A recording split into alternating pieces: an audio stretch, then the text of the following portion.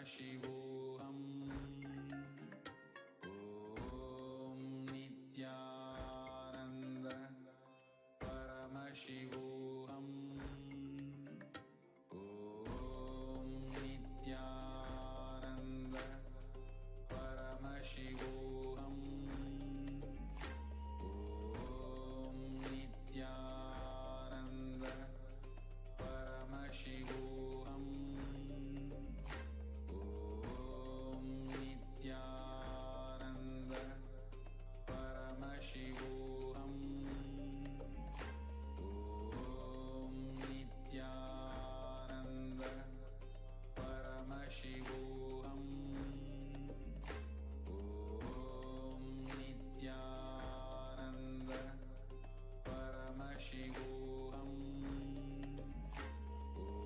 Om Nithyananda Paramashivoham. Om Nithyananda Paramashivoham. Om Nithyananda Paramashivoham. Om Nithyananda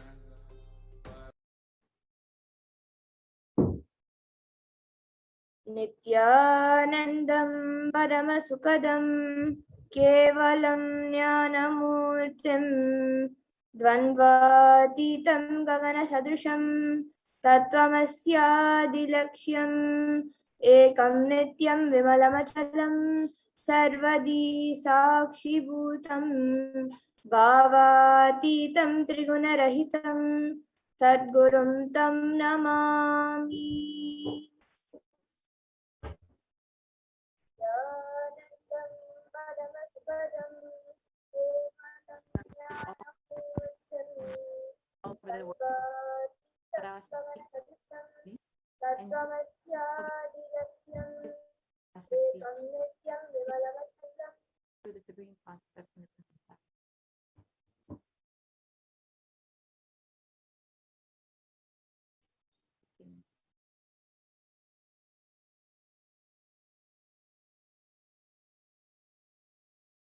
So if you are here, it means existence wants you to be here in this form. You are not an accident. You are an incident. You are a conscious miracle of existence. Existence is trying to express itself through you. Welcome to the sacred spiritual experience, your digital experience of the divine.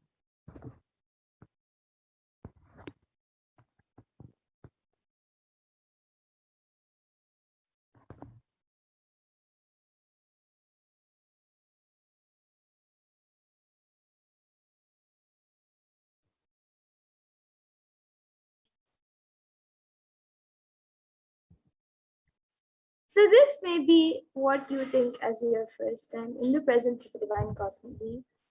But this is not the first time this energy has graced planet Earth.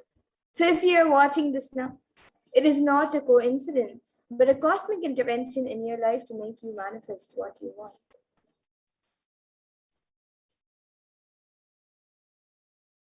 Now, some of you might be wondering, how is this possible and how has this worked before?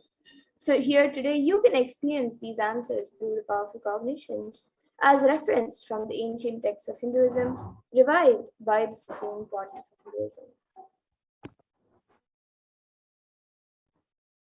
And now, let us understand more about the divine cosmic mother, Devi Parashakti. So Devi is the ultimate pure feminine consciousness, the cosmic mother. She is the source Shakti, and it is in her cosmic womb, the Brahmandi, from which billions and billions of universes come out and go in, and the source where the Big Bang and black holes go on and on.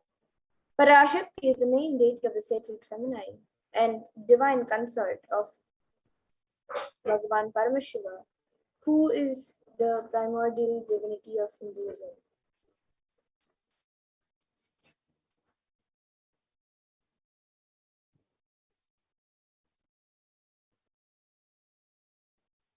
So in the words of the Supreme Pontiff of Hinduism himself, about the relationship with the mother, the first and foremost relationship with the mother, the ability to learn, even the idea to relate, starts with the Mother is too important a way to connect with what you think as life.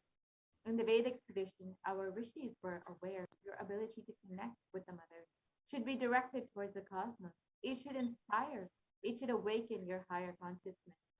Connecting with life as mother is the most beautiful, most easiest form to ever connect. And today, out of his extreme love and compassion, the supreme point of Hinduism is manifesting Devi Parashakti herself and gracing us, answering all of our questions, attending to our prayers, giving boons, healing us, revealing our past, present, and future, delivering profound spiritual truths, and ultimately giving us the experience of Paramashivoham itself.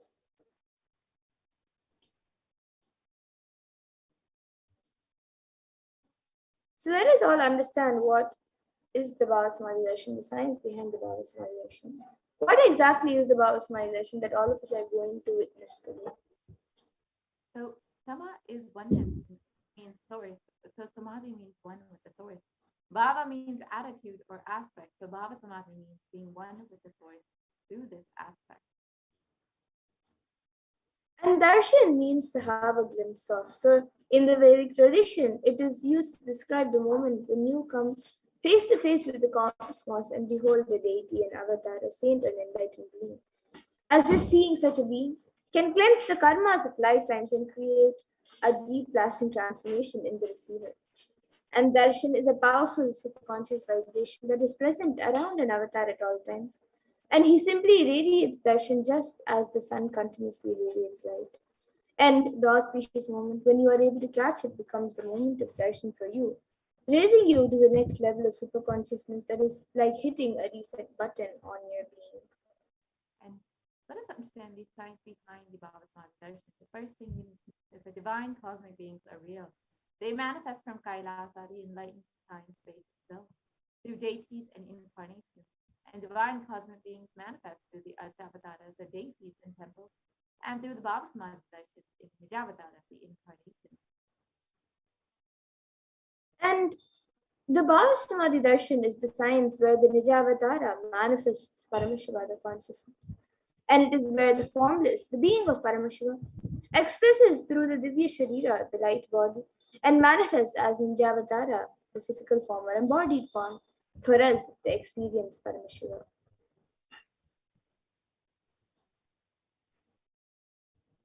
So, for example, Devi Parashakti expresses through the being of Rajarateshwari and manifests as a Nijavatara, the physical form of Devi Meenakshi. And the Archavatar, the deity, reflects the consciousness and the manifestation of the superconscious energy. But unfortunately, human beings are not mature enough to receive the higher level experiences from the Archavatar directly. And so the avatar, the physical embodied form, comes down to bridge the gap and create an experience in a superconscious experience and give a superconscious experience to all of us. The Bhavasamadhi Darshan awakens your Kundalini Shakti, which is the latent potential energy in every human being. This influx of superconscious energy visibly slows down the aging process, improves immunity to disease, and during the darshan, the whole brain comes alive, turning into a superconductor of conscious energy that heals, empowers, and transforms our lives. And during the Bhavasamadhi Darshan, our neurons mirror that of the avatar. So mirror neurons activate and process all the observed movements or information of the avatar just by seeing. That is, the entire body can silently and without moving receive what is happening elsewhere through a process of direct observation, experiencing the subconscious energy radiated by the avatar.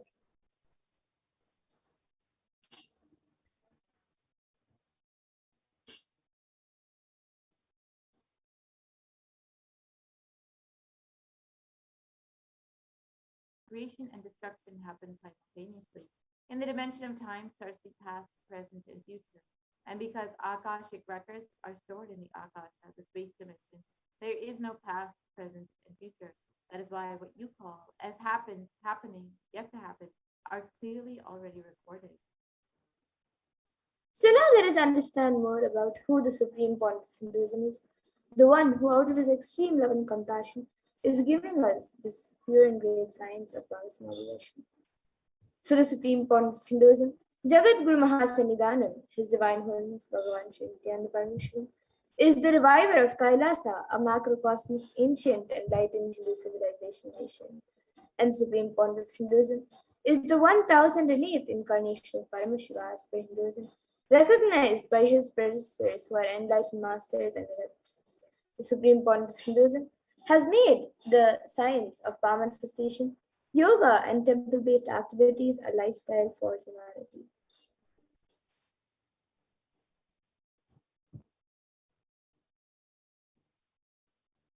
And the Supreme Pontiff of Hinduism is ordained as the 233rd Guru Mahasannidhanam of the Kati Kailasa Sarvijnapatam, is the incumbent emperor of the Surya Vamshangi Samarajam, is the present 293rd Jagat Guru Mahasannidhanam of the Kailasa Shamala Pita Sarvijnapatam, and is the present Mahamandaleshwara of the Mahanirvaniya Pada, the largest apex monastic order. And the supreme point of Hinduism is also the 1008th Acharya Mahamandeshwar of the Atalakada. Then the present 23rd Guru Mahasannidhanam of Bhaktiswarapuram, and in 2015 was elected as the supreme point of Hinduism by a congregation of over 1,000 Hindu leaders.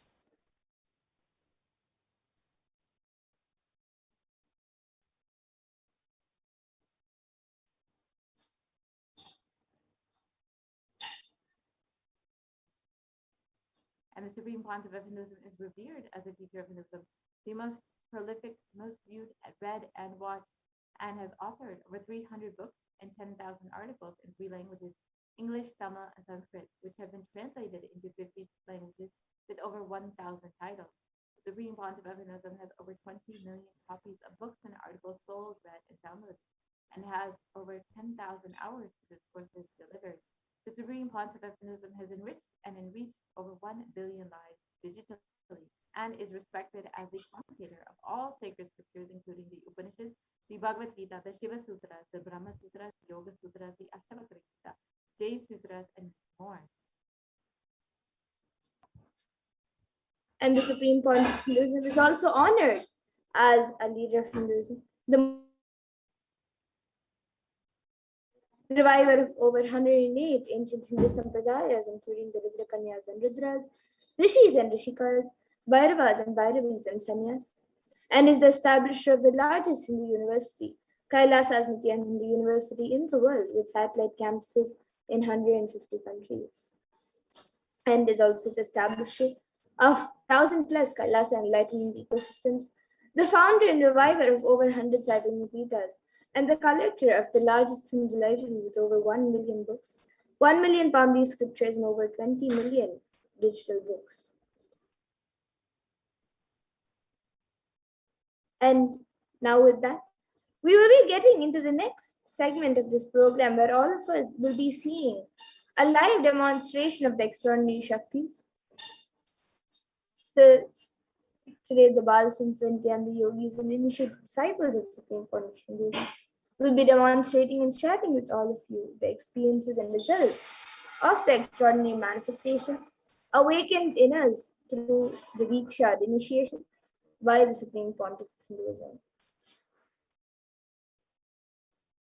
And in today's Baba Samadhi Darshan, all of you will also be receiving the initiations into these extraordinary Shaktis, the divine powers. And you will be initiated into the powers of third eye awakening.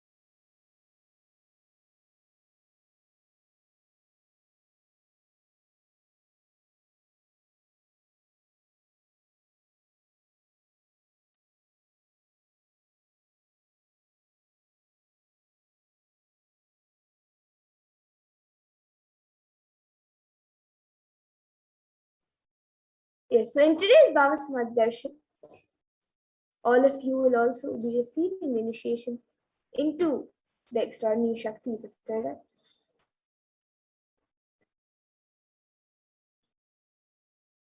And with the grace and blessings of the Supreme Point of Hinduism, all of you will be manifesting the powers of third eye with the,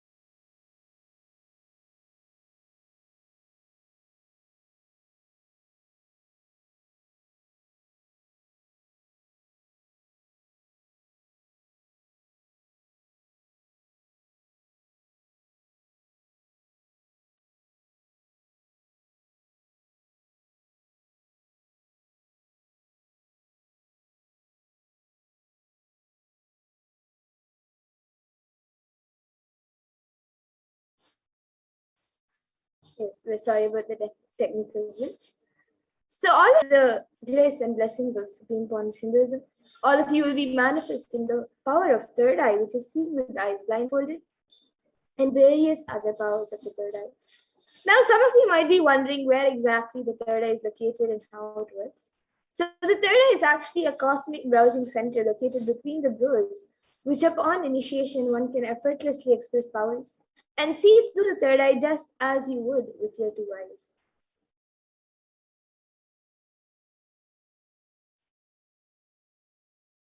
And now let us understand more about what are these Shaktis, what is their source, how they manifest, and what exactly are the Shaktis. So in the Vedas, the source scriptures of Hinduism, Paramashiva reveals in elaborate detail that every human being is hardwired to be able to manifest 463 plus extraordinary Shaktis, the divine powers. And manifesting powers are described by Paramashiva as a system, a method, and a science for human beings to explore the various states of consciousness and to explore the various possibilities and powers and have access to various states of consciousness. And the Shaktis manifest from the fundamental cognition that you are the divine, and you need to manifest the divine, not that you are a man and you need to reach the divine. Now, some of you might be wondering what exactly is the difference between Shaktis and Siddhis, as you might have heard the term Siddhis as a very common term used for any type of external manifestation. You might think they are the same, but they're actually not the same. So the difference between Shaktis and Siddhis are that Shaktis express from the space of enlightenment as a side effect of feeling connection with the divine and high integrity with the Guru and are a source of enlightenment, whereas Siddhis are powers that manifest from purpose or penance for enlightenment and are on the path of enlightenment. And the Shaktis of Paramashiva manifest through ordinary human beings in an extraordinary way after the initiation by the avatar and are permanent, whereas Siddhis are not permanent and may divert you from enlightenment.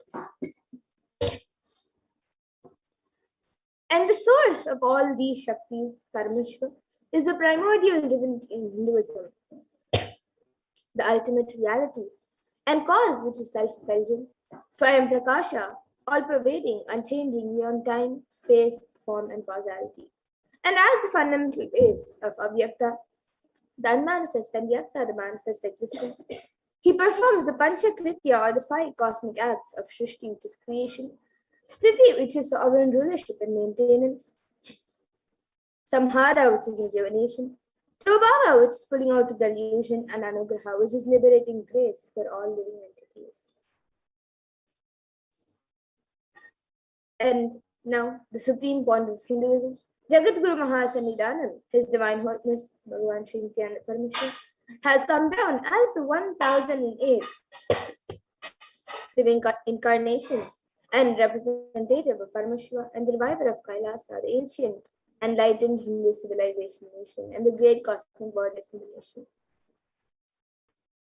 And ever since the beginning of civilization, the Sanatana Hindu Dharma has been a cradle of enlightened beings and highly advanced sciences. And it was where the science of enlightenment and powers was lived and taught as a lifestyle. And for the first time in modern day, the supreme point of Hinduism is reviving these yogic sciences and transmitting it to the world at a record-breaking pace, which is never accomplished before.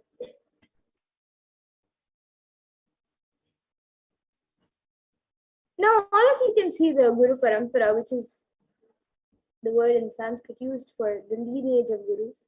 And it is through this continuous lineage of gurus that the knowledge is passed down from one generation to the next through the Diksha. And the supreme point of Hinduism, being recognized as an incarnation at a very young age by the gurus, was trained and taught these sciences to revive the initiations and knowledge repositories for billions, to manifest the science of manifestation from the disciplines of Vedanta, Tantra, Sri Vidya, Yoga and Yogic powers, Mantra Shastra, Siddha Vidya, science of Aushadha, Advaita, Bhakti Yoga, Paramashiva Jnana, Paramashiva Vijnana, and much more.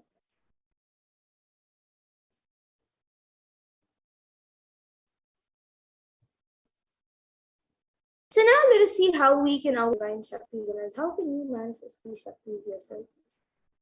The supreme point of Hinduism beautifully says, every ultimate truth, jnana, is prajna, and manifests as a possibility and power of every being, prajnana.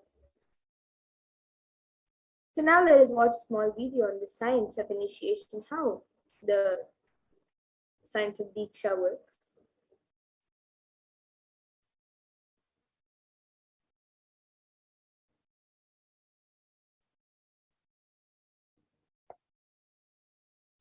Diksha is the direct transfer of spiritual energy by an enlightened being through look, word, or touch.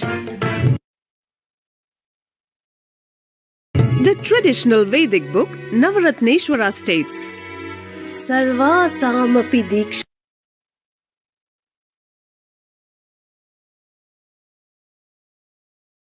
Shanam Muktihi Phalamakhanditam Avirodhat Bhavantyeva Prasangyastu Bhuktayah. The main benefit of all initiations is moksha, enlightenment. As a side effect, health, wealth, leadership, and well-being happen. And in Rudrayamala Tantra, Shiva says, Devi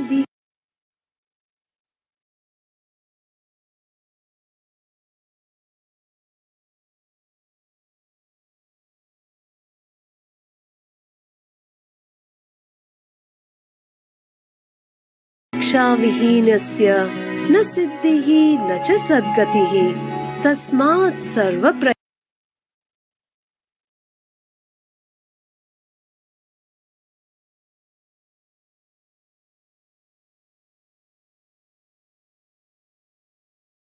prayatnena guruna dikshito bhavet.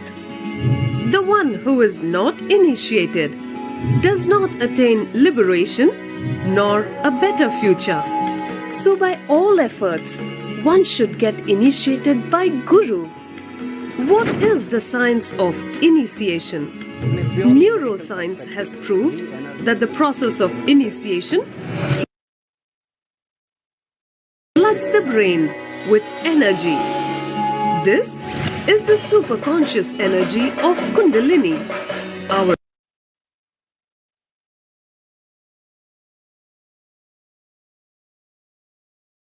own highest inner potential energy. As the Kundalini flows from the thalamus to the cortex, It sets up a powerful energy loop within the brain, which awakens the latent non-mechanical parts which we have never used before. With increasing levels of coherence, the whole brain comes alive, turning into a superconductor of conscious energies, heal, empower, transform our lives, bliss and fulfillment. Initiation creates high awareness, visualization, creativity. It also slows the aging process and improves the immune system. Kundalini awakening, healing experience, levitation, teleportation, materialization. Experience the power of initiation through a range of exclusive programs conducted at the ashram. Nithyananda Dhyanapitham, Nithyananda Nagar, Biddi, Bengaluru. Contact 97.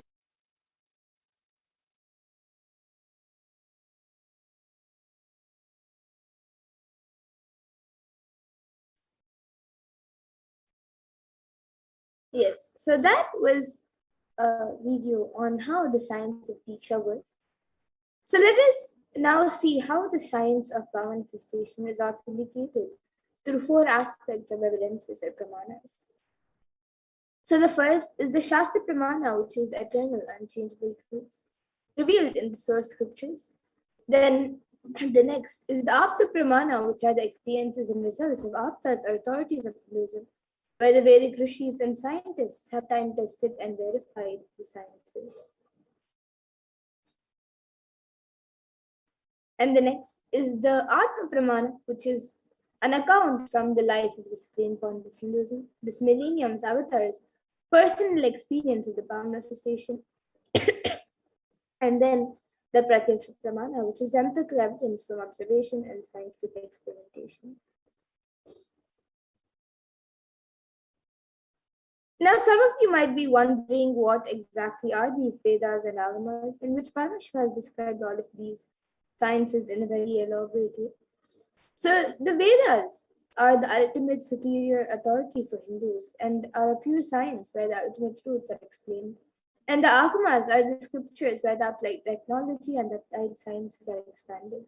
So the Vedas and Agamas, the Veda Agamas, are given the status of Shruti as they are directly revealed by Paramashiva. They are the ultimate, eternal, unchangeable truths. And a reference cited from these Shastras or source scriptures is called the Shastra Pramana. So now, let us all get ready to witness a very unique and very exciting demonstration of the powers of third eye. After we go through the four Pramanas for the power of third eye, so we'll be first entering into the first power, which is seeing with the eyes blindfolded. So the Shastra Pramana for this power comes from the Vijnana Bhairava Tantra. Kapalantarmanonyasya Tishtanmilitalochanaha Kramena Manasodadyat Lakshaye Lakshyamuttamam. And the translation for this verse is, by fixing the mind on the inner space within the crown center and sitting stably without any movement, having the eyes closed in succession, by that stability of the mind and inner space through the power of the third eye, one directly sees the ultimate goal Lakshyam by having the vision beyond the sight that reveals any object or place, attaining the space of oneness with the source, Paramashiva. And the next is the Apta Pramana, where Krishna initiates Arjuna into the power of third eye. So Bhagavan Krishna beautifully says to Arjuna, Natu mam shakyase drashtu manenaiva svachakszusha divyam dadami te chakshuhu pashyame yogamaishwaram. So in this verse, Bhagavan Krishna says to Arjuna, but you cannot see my cosmic form with these yours. Therefore, I grant you divine third eye vision. Behold my cosmic opulence. So this comes in the 11th chapter of Bhagavad Gita. And Bhagavan Krishna actually initiates Arjuna into the power of third eye during the revelation of the Hindu Purana Bhagavad Gita, so Arjuna can behold Krishna's Vishwarup Darshan. So this verse is from the 11th chapter of Bhagavad Gita, which contains the description of Bhagavan Krishna's cosmic form. And it is completely narrated by Arjuna as he sees Bhagavan Krishna through his third eye. And the next is the Atma Pramana in Swami's own words. The first experience was that I was able to see everything around me, above me, the whole 360 degree, then directions, below me, everything. I realized not only I was able to see, I was able to feel and experience all of that as well. And the next is the Pratyaksh Pramana, which is the empirical evidence from observation and scientific experimentation. So here all of you can see that study measures were done on the brain waves of the Supreme Pontiff himself, using a positron emission tomography, a PET scan.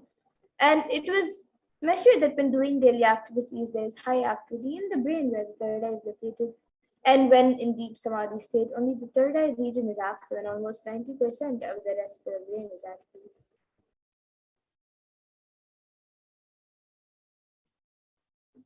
And the Sakshi Pramana, which is the last but not least, is where this rare and sacred science of third eye awakening is being made available to humanity for our ultimate enrichment and conscious evolution by the Supreme Pontiff Hinduism. And as a living incarnation of Paramashiva, the Supreme Pontiff Hinduism embodies the most profound yogic states that surpass all the bounds of time, space, and matter. And he is gifting this pure and great science of third eye awakening, along with many other spiritual sciences, to the world through the science of initiation, Diksha, to millions of people. And everyone who has been initiated into these sciences have actually witnessed and experienced the profound results and extraordinary manifestation in their day-to-day life.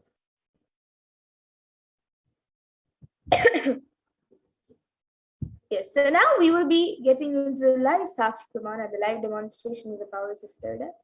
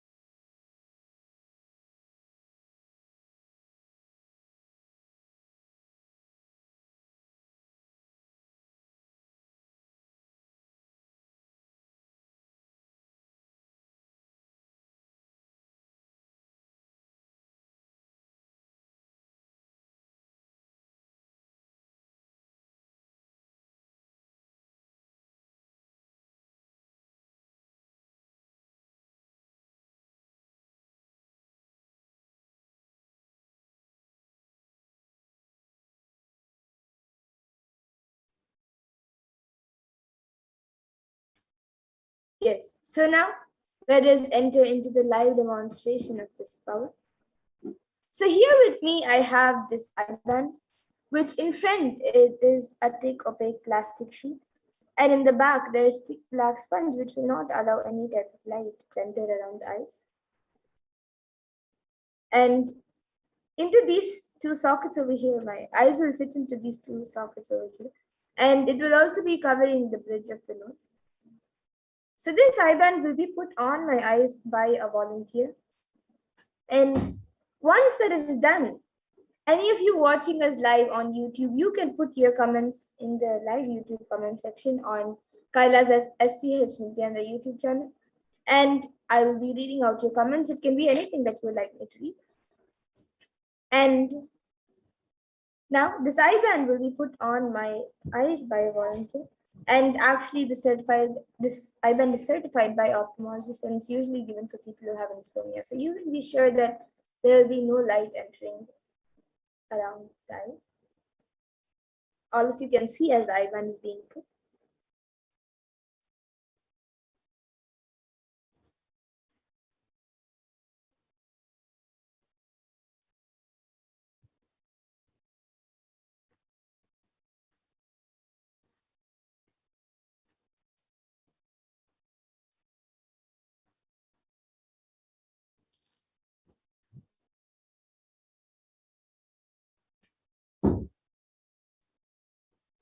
It's a little slanted. On the right, it's a little down, and on the left, it's up.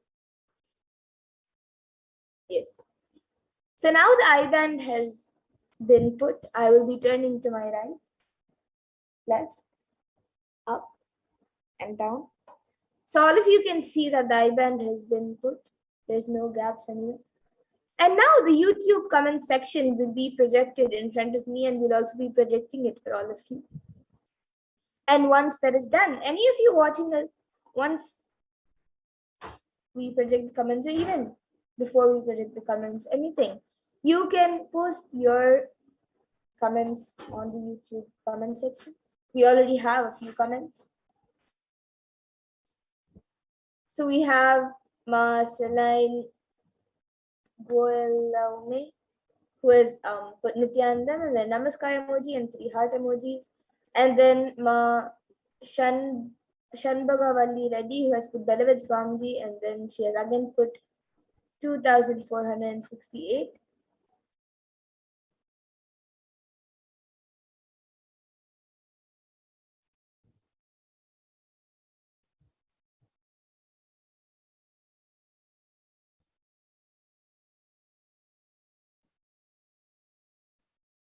Yes, so the comments are being projected for all of you as well. All of you can also see the comments from Ma Sunil and Ma Shanbagavalli. And both of them have a yellow badge, YouTube membership badge.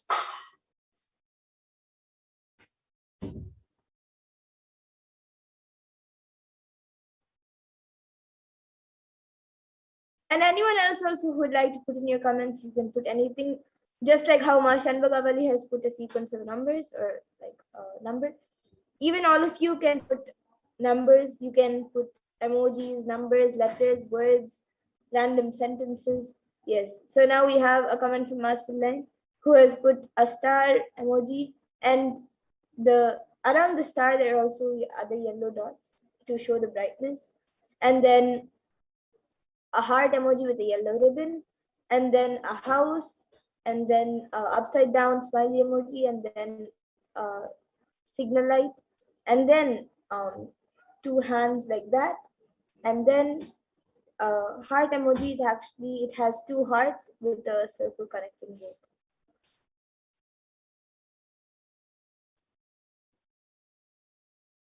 And yes, anyone else also, even you can put your comments. It can be a different language, or it can be any scientific term which you think I may not be able to read. It can be anything.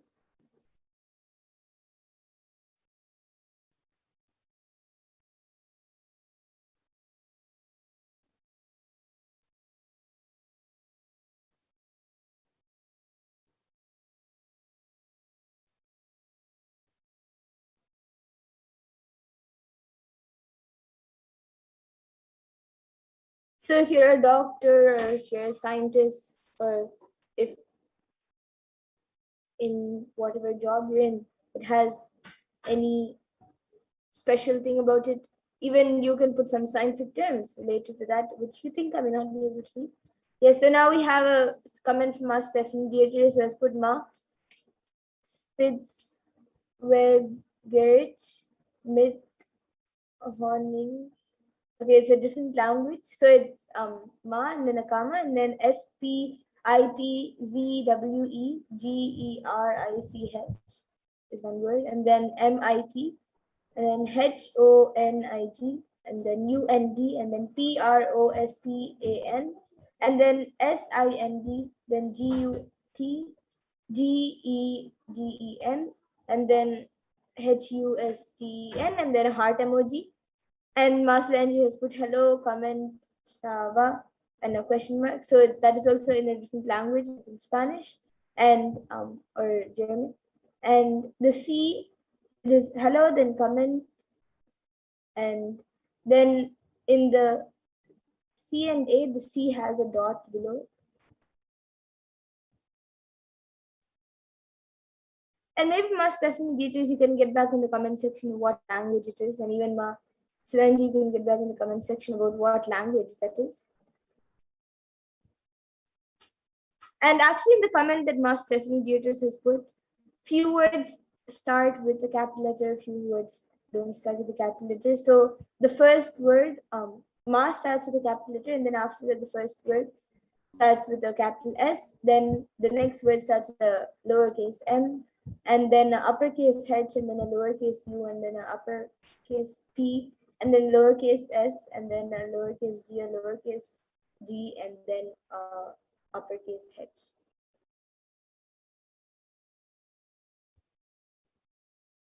And my Celine has now put its French.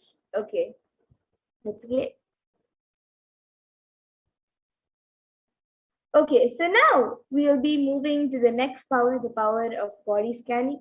So before that, I request the volunteer to now remove the IBAN. But before that, we have a comment from our Stephanie Dieters who has put, Ma, ribert with honey and frospen are good against coughs. It was German. Yes, that's great, Ma. Thank you. So today here in this power manifestation segment, we had two comments, one in French and one in German, so two different languages. And of course, we had many other comments with a sequence of emojis and then numbers. So that's great. So today we had French and German. So that was pretty exciting. And yes, now we will be moving to the next power, the power of body scanning. I request the volunteer to now remove the IBAN.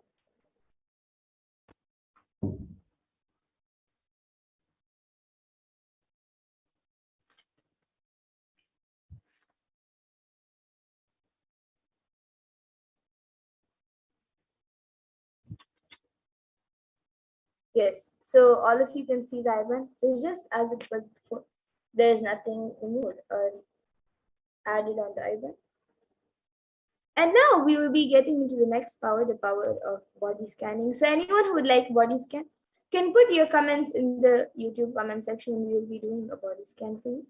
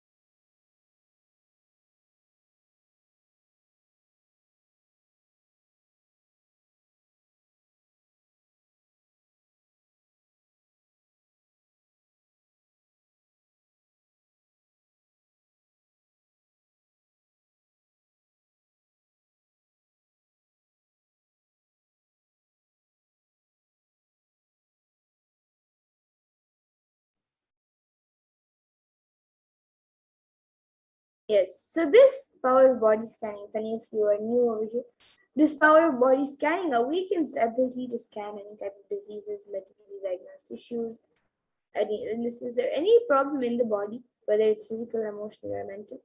And the best part is that we can give a solution for the problem through the awakened paradigm. So let us now, before entering into the live demonstration, see the pramanas, the four pramanas for this power. So the first is the Shastra Pramana, which is the scriptural reference for the power of body scan. It comes from the Vijnana Bhairava Tantra.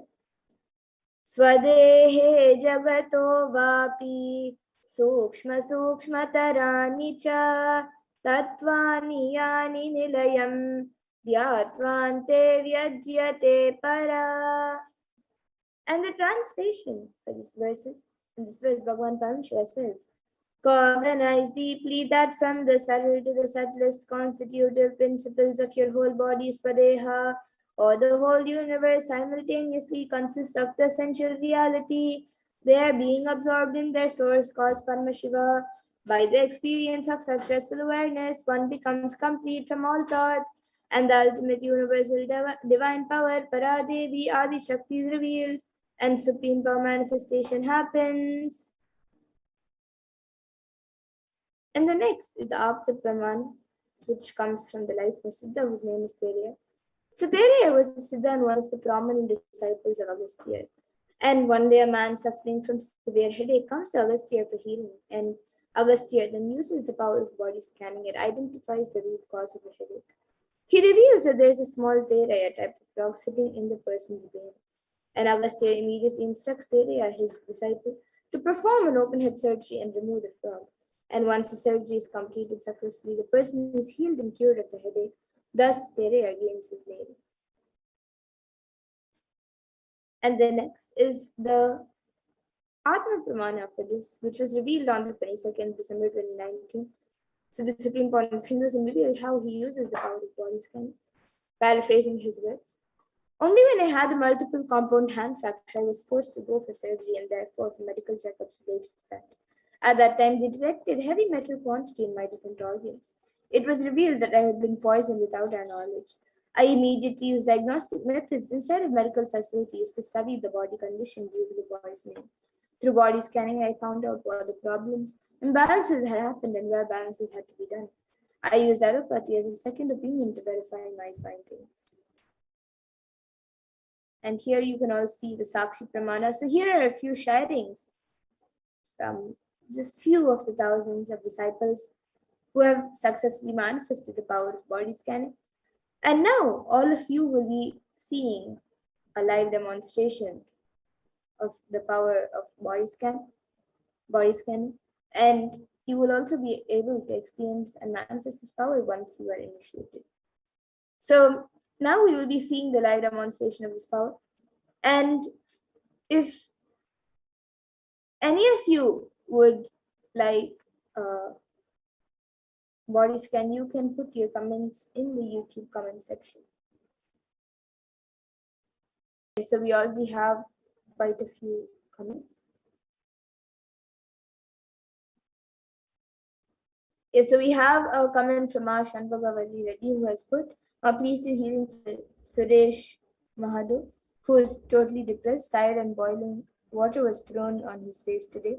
He was traumatized and not well at all. Got permission, please body scan. Yes, ma, now I'll be doing the body scanning for Suresh Iyer.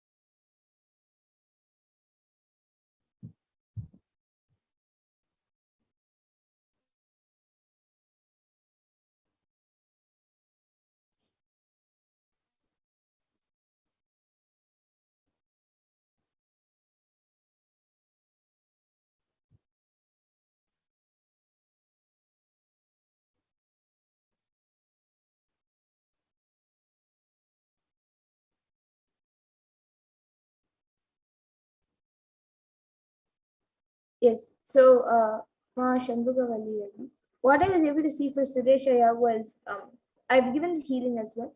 And what I was able to see was that for the only way for him to be completed, for him to get healed like fast from whatever he has gone through or whatever he's going through, he should do completion. He should do completion properly, and any completion process or how many of a completion process he can do, just for the next few days spend time in doing completion thoroughly in whatever he's going through, with whatever he's going through, and continuously play the Mahavakya around. And also I was able to see that he should not go out of the house, he should stay in the house, and he should do completion and then he will be healed. So this is what I was able to see for Suresh Iyer. You can get back in the comment section if you were able to read it. And you have also asked for a scan for Maki Ashin. Yes, ma, now I'll be doing a scan for Maki Ashin.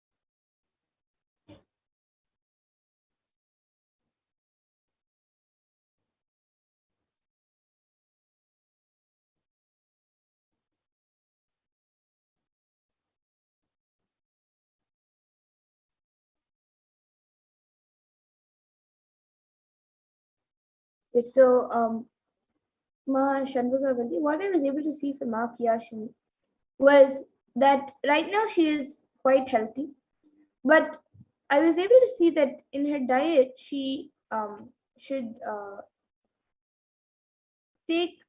she should reduce her intake of like things that have citric acid, like lemon, orange, and even curd she should reduce. So like acidic fruits and items she should reduce on that. She should have little bit, but not so much. So this was what I was able to see for her to have a more healthy body. And this is for Maki Ashmi. And actually, one more thing that I was able to see for Surejaya was that even as he does the completion, he this will also be a part of the completion. But as he does the completion, he should start creating a positive environment around him, a positive energy around him, and that will help also in healing the outside, whatever is happening outside, whether it's good or bad. It will always be what he will manifest it the way he wants when he manifests that kind of energy. So inside he has to manifest that kind of energy the way he wants, and that will be reflected outside. So that will happen as he does the completion. So for the next at least 1 week, he should spend some time in doing completion and making a positive energy field around him, and that will help in getting healed. And always play the Mahavakya around, so that will also help him in getting healed. And yes, you have also Marceline has asked for a body scanning for jealousy and your throat. Yes, Manav, I'll be doing the scan for you.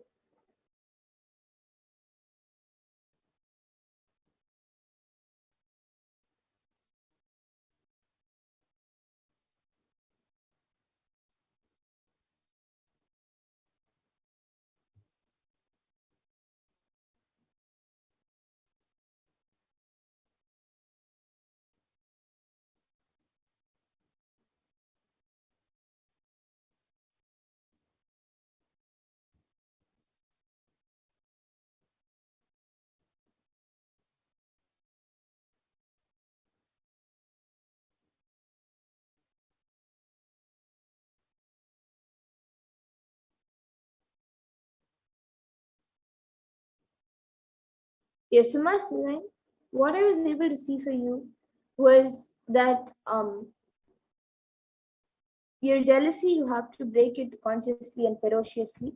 Ferociously, you should break out from that jealousy, but not out of incompletion. You should manifest the things that you want, and you will be able to manifest. Just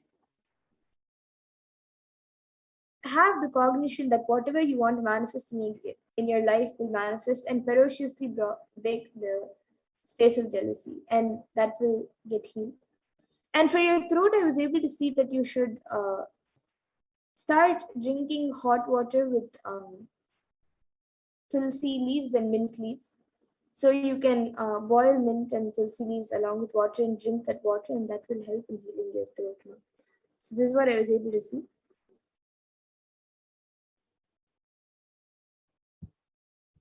And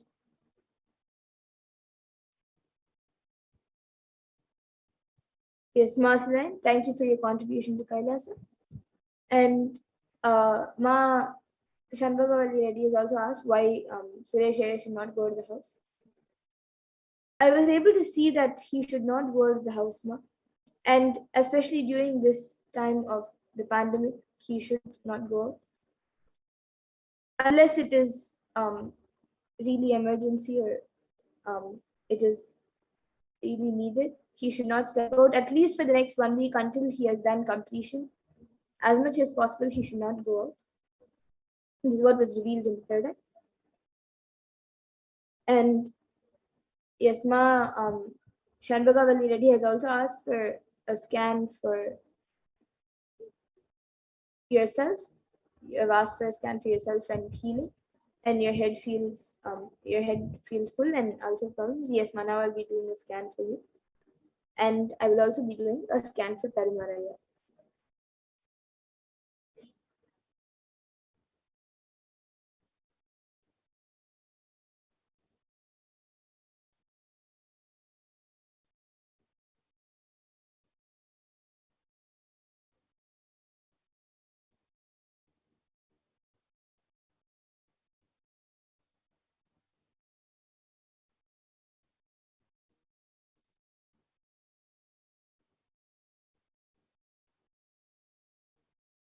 Yes, so Ma Shanmugavalli Reddy, what I was able to see for you was your head feels full because like very heavy because of unnecessary stress and also due to lots of heat. So I was able to see that if you have Aushadha, any Aushadha that Swamiji has given, if you have that, then apply that on your temples, mix it with little coconut oil and apply it on your temples. If you don't have, then in the next darshan, you can keep a bowl of turmeric in front of the screen, and you can mix the turmeric with little coconut oil every day and just apply a little bit on both your temples, and that will help in headache. And for your ulcers, I was able to see that it will get healed in the next 2 days, but you should not have cold items. Have more. It should not be too hot or too cold. It should be like a normal room temperature uh, food. So whether it's food or water, make sure it's like room temperature, not too hot or too cold for the next few days, and that will help in healing the ulcer problems. This is what I was able to see for Yuma. And for Parumaraya, what I was able to see was that right now he is actually quite healthy. He is just there. He is often getting some body aches. For that, I was able to see that he just has to do yoga every day, little bit for half an hour, and 10 minutes of pranayama. He can do the Trineti Kumbhaka or Aloma Viloma, Anuloma Viloma. He can do anything, and like just 10 minutes of pranayama and half an hour of yoga, that will help in him having a very healthy body. And Ma Shambhagavalli has also gone back saying thank you, and Ma Line has also gone back saying thank you. Yes. So with that, we now come to the conclusion of this segment, this power manifestation segment. I thank all of you who have joined us today for the power manifestation segment. And we will now be moving to the next segment of this program, where all of us will be learning more about who Devi Parashakti is and how we can receive Devi Parashakti and much more. So we will be learning about the divine feminine consciousness in this next segment.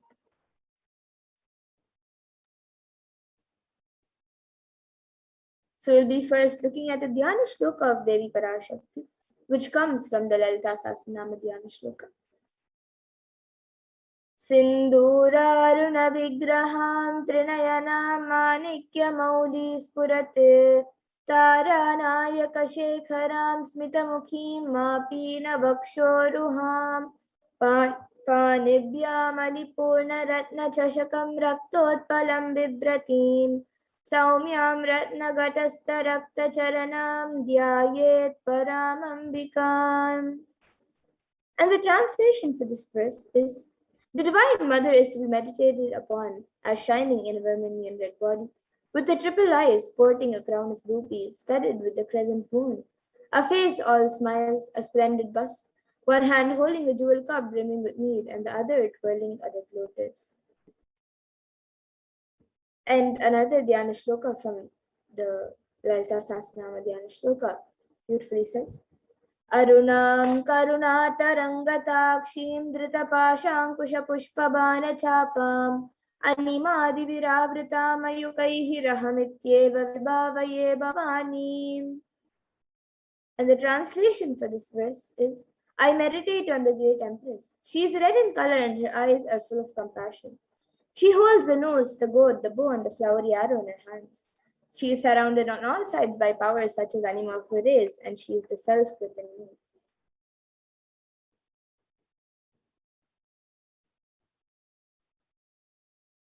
And Devi Parashakti is the ultimate pure feminine consciousness. Parashakti is the cosmic mother.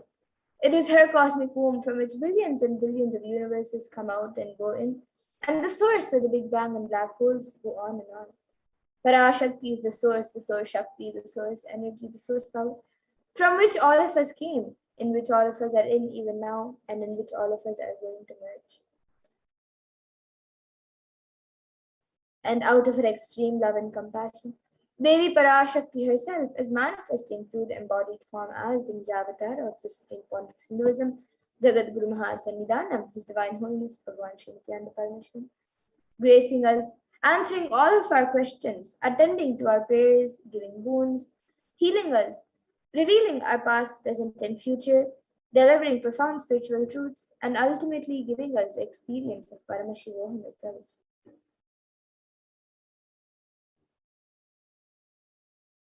And Devi Parashakti beautifully reveals how she is manifesting as the supreme point of Hinduism, and she introduces herself.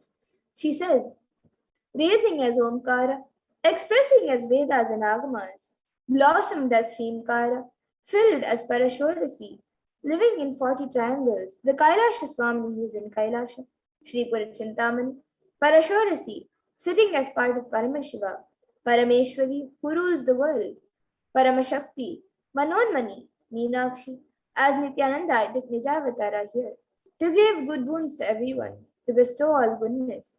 Hiranya Garbhaswarupini, Brahmanda Yoni, Shami, Chandramauli, Rapala, Aparna, Uma, Parvati, Savitri, Navayovana, Samrajya Lakshmi, Parameshwari, Parashodasi, Meenakshi, taking the form of Nithyananda, I came here as Javatara. With great compassion and blessing, listen people, to do good to all of you, I took the form of Nithyananda and came down as Nijavatara.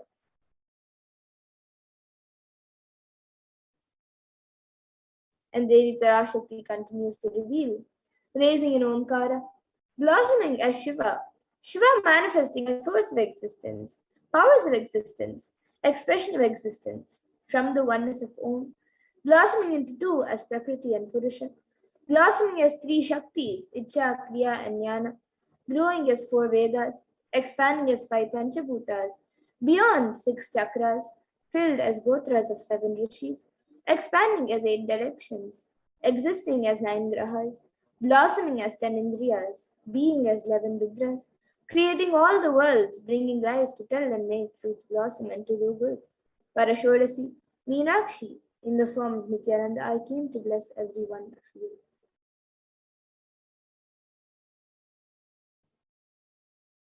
And now let us see how we can receive Devi Parashakti. So literally you are seeing Paramashiva and Parashakti at that moment. She is there on your screen, so you can receive her in a very traditional way. You can keep 2 wheat leaves, 1 wheat nut, 1 banana, and a coin in front of the screen as you watch Devi Parashakti. Now some of you might be wondering what exactly a coin is considered as, or what is its importance.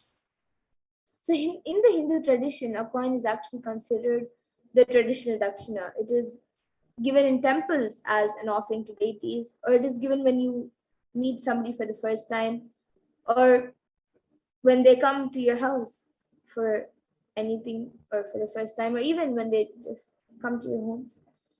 Usually, an entire set of tambulam is given, which consists of a beet leaf, beet nut, banana, coins, and a few more items. And the coin can be the lowest value. In India, it can even be just 1 paise. In the US, it can even be just a cent. Swamiji says, I'm not trying to monetize. Keep even 1 cent, it is okay.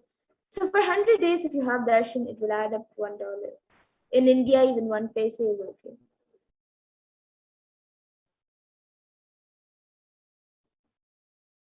And you can offer that to Devi Parashakti. And once the darshan is over, you can do namaskar and eat the banana, the beet leaf, and the beet nut, taking it as prasadam immediately. And the coins that you collect, you can send it to the Los Angeles temple for the further procedures. And this actually, the beet leaf and beet nut may look too small, but in a few days you will see how much it adds to your sentiment that really Devi Parashakti is there. You will not forget it. Rituals will break your monotonous unconscious mentality and lifestyle and remind you and raise you to the powerful cognitions. It will break your unconscious behavior. And now here you can all see how you can set up your tambulam. So you can arrange the two beet leaves, the betel nut, the banana, and the coins on a plate and keep it in front of the screen as you watch Devi Parashakti. You can also keep a few additional items such as a few fresh flowers, some glass bangles, some kumkum and turmeric and a coconut. But the four basic items is a betel leaf, betel nut, the banana, and the coin. So you can arrange all the items in a plate, keep it in front of the screen as you watch Devi Parashakti. So the next time when you are setting up and getting ready for the darshan, you can arrange your own set of tambulam to receive Devi Parashakti in a very traditional way and receive her grace and blessings. And with that, we now come to a conclusion of this segment where we have learned who is Devi Parashakti and how we can receive Devi Parashakti in a very traditional way. And we will now be moving to the next segment of this program where all of us will be learning what Devi Parashakti has revealed in the Akashic readings for all of us on all the various problems that the world is going through today due to the pandemic, and what is the cause and solutions for all of these problems, and how important it is for us to follow what Devi Parashakti has revealed. So now in the next segment, we will be learning what Devi Parashakti has revealed in the Akashic readings. So let us first look at the compassion of the avatar. So in the Guru Paduka Stotram, composed by Adi Shankaracharya, the very first verse describes how the Guru Padukas, the sacred feet of the Guru, is the boat that helps us cross the Ananta Samsara Samudra, the seemingly endless ocean of samsara or suffering.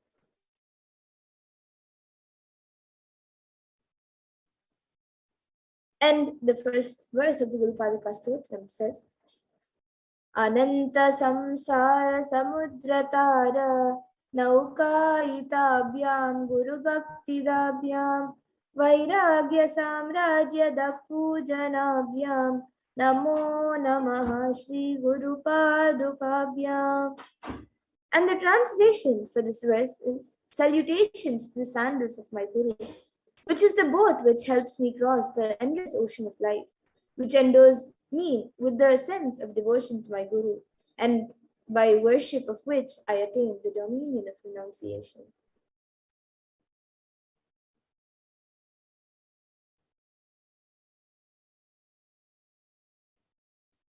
So many of us feel stuck in the same storming and raging ocean, being unable to navigate ourselves and lost in the overwhelming vastness of the suffering that surrounds us during the pralaya, the great deluge, and our loved ones are dying due to the pandemic. Our homes are being destroyed due to natural disasters, and social institutions are crumbling, and the whole of humanity is in a desperate and dire need of hope. And at this time, the Cosmic Mother comes to elevate suffering of humanity. And it is at this time that the Supreme Point of Hinduism, Jagat Guru Mahasanidhan, His Divine Holiness, Bhagavan Sri Nithyananda Paramashivam, has come down as the incarnation of the cosmic superconsciousness. Out of his love and compassion, having taken the spiritual responsibility for the superconscious breakthrough of the whole of humanity, is manifesting Devi Parashakti, the Cosmic Mother, and guiding and healing the whole world as literally the boat that sails us through the Pralaya, the cosmic deluge.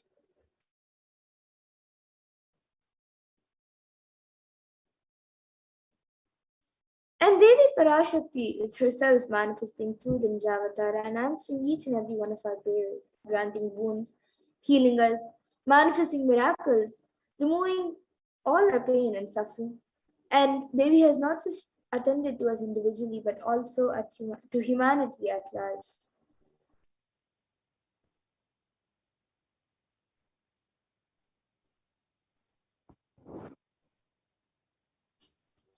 And Devi Parashakti has guided the whole of humanity in the form of revelations of profound sacred secrets of Sanatana Hindu Dharma, showing us the future regarding global issues, the COVID pandemic, natural disasters such as fires, etc., and even the twisted human conspiracies and underground wars which have not surfaced to common knowledge as yet.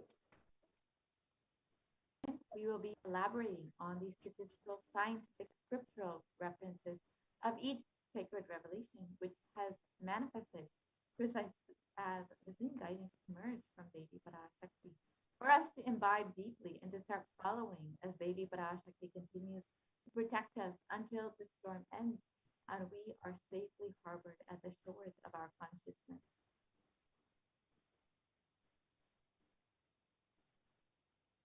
So let us now look at what Devi Parashakti has revealed in the Akashic readings on the 8 methods to protect ourselves from the coronavirus, from COVID-19, revealed on the 30th of April 2021.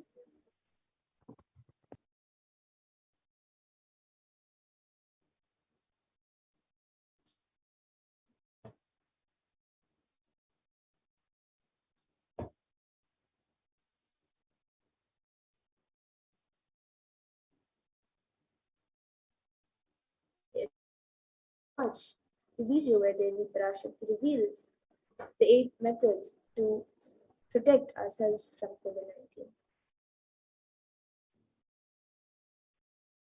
Parashodasi Meenakshi, Parameshwari Meenakshi, Parashakti Meenakshi, இங்கு எழுந்து அருளினோம் எல்லோர்க்கும் ஞானமும் தன்மையும் தந்திட நன்மையெல்லாம் அளித்திட நாமே வந்தோம் இங்கு கைலாசத்தின் சுவாமினியாய் பரமசிவன் கிரகத்திருந்து நம் அனுக்கிரகத்தினால் நித்யானந்தன் விக்கிரகமாய் மலர்ந்தோம். உங்கள் எல்லோருக்கும் நல்லதை செய்திட, நன்மையை சொல்லிட, தர்மார்த்த காம மோக்ஷம் எனும் புருஷார்த்தங்கள் நாளும் பொங்கி மலர்ந்திட வந்தேன் இங்கு. மாந்தர்கள் கொடுந்தொற்று கொரோனா கண்டு அஞ்ச வேண்டாம். 8 வழியின் மூலமாகவும் எண்ணத்தில் தியானித்து என்னை பிரார்த்தித்தல் 1, சமூக வலைதளங்கள் மூலமாய் என்னை சரணடைதல் 2, எங்கெல்லாம் என் மகமாரி வடிவத்தில் நான் குடிகொண்டிருக்கின்றேனோ அங்கெல்லாம் பூமிதித்து வழிபடுவது 3, நெஞ்சில் மஞ்சள் தடவி வேப்பம் சாரருந்தி தினந்தோறும் என்னை தியானிப்பது 4, நிர்விகல்ப நிலையிருந்து நித்யானந்தத்தை நிறைத்து உயிர்வது 5, சிவ சிவ சிவ எனும் பிரபஞ்ச பெரும் நாதத்தை அஜபா ஜபமாய் நிகழ்த்தல் 6, நிறைவான பூரண மனத்தோடு வாழைப்பழத்தோலும் வெங்காயமும் குதிகாலில் வைத்து பத்திட்டு நித்திரையில் அடங்குவது 7,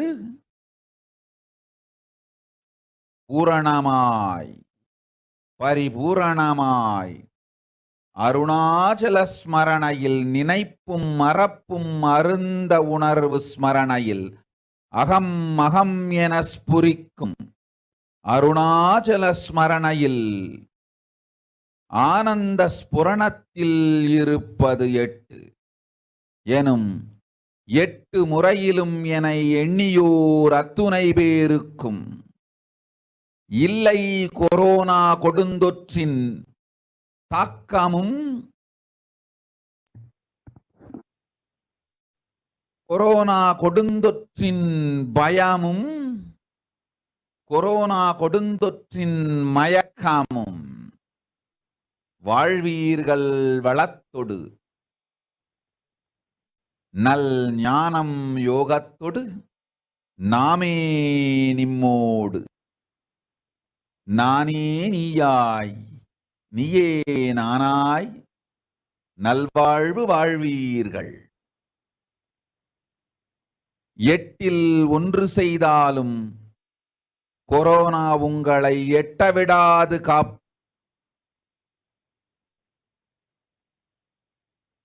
Let us look at Devi Parashakti's revelations mapped into English.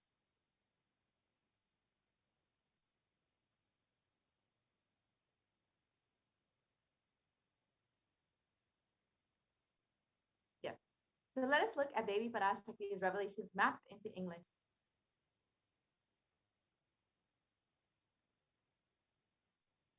Oh, humans, don't be scared of the deadly infection corona. Through these 8 ways, praying and meditating on me, surrendering to me through social media, wherever I am residing, worshiping me by doing fire walking, applying turmeric in the chest, drinking neem juice, and meditating on me every day, being in the unclutched state, filling with eternal bliss,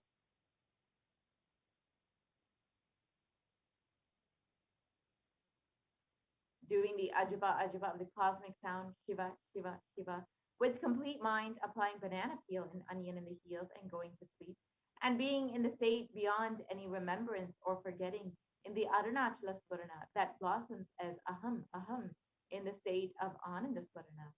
Everyone who thinks on me through these 8 ways, they will not have effects of corona. They don't have fear and delusion of corona. You will live with prosperity, with wisdom and fortune. Me with you, you as me as you.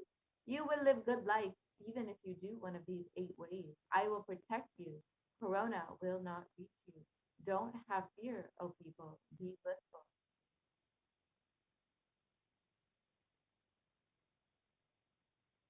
So in these revelations, Devi Parashakti has revealed the 8 methods to protect all of humanity from COVID-19. Let us now look at each of these methods and understand more deeply the science and benefits of each of these methods.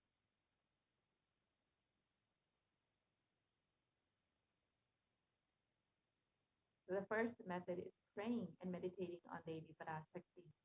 And modern science has extensively studied the benefits of meditation. Healthline has just published 12 of these benefits, which includes reducing stress, controlling anxiety, promoting emotional health, enhancing self-awareness, lengthening the attention span, reducing age-related memory loss. It can generate kindness. It may help fight addiction. It improves sleep. It helps control pain. It can decrease the blood pressure, and it is easily accessible anywhere.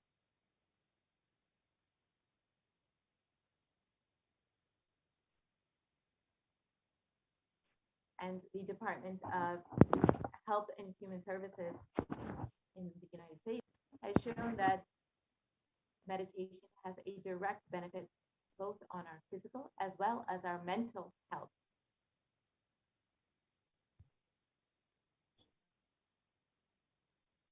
And another study published was a study done by Cambridge University Press, and it reiterates the necessity of meditation during times of crisis such as COVID-19.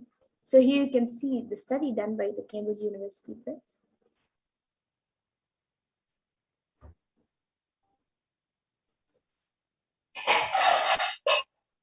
And research published by Everyday Health has shown how prayer and spirituality protects the emotional health by offering a bigger sense of purpose, by providing emotional support, by lifting the spirit, and by helping you cope with difficulties.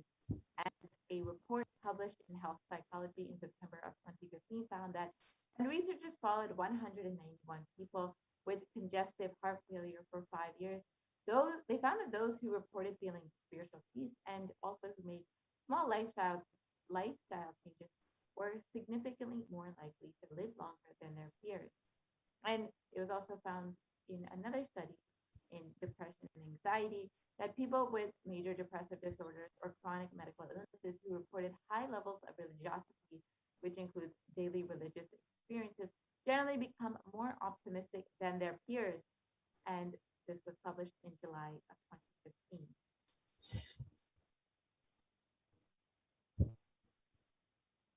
So now let us watch a video where the avatar himself demonstrates how meditation directly impacts our minds and our brains.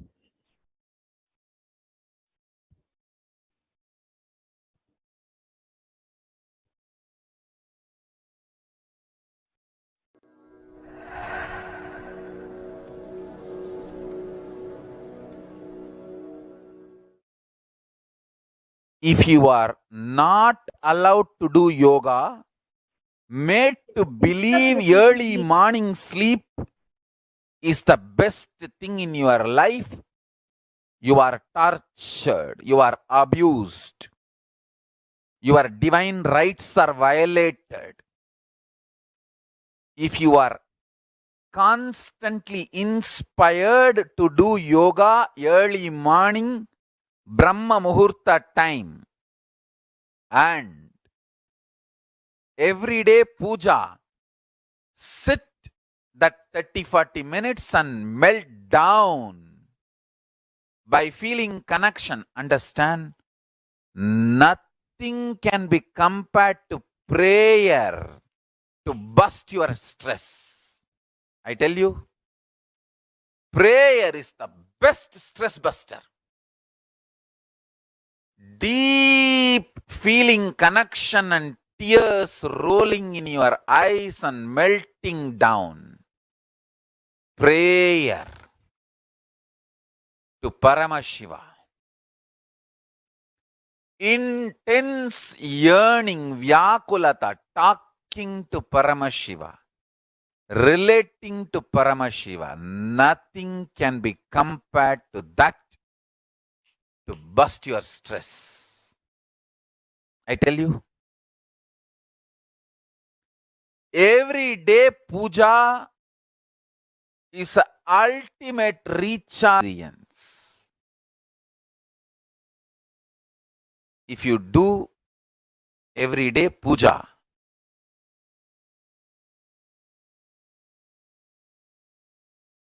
the kind of the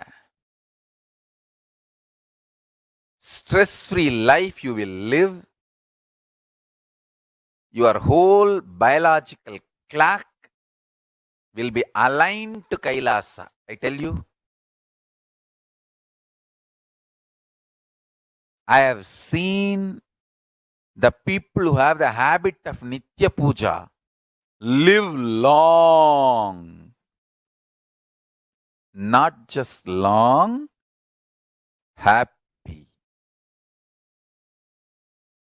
In my whole life, it is Nitya Puja, Puja, that gave me all the best things of life. Everyday puja, relating with the deities is the best stress buster. Touch the deities, do decoration, dress up. Even now, my best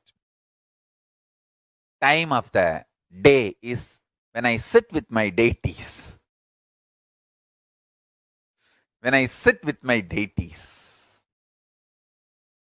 dress up the deities, jewel them, spend time with them, talk to them, intensely pray, deeply connect and pray. Understand?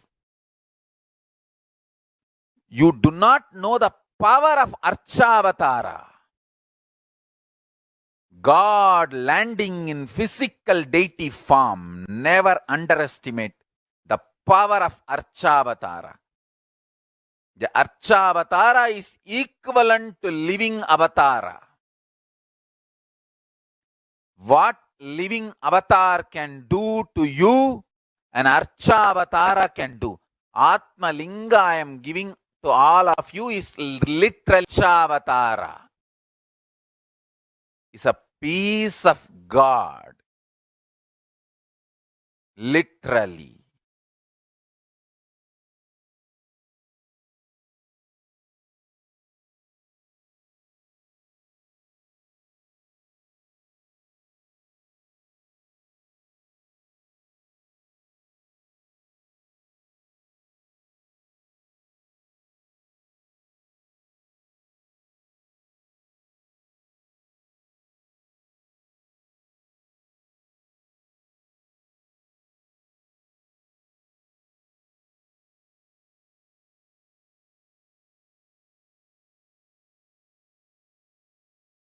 Yes, we can go to the previous slides and see the video now, where the Supreme Pontiff himself demonstrates how meditation.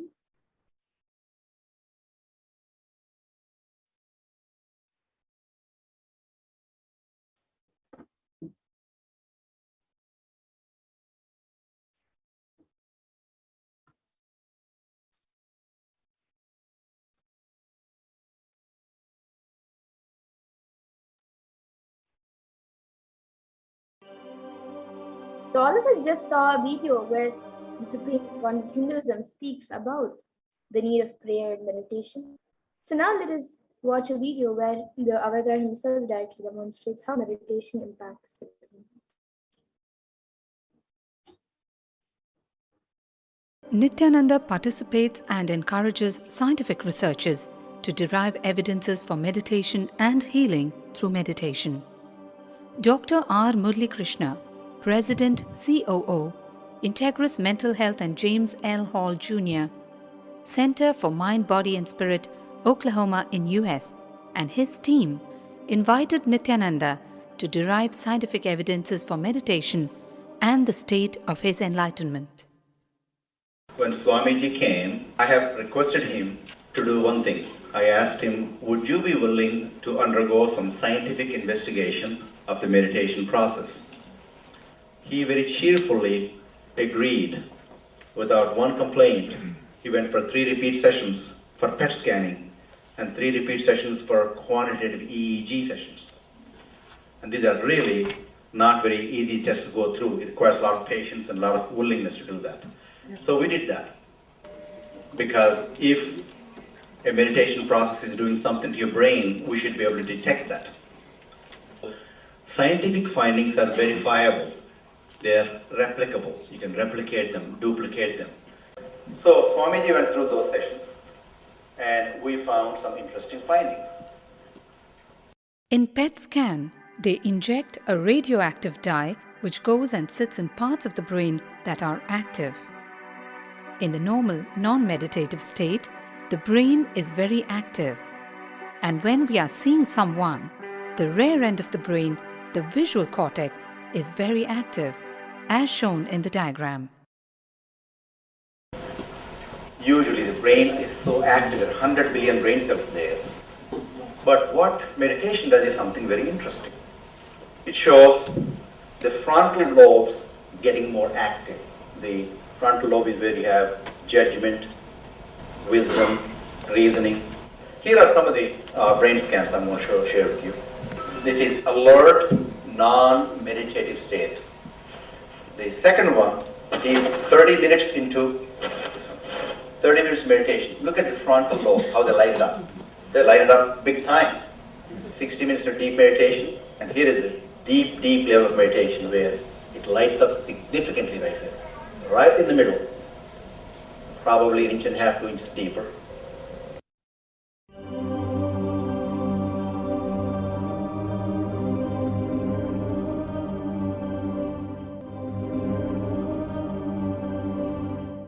What's interesting was, Swami was inside, and that's the last part of that one. See that light right here? So what's interesting was, I've never seen that before in my life, so the other parts I've seen may not be to the extent that Swamiji showed, but this is something interesting. There is something called dopamine, which is a chemical our brain is involved in. Dopamine is produced mostly in this area. And when you have any pleasurable feeling in your body, it is mediated through dopamine. It's a neuroreceptor. it's a chemical that transmits messages of pleasure. It basically evokes pleasure. If you eat, the same thing is with visual pleasures you have, beautiful people, beautiful sceneries, nature, whatever gives you pleasure. It's mediated through dopamine. Everything that human being experiences involves dopamine. But what's interesting is that you and I have the potential to create our own dopamine in a big way. So I named it, for lack of a word in the past, the D spot, which is a dopamine spot. If you can discover your D spot, you got it made in life. The D really stands for divine spot. The D also stands for delight, and the dopamine spot. What's also interesting is that he could, at will, go in and out of those states. Those are some of the findings I want to share with you. There's so much more talk about physiology of mind and brain and the body. It's a fascinating field that this is something that all human beings can relate to, can apply in our own lives.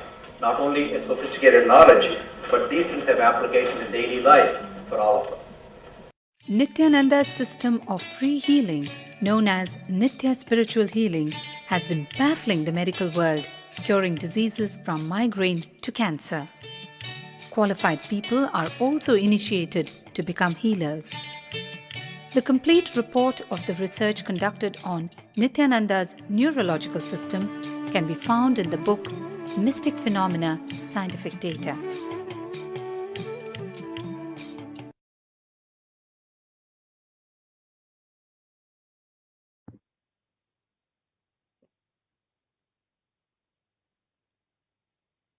We can continue the method to connect with Devi Parashakti now that we've understood how both prayer and meditation can literally protect you from COVID-19. Let us look at the next method that Devi Parashakti has revealed.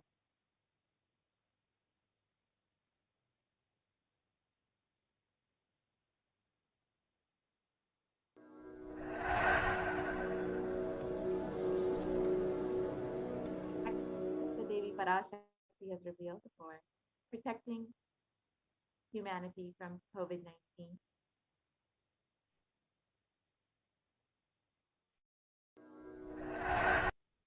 Yes, we can.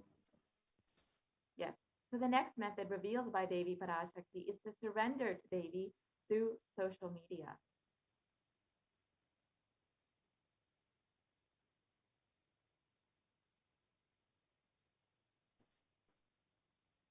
So during the Akashic readings, Devi Parashakti gives us the opportunity to connect with her through various social media platforms and attends individually to our prayers and showers us with blessings and boons.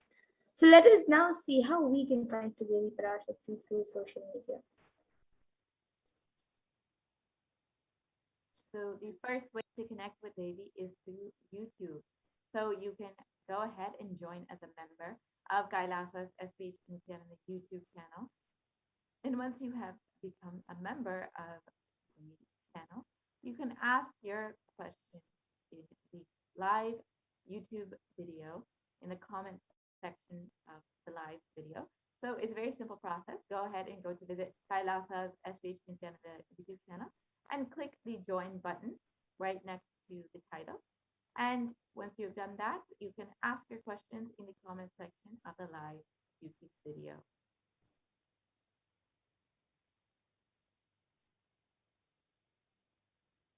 And on Facebook, you can like and follow Kailasa's SPH Nithyananda Paramashivam Facebook page and ask your question section.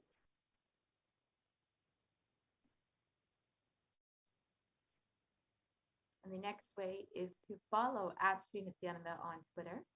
And you can ask your questions in the reply section of the tweet with the hashtag AskTheAvatar.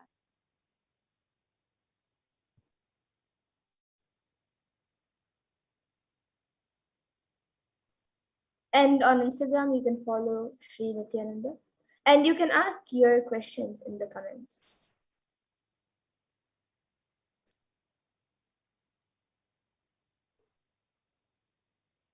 And the next way is to ask your questions through WhatsApp. So you can search kailasa.org and you can see the WhatsApp chat box that pops up. And you can ask your questions here in the WhatsApp chat.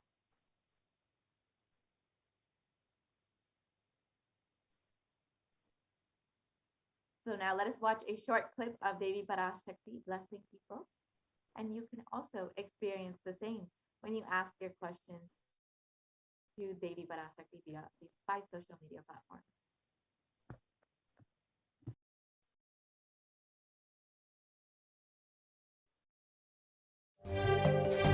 காளியின் ஆட்டத்தை ஆனந்தத்தை ஆனந்தத்தொடு ஆடிய ஆட்டத்தை கண்டோர் உயிருக்குளெல்லாம் இறங்கி குண்டலினி உயிர்ப்பிக்கச் செய்து மாய மனத்தின் இருளை அகற்றி மாயம் அழித்து மங்களம் தந்து குரு பக்தியும் சிவ பக்தியும்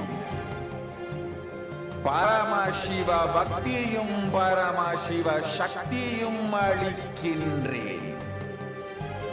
மனமாயை விடுத்து குரு பதத்தை பற்றுங்கள். நித்யானந்தமாய் நிஜாவதாரமாய் வந்துதித்த என்னை பற்றி வாழ்வில் எல்லா நலமும் பெற்றிடுங்கள். ஓம் ஓம் ஓம். யாதுமாகி நின்றாய் காளியே,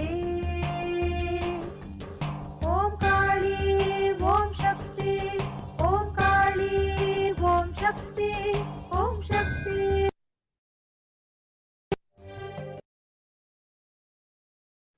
Yes.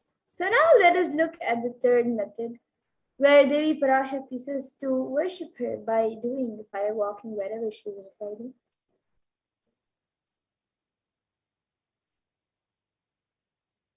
And the Supreme Concept of Hinduism has revealed that fire walking is a powerful alchemy process. In the words of the Supreme Concept of Hinduism himself, our rishis and munis were adepts in every field, and whether health, keeping the society safe in every field. So all the vratams, the pujas, the spiritual techniques, the religious rituals, anything they designed is highly scientific and directly useful to the life. Coronavirus will not affect you at all because that fire walking time, that small blisters you get just shoots up your whole immunity. That power, the power to protect yourself from any virus or any problem. It's actually a powerful technique.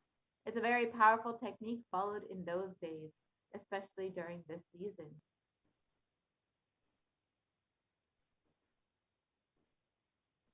Especially that is done very traditionally and systematically. If you had even small blisters, and even if you did not have any blisters, you are protected already from corona problem. You will not be affected at all. Corona will not work on you. It will not affect you, and don't worry, it is a traditional way of making you immune. Actually, it's a traditional vaccination process. It's 11 feet length, the burning live charcoal on which you're supposed to walk, with the traditional powerful music which activates your limb system, that mukulam, which we call it in the back of the neck. This music will feel like it is hitting the back of your neck, and your whole detox system will be awakened.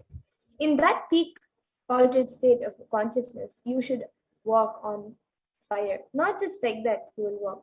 You will awaken, trigger, and detox the detox system, then walk on the fire, 11 feet fire pit.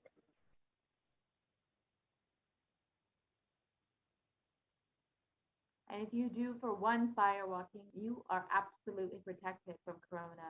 Pray to Mahamariamman and do the fire walking. That is it. It's like a traditional, powerful vaccination. Pray to Parashakti Mahamari and do the Pache Bhatni Ratam. Do this traditional fire walking. You are absolutely protected from coronavirus. No need to panic. Traditional vaccination, traditional, natural, organic, no bad side effects vaccination is the Hindu fire walking.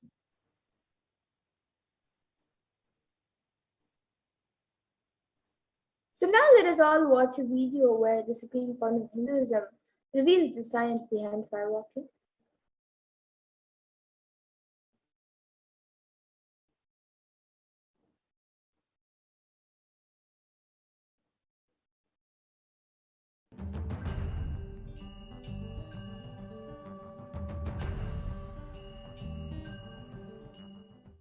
all these transmutation processes means balancing the system and awakening the whole consciousness to your whole body is what I call transmutation processes. Some parts of your body becomes insensitive to the existence because of the job it is doing, like a feet. Because of the continuous walking, it becomes insensitive. Your cheeks, how they are sensitive, they don't become they lose sensitivity to the reality. But for a complete Kundalini awakening, your whole body needs to be alive and experiencing the reality and ability to experience the higher consciousness. That is the reason we have the process of firewalking.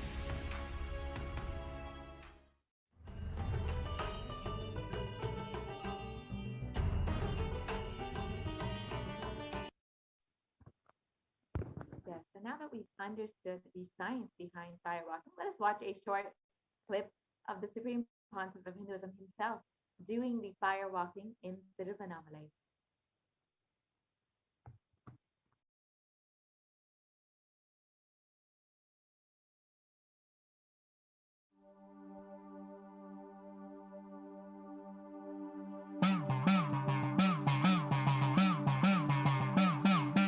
சத்தியம் காத்திடும் உத்தமத்தியே சத்குருவாய் வந்த நித்திய தாயே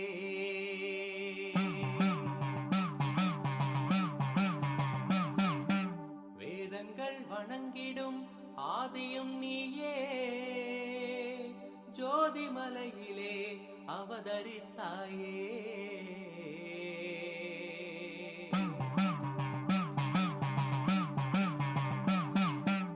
அவனியை பேணும் ஞானமும் நீயே அக்னி வடிவிலே அருள் புரிந்தாயே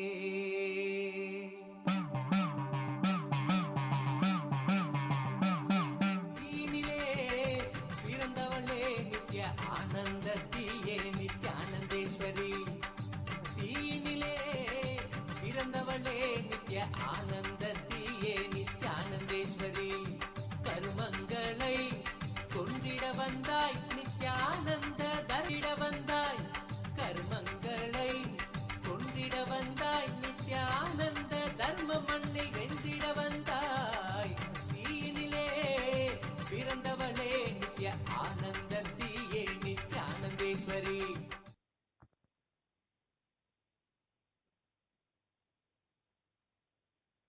Now that we have seen and understood the science behind firewalking as per Hinduism, let us look at what modern science has to say about firewalking. A study conducted by the U.S. National Study of Medicine, the National Institute of Health, regarding the various effects and benefits of firewalking found that firewalking increases the levels of happiness and lowers fatigue in levels in people who have participated in firewalking compared to those who have not participated in firewalking.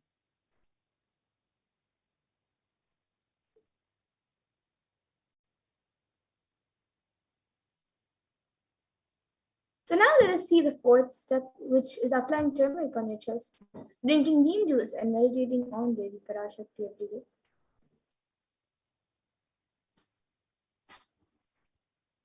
Yes. So let us understand the benefits of neem juice as revealed by the Supreme Pontiff of Hinduism himself.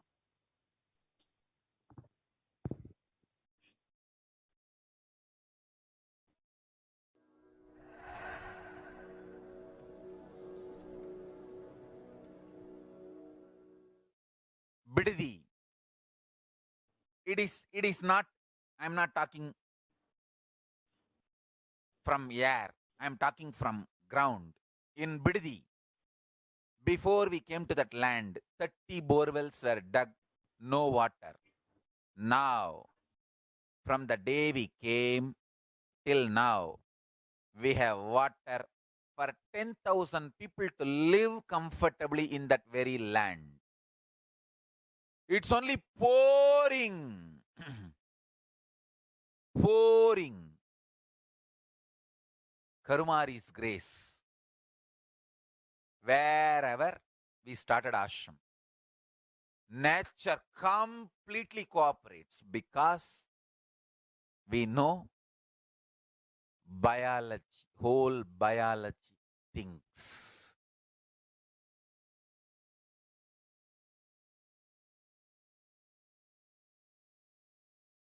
If you are having bitter relationships in your life, just start drinking bitter neem juice every morning. The problem will be solved.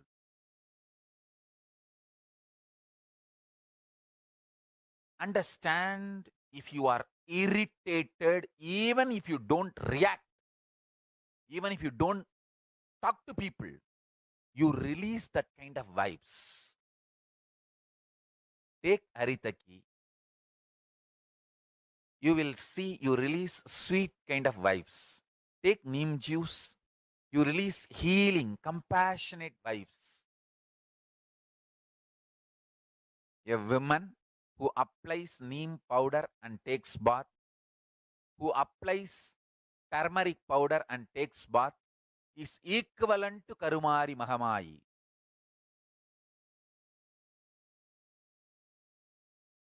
That neem paste and turmeric powder, if a woman takes bath with that, she is equivalent to Mahamayi. She is embodiment of Karumari because she will be manifesting that same vibes of Karumari. I sincerely recommend people start doing all these activities like applying neem paste and taking bath, powder and taking bath, applying turmeric powder and taking bath, applying basma and taking bath, especially for men, basma, for women, neem paste and turmeric paste. All four can be used by both all genders. That is different. If you want specific, I'll recommend the neem and turmeric for female body, haritaki and basma for male body. Understand, your whole biology things. Working on whole biology changes the whole life. So, now with this understanding the whole biology things, think Mahavagya. This is Ajapa Japa. Think Mahavagya. With the understanding your whole biology thinks. Om Nithyananda Paramashivoham. Blessings to all of you. Start manifesting powers. Now,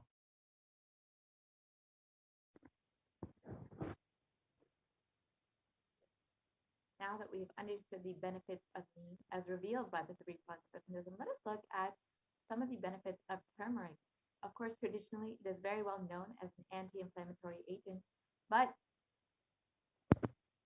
our recent research, the past few decades, according to modern science, has shown that turmeric is a potent immunomodulator agent that can modulate activation of T cells, B cells, macrophages, neutrophils, natural killer cells, and dendritic cells, which are all immune cells.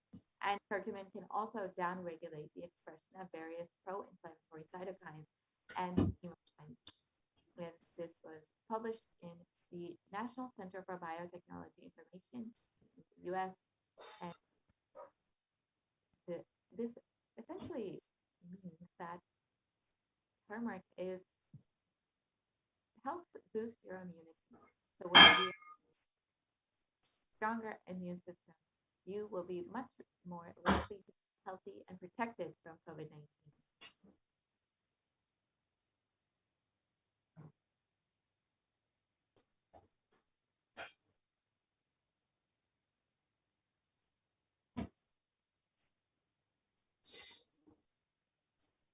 And research shows Essentially shows that turmeric can modulate the activation of various immune systems, as well as enhance the body's antibody response. So, with a strengthened immune system, you can stay healthy longer and maintain an active lifestyle.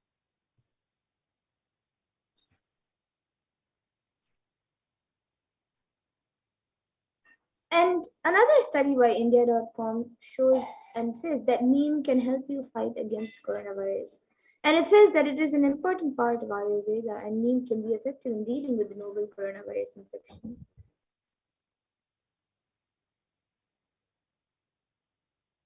Yes, and it was also published that turmeric and neem are effective against coronavirus, according to a KGB study.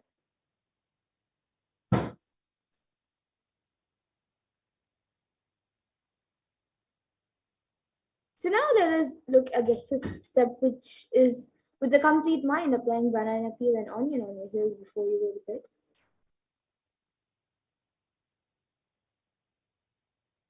So this is a very simple method to protect yourself. You just have to put onion on your heel and or banana on the heel, and you can put a sock over it and go to sleep at night like that. This will completely detoxify your entire body and of course protect you from COVID-19, as Devi Parashakti has revealed.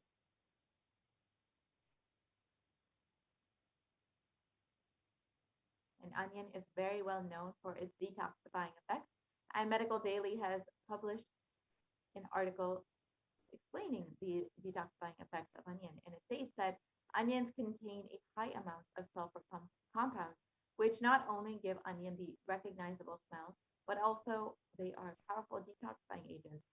And with more than 100 sulfur containing compounds, which are what cause the eyes to tear, onion can help prevent and treat ailments from diabetes to heart disease, which is why it's very well known in Ayurveda and traditional Hindu medicines for its medicinal properties as a treatment for many ailments and diseases.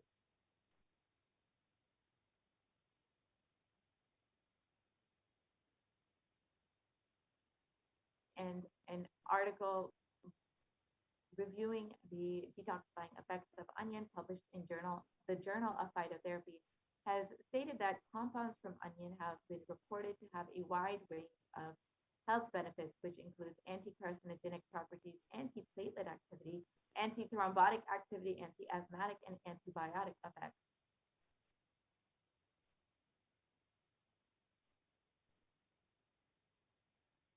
And now let us look at the sixth step, which is being in an unclutched state filled with eternal bliss.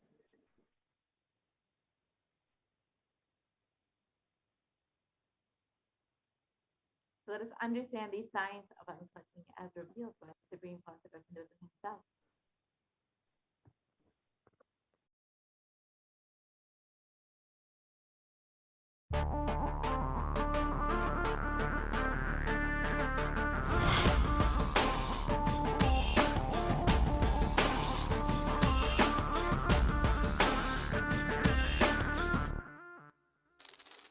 The brain is the organ which controls our whole physical being. Once our brain has been imbalanced, it will then transmit that imbalance throughout the whole body. Thought forms are pure energy that have the ability to influence people and everyday events in life. According to science, our brains generate an electromagnetic field which may be measured by such instruments as an encephalograph. This electromagnetic field is generated by the brain every time we think, and as our mind is never still, we may be compared to perpetual power generators. Fear produces nervous disorders. Anger produces headaches and violence. Confused thoughts produce congestion and ill health. Depression causes cancer, tumors, mental diseases, and lowering of the immune system, causing death, through own willpower. Our thoughts generate intricate energy patterns which can be detected by sensitive equipment and seen by clairvoyant individuals. These energy patterns are known as thought forms. Surprisingly, thought forms are shaped by the thoughts themselves. Each of us creates hundreds of thought forms every hour and release them into the environment. Although we cannot see them, the thought forms have as real an existence as any other form of energy. Most people can sense others' thought forms, and a continuous energetic exchange happens between people about which we are usually unaware. This also explains why we sometimes take a sudden liking or dislike to a certain person directly on meeting them.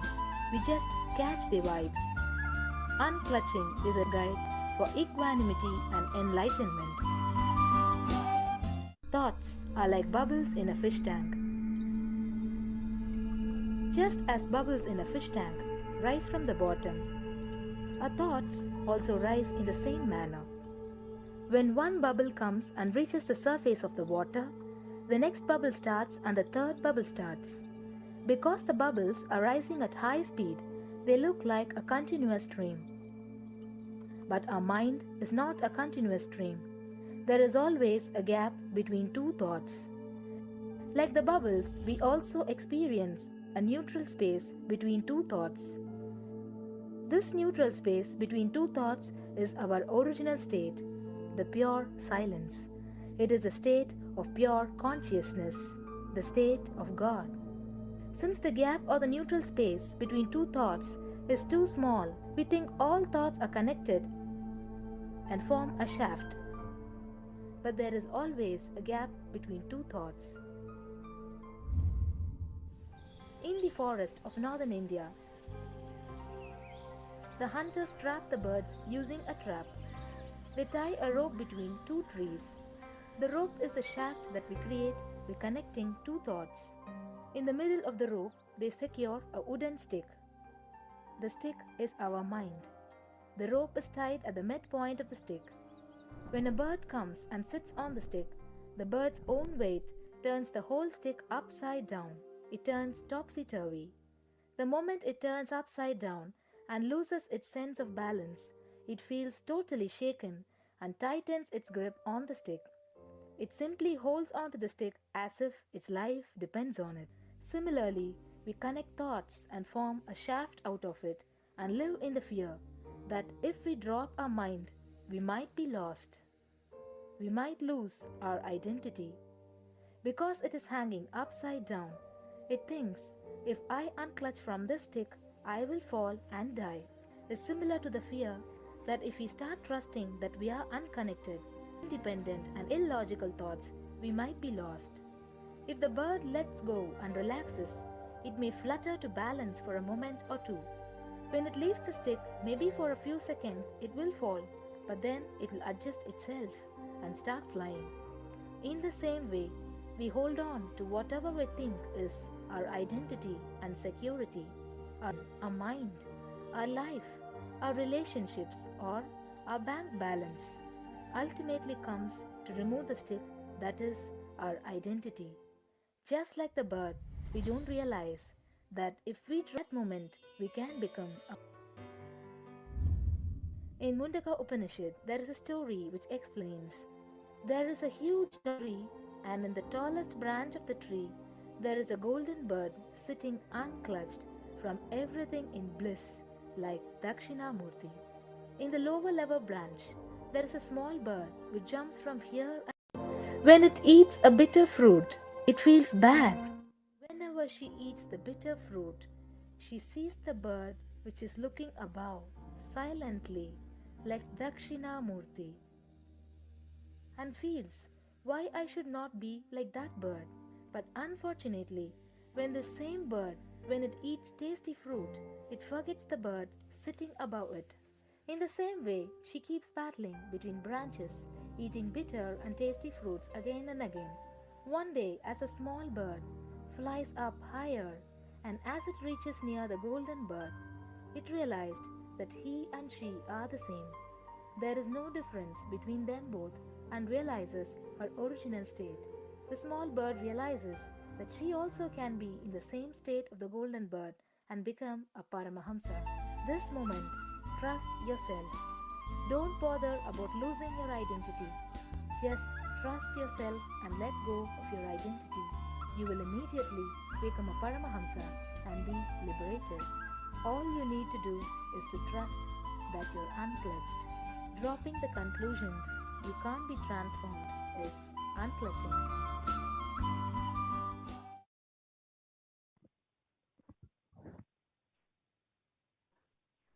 So when you have a few moments in your day, you can actually experience the science of unclutching now that you've understood the science behind it. You can just take a few minutes in your day to sit with your head, neck, and spine in a straight line. Have your eyes closed and intensely chant the Mahavakya, Om Nithyananda Paramashivoham. Do not engage with any thoughts or emotions.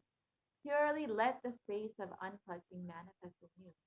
Chant the Mahavakya, Om Nithyananda Paramashivam. So when you have some time in your day, you can go ahead and spend a few moments to experience this beautiful science of unclutching. And you can also listen to the Mahavakya online on YouTube while you are practicing unclutching. And when you do this, you can also fill out your minutes for peace. You can visit kailasa.tv/minutes, the number 4, peace, which we will be projecting the link for in a few moments. And you can fill out how many ever minutes you have experienced this state of unclutching.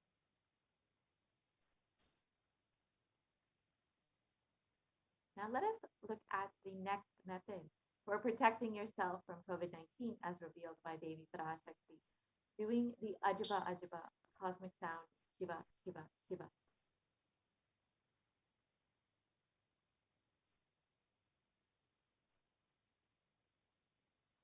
So a study conducted by the U.S. National Library of Medicine on the benefits of chanting has established how doing the Ajaba, the chanting, has a direct and positive benefit for both the physical and mental health.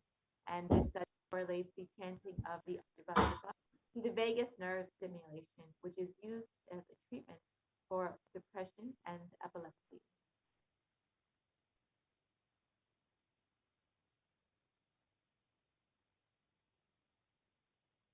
So here you can see the results of the study.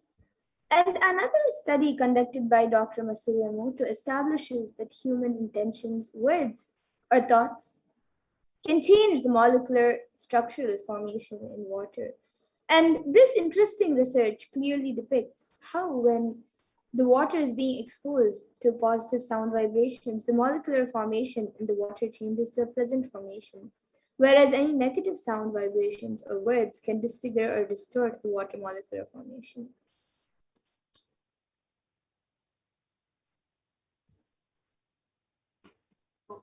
Here you can see the depiction of how the water molecule looks and it responds to different words and sounds. So when positive is done, the water molecular formation becomes like a beautiful snowflake. However, when negative words or vibrations are used on water, such as heavy metal music or words like I will kill you or you fool, the water molecular formation becomes disintegrated, disformed, and disfigured, as you can see in the bottom photos. So you can imagine what happens inside of your body, which is composed of up to 60% of water, when you chant the Ajaba Ajaba, the chanting of the powerful sacred mantra.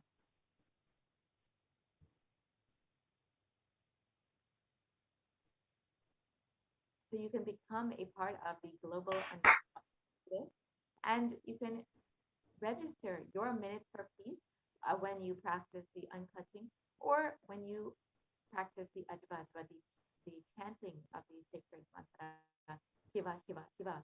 And the Supreme Pontiff of Hinduism has revealed if 10,000 people can do this just for 3 months, we can give such a powerful superconscious breakthrough to the whole of humanity because all of us interconnected.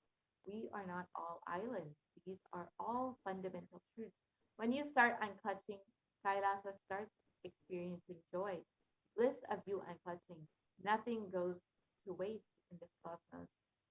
This is the words of the Supreme Concept of Hinduism himself about the power of unclutching, and you can experience the same with the Ajba Ajba.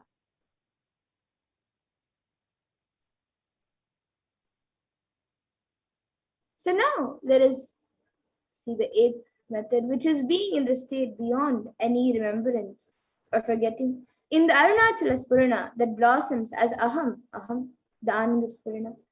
So just by the simple and mere remembrance of the divine, being beyond any remembrance of forgetting and being in the divine space, unclutching, is the eighth method. So Devi Parashakti has revealed these 8 methods, and each method is individually powerful enough to protect you from COVID-19. You can use any of these 8 methods, and they will independently work enough to protect you and ensure that you and your family are safe during the pandemic. And one of the methods that Devi Parashakti has revealed is to connect the Devi Parashakti to Devi and meditate on her. And the best way to do this is to connect with her, to experience that oneness with her. And you can do this through the various offerings. And so in this next segment, we will be understanding the offerings that we can make to Devi Parashakti to connect with her, pray to her, and offer our love, our gratitude to Devi Parashakti for happening in our lives, for protecting us during this pralaya, during the pandemic. So you can stay tuned for this next segment where we will understand the various offerings that we can make to Devi Parashakti. Most easiest, most powerful, most inspiring, most exciting way to connect with life as the form of mother. Navaratri is the time to connect with Cosmos as mother. Celebrate Cosmic Mother. This 9 days we worship Mother, worshipping Divine Feminine.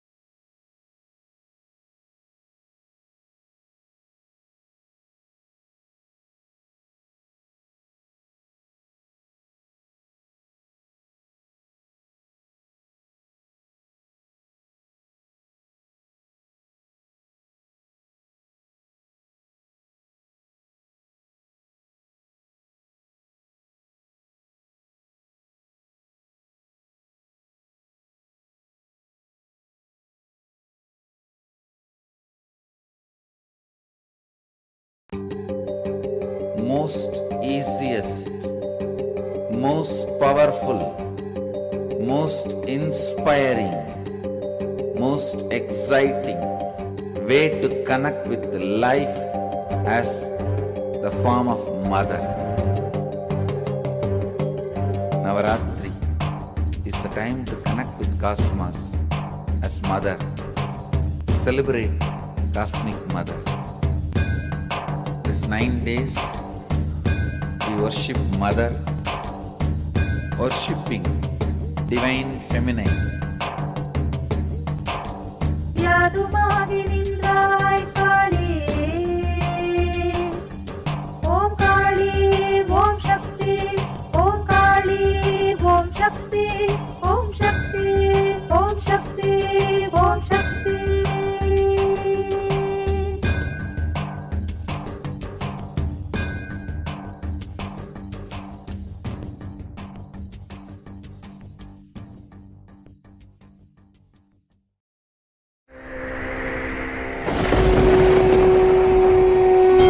Ultimate divine descends in human body and expresses its extraordinary powers and experiences playfully.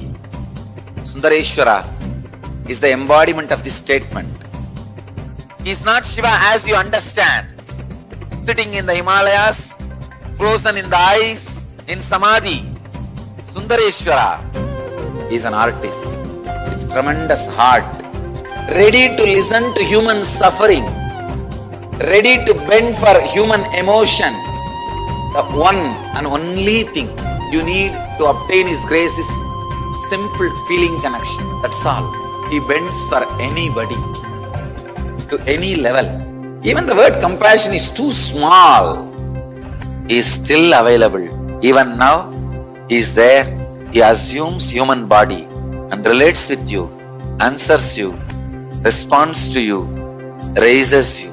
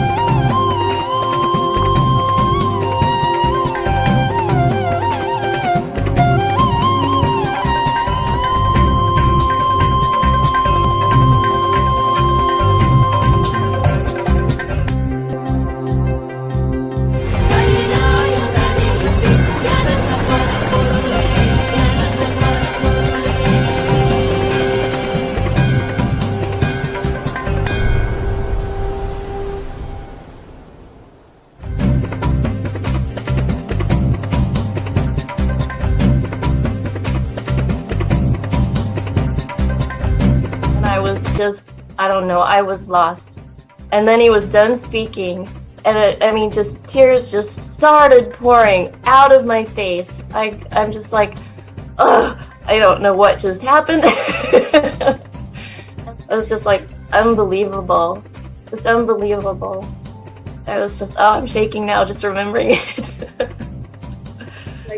I don't know what shifts inside you. It's just, I literally felt the strong initiation happening at that time when Swamiji blessed. I don't know, it just puts you in some different world altogether, and suddenly everything seems possible.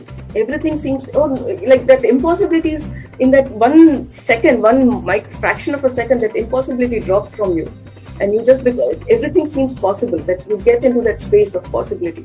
And I think, that is the greatest, dropping the impossibilities is really, and something changes in you, something shifts in you. You can physically feel the change, and the energy that is generated, it really, it's phenomenal.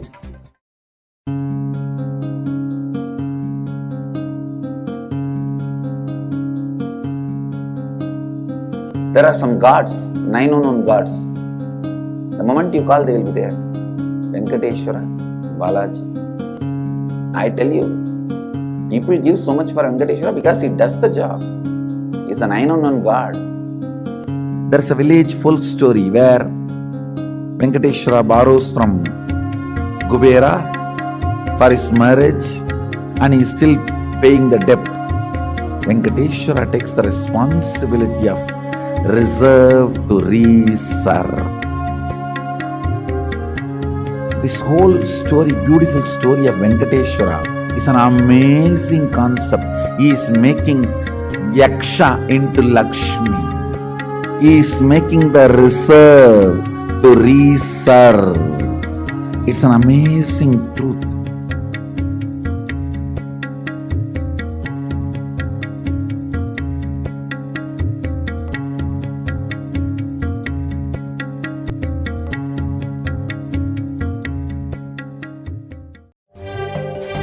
Kaliyan ஆட்டத்தை ஆனந்தத்தை ஆனந்தத்தொடு ஆடிய ஆட்டத்தை கண்டோர் உயிருக்குளெல்லாம் இறங்கி குண்டலினி உயிர்ப்பிக்கச் செய்து மாய மனத்தின் இருளை அகற்றி மாயம் அழித்து மங்களம் தந்து குரு பக்தியும் சிவ பக்தியும் பரமசிவ பக்தியும் பரமசிவ சக்தியும் அளிக்கின்றேன். மனமாயை விடுத்து குரு பதத்தை பற்றுங்கள். Nithya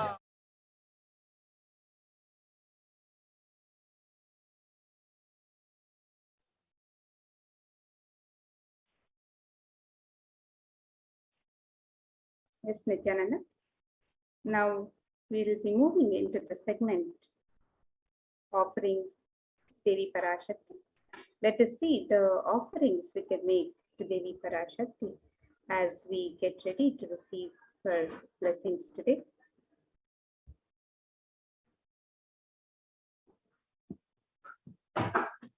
And the tradition of offerings in the Hindu tradition is a gift of pure love and devotion. And it's an expression of our sacred sentiments. When in Avatar lands, the offerings are purely part of the grand Leela played out for the purpose of enlightenment.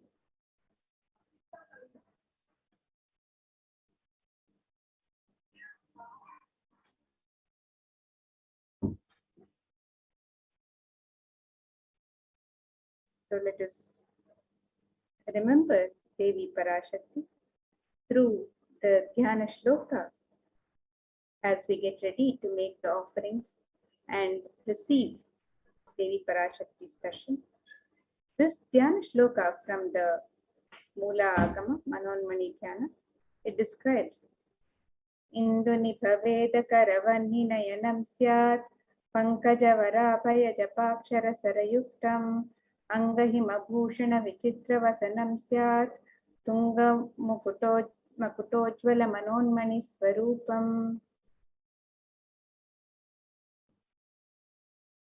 And the meaning: moon-like face holding Veda books on hand, fire in eyes with lotus flower, gracing in blessing hands on one hand and japamala, beautifully decorated with jeweled ornaments in wonderful clothes and shining crown. Her name is Manonmani.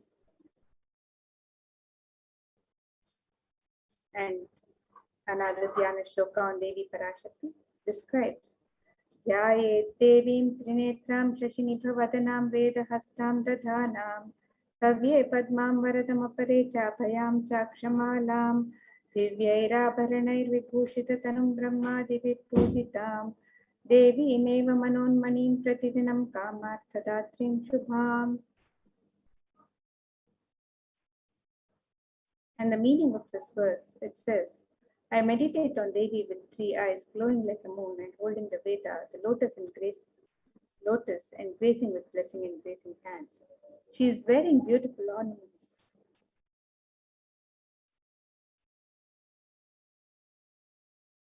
She is worshipped by Brahma and other many gods and showers auspicious boons for all actions every day.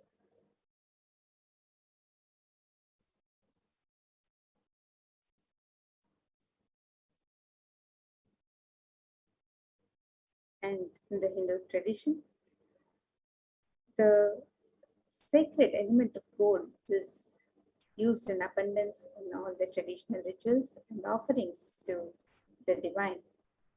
Let us see the scriptural reference on the significance of the divine element of gold.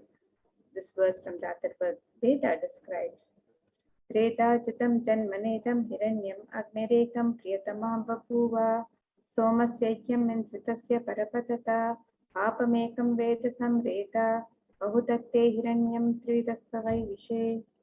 The translation: triply born by birth is as gold. From the atoms of Agni is one.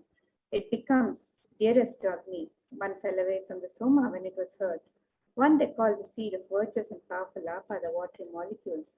Let that triple gold be for your long life. Gold is a divine element. It purifies anything it touches. It is an element of great spiritual significance and spiritual power of healing and enlightening. The vibration of gold has the power to infuse sattva energy and positive thought currents in anyone who wears and in anyone who sees or operates in its vicinity. Gold is present in all scriptures, in the Agamas, Vedas, Shrutis, Smritis, Itihasas, and Puranas. In all Hindu scriptures, it is abundantly displayed that gold is the most auspicious and purest metal, which purifies our being. In the Hindu civilization, everything was built in gold and exchanged in gold. Ritual feasts were offered in gold bricks. When one was to be saved from their life-threatening illnesses, gold was offered as a ritual fee.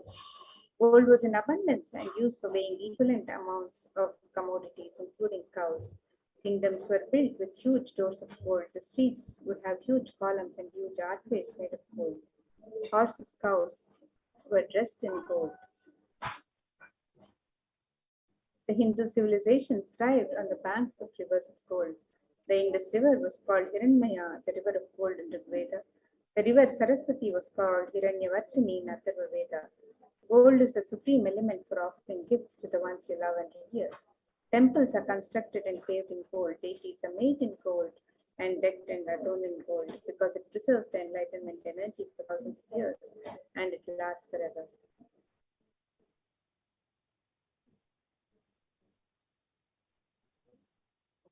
The first offering that we have here today is the E-Hundi offering, the offering of a general donation. You can offer how much ever you would like to Devi Parashakti. This is like any other temple that you offer a few dollars in the hundi, just to say thank you, just to say I love you to the divine, and thank you for happening in my life. And Devi is described as the one who is fond of true devotion and is realized through true devotion. She can be won over through true devotion, and she removes all fears. So when you offer your just a few dollars in the hundi to Devi Parashakti, out of your love, out of your devotion to Devi, you will be blessed with Devi's overflowing energy in your life. And if there's any fear in the minds of devotees, Devi is sure to remove that fear. It is stated that Devi likes to be worshipped in autumn. Here, it is not the autumn, the season, but rather the autumn of our lives, when our thoughts turn more and more inwards, and the role of the divine is much more known and clearly understood, and the need for Devi worship becomes much stronger. So Devi is the one who is described as the one who bestows happiness on her devotees.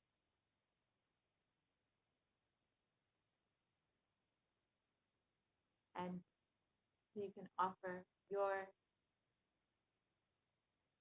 donation to Devi Parashakti and receive the blessing from Devi herself.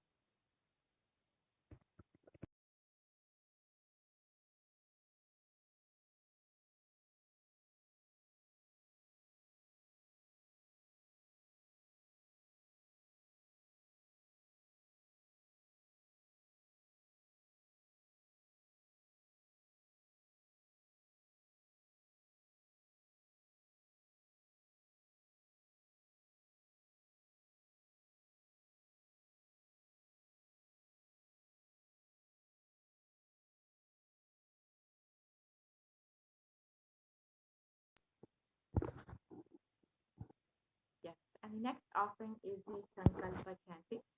So this is the offering of your conscious resolution to Devi Parashakti. So before you start any endeavor or anything new in your life, you always want to set a conscious resolution and ensure that you put your intention to manifest exactly what it is you want in your life. And when you offer your conscious resolution to Devi Parashakti, you will be blessed with Devi overflowing energy to manifest exactly what it is you want in your life. So you can offer your Sankalpa to Devi Parashakti. And it's described the goddess enchants this universe, and she herself gives birth to this universe. That goddess being prayed without interest in anything gives that knowledge that leads to salvation and gives wealth in a materialistic sense. So you can offer your sankalpa and receive the blessings, the fruition of all of your desires.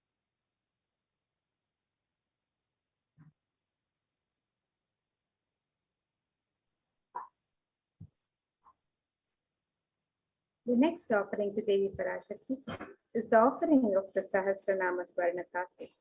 This is the offering of the pure gold coin inscribed with one of the 1008 names of Devi Parashakti. And you can make this offering in any of 3 different denominations and offer any number of coins as you would like to. In the Lalita Sahasranama, Devi is described as Namaparayana Prita, she who likes the repetition of her various names. And this offering is a very special and unique archana offered with the Mahameru of Devi Parashakti. And you can make this offering and receive the blessings to imbibe the Ananta Kalyana Gunas, the divine qualities of Devi Parashakti herself. And you can make this offering on the website www.kailasamailer.com/sevas.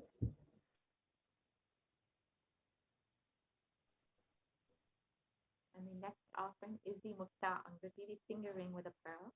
So you can offer this beautiful pearl ring to Devi Parashakti, who is very well known to be adorned in pearls and very fond of pearls. And of course, the pearl represents Devi Parashakti's overflowing compassion. So in this verse, it states, I bow to the goddess Meenakshi, whose crown has garlands of pearls, and the face shining like a full moon, who wears anklets that are studded with gemstones and has small bells, who is shining like the splendor of the lotus, who grants all the wishes, the daughter of the mountain, who is worshipped by goddesses Vani and Rama. I remain ever bowing to the goddess Meenakshi, the ocean of compassion.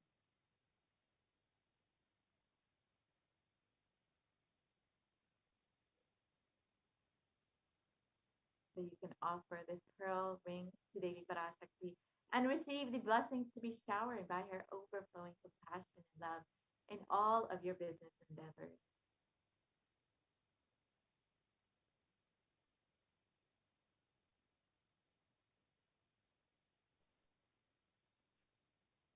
And the next offering to Devi Parashakti is the Swarna Padma Pushpa, the offering of the gold lotus.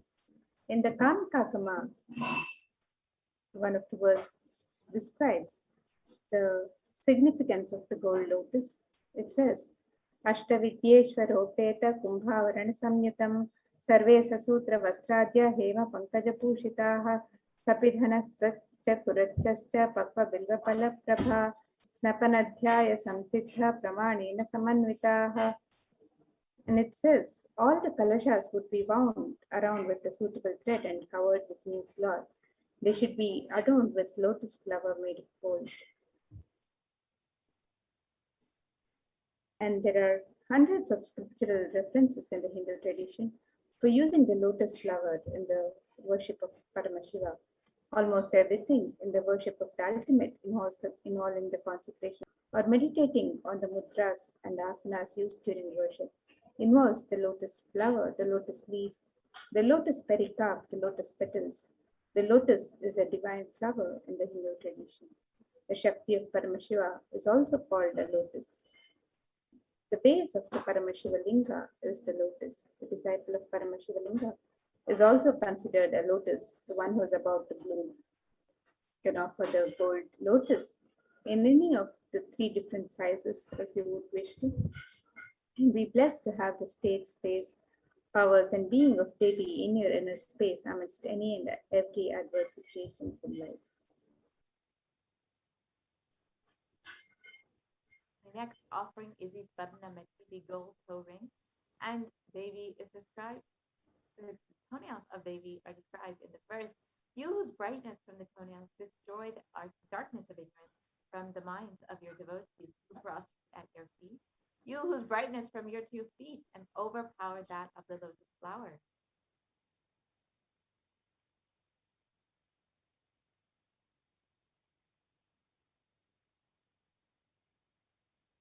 So you can offer this toe ring to Devi Parashakti to adorn her sacred feet. And you can see that the power of Devi's feet have enough power to just destroy the ignorance in your life. So you can offer this and be blessed by Devi Parashakti even in the most difficult aspects of your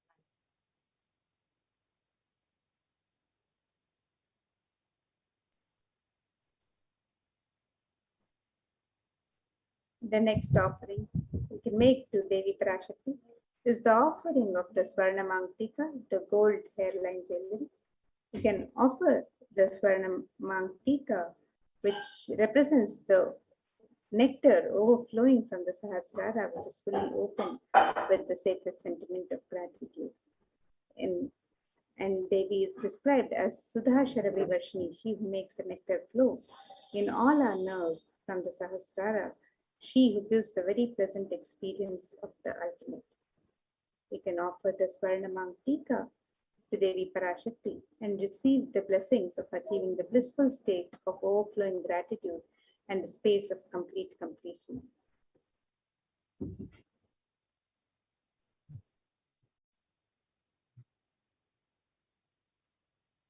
Yes, and the next offering is the Pratiksha Pada Puja, the offering of gratitude to the divine lotus feet of Swamiji himself, who is manifesting Devi Parashakti for each and every one of you.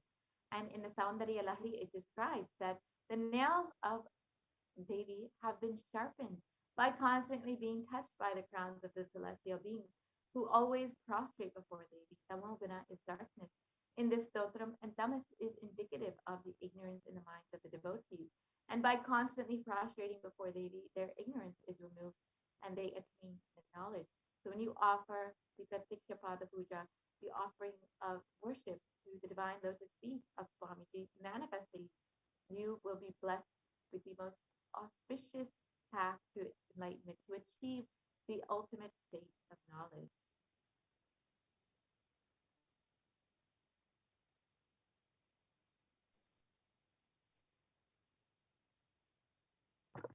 The next offering to Devi Parashakti is the offering of the Vastra Seva, the offering of the sacred cloth, and the offering of the sacred cloth is a traditional offering and blesses the Yajaman with all the auspiciousness and blessings of the Supreme Court of Hinduism, Jagat Guru Mahasanidanam, His Divine Holiness, Bhagwan Sri Nithyananda Paramashivam, and Devi Parashakti herself, manifesting through the Nijavatar, the Supreme Pontiff of Hinduism. And you can make all of these offerings on the website www.kailasamailer.com/sevas. You can offer the e-hundi offerings in multiple currencies and any amount that you would wish to offer. You can make the offering of the Sankalpa chanting the conscious resolution. You can offer the Devi Sahasranama Kasu, the pure gold coin inscribed with the 1008 sacred names of Devi Parashakti, each coin inscribed with one of the 1008 names. The Mukta Anguti, the pearl finger ring, the gold finger ring embedded with pearl. The Swarna Padma Pushpa, the gold lotus flower. The Swarnameti, the gold toe ring to adorn the lotus feet of Devi Parashakti. The Swarnamangtika, the gold hairline jewelry, representing the nectar overflowing from the Sahasrara.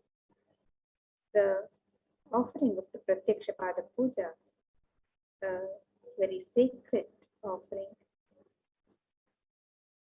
from the disciple to Guru, and the offering of the Vastra Seva, the sacred cloth, All of these offerings can be made on the website www.kailasamailer.com/sevas.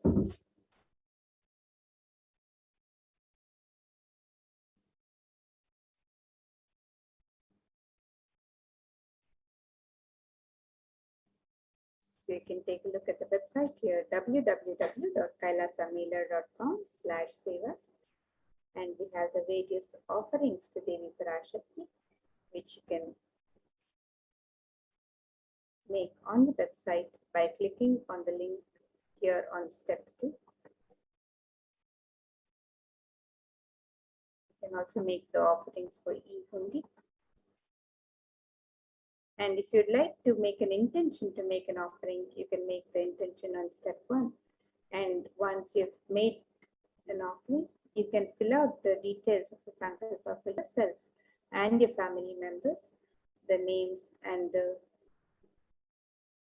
details of your conscious resolution, the sankalpa. You can fill it out on the form in step 3.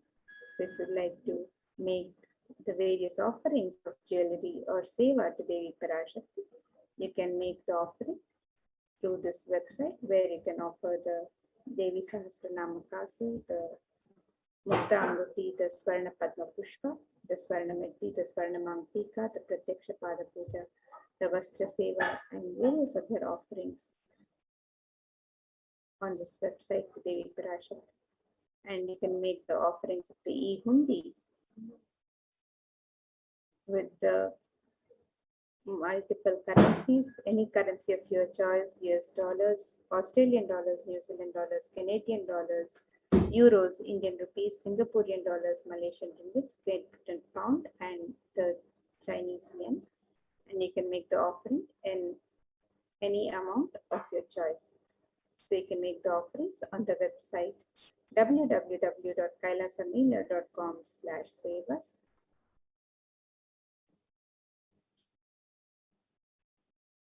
And if you would like to also be part of the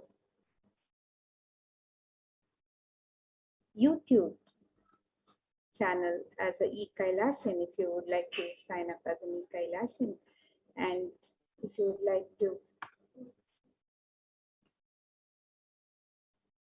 be a member, so you can post your comments and prayers to Devi Parashakti, and during any of the Bhava Samadhi Darshans, if you would like to post your messages and prayers for the Supreme Pontiff of Hinduism, you can join the YouTube channel. You can become an e-Kailashian, and you can click on the join button to become an e-Kailashian and become a member and post on the live YouTube chat. You can also subscribe by clicking on the subscribe button and be notified of any live videos, and anytime the channel is live, you can receive your notifications. So you can become a member on the YouTube channel, and also you can make your traditional offerings on the website www.kailasamailer.com/sevas. And with this, now we'll be moving to the next segment of this program, where we'll be learning more about the various facilities being made available for the benefit of humanity for the care and of the pandemic. So we'll be moving on to the further segment of this program.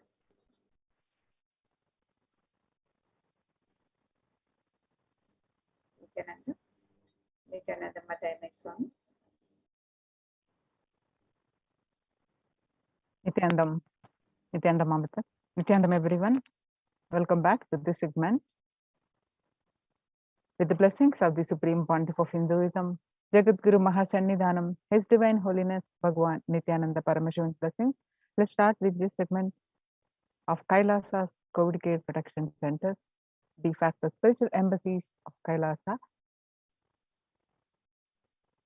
Let's start with the Sadguru Vandanam.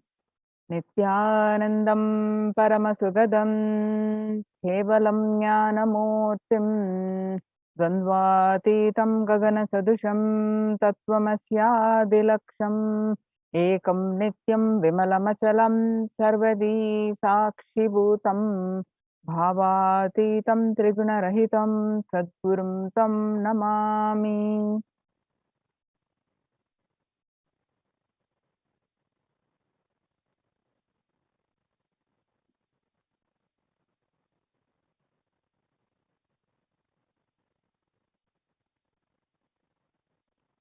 So what we are going to learn from this segment today is concerning statistics on mental health, and which is leading concerning about the global peace across the world due to the COVID-19 pandemic.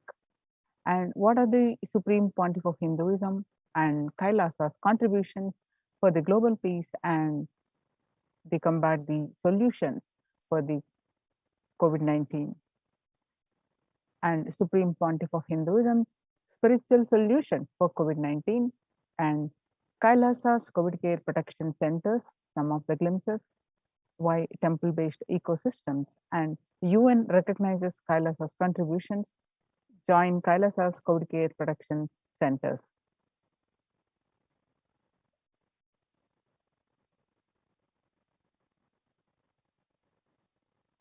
Today, people around the world are trying to grapple with the grim reality that the pandemic is far from over. The aftermath of the current calamity promises to be much more devastating. The greatest economics of the world are facing disastrous futures. Countries are facing off each other in deep mistrust. Now, let us see some of the statistics and current news related to the COVID-19 and how it is relating to global peace, not just the health concern, not just the physical and mental health concern, but it is leading to the global peace, how it's affecting the global peace. In Australia, record high cases in Australia amid the third wave of COVID-19. Australia reported a new record number of coronavirus cases on Thursday when the country continues to battle the third wave of COVID-19 infections.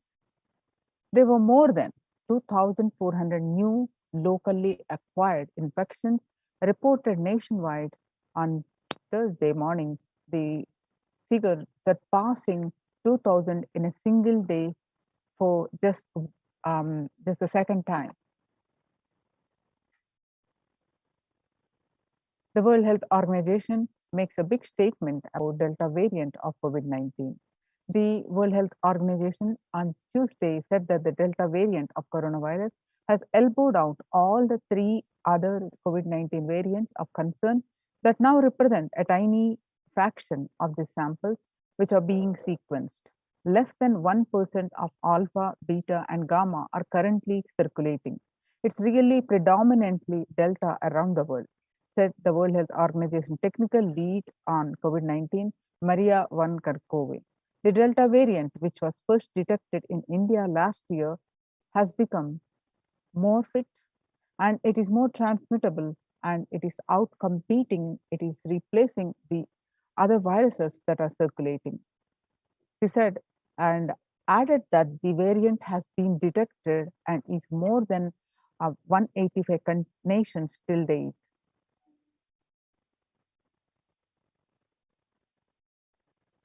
The coronavirus pandemic has now killed more Americans than the 1918 to 1919 influenza pandemic did. In 1918, the flu infected about 25% of Americans and killed an estimated 0.65% with 675,000 deaths. COVID-19 has infected more than 12% of Americans and killed about 2% with 676,000 deaths. Now that the US death toll from COVID-19 has surpassed 676,000, the coronavirus pandemic has killed more Americans than the 1918 to 19 influenza pandemic did. Axios and the Associated Press both reported the grim milestone on Monday. So now the COVID-19 now officially US deadliest pandemic as the death toll crosses that of the 1918 to 19 influenza flu. People infected with alpha variant exhales 100 times more virus into the air than the original COVID strain. According to a study, the University of Maryland researchers suggested that the need for better ventilation and tight-fitting masks in addition to widespread vaccination to help stop spread of the virus. The findings showed that the amount of virus in the air coming from alpha variant infections was much more, 18 times more than could be explained by the increased amount of virus in the nasal swab and saliva. These major increases in airborne viruses from alpha infections occurred before the Delta variant arrived and indicate that the virus is evolving to be better at traveling through the air. The 6 feet distance may not be enough to prevent the viral transmission indoors. According to a study in Washington, physical distancing of 2 meters, about 6.5 feet, may not be enough to sufficiently prevent transmission of virus carrying airborne aerosols indoors.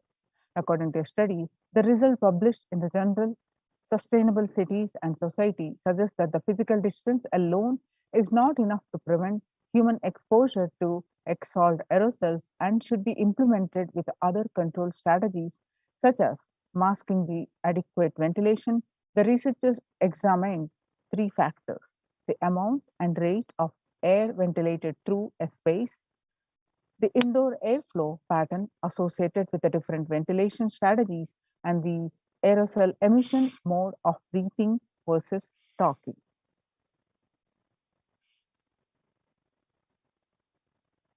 COVID-19 Delta variant is still more concerning, says the World Health Organization's experts. Even with the emergence of the new, more COVID-19 variant, the Delta variant remains the top concern globally, appearing to outcompete others, senior officials with the World Health Organization said recently. I think the Delta variant for me is the one that's most concerning because of the increased transmittability, said Dr. Maria Van Kerkhove, agency's technical lead for the COVID-19, speaking during an online question and answer session. It is doubly transmittable compared to the ancestral strain, which means that it can spread to more people. In US, COVID-19 pandemic is nowhere under control, says the chief medical advisor, Mr. Anthony Fauci. He said, right now we are still in pandemic mode because we have 1,60,000 new infections a day. That's not even modestly in good control. In an interview with Axios, the US has reported 40 million cases of COVID-19 since the outbreak of the virus, with over 4 million infections adding up in the past few weeks. The increase in COVID cases comes as the US administration earlier this month announced that it is planning to provide booster shots of vaccine as the Delta variant has become dominant in the nation and is wreaking havoc. This surge in Delta variant is driven by the low vaccination coverage in many communities across the US, according to the US Center for Disease Control and Prevention. In a country of our size, you can't be hanging around and having 100,000 infections a day. You have got to get well below 10,000 before you start feeling comfortable, Mr. Fauci said. COVID-19 violent incidences and fatalities made the world less peaceful. According to a statistic, as you see in the graph, the violent incidences related to the pandemic peaked in April 2020. The younger adults are more likely to report symptoms of anxiety and or depressive disorder during the COVID-19 pandemic. The ages 18 to 24, the youngest adults are affected more, which is 56.2, and ages 25 to 49, which 48.9, and ages 50 to 64 about 39.1, and ages 65 plus about 29.3. The average share of adults reporting symptoms of anxiety disorder and or depressive disorder, what it was in 2019 during a period of 6 months was 11%. Now, during this period, in just 1 month in 2021, it rose up to 41.1%. And some more statistics confirming the same, that the share of adults reporting symptoms of anxiety and or depressive disorder during the COVID-19 pandemic, the younger adults are getting more affected than the older adults.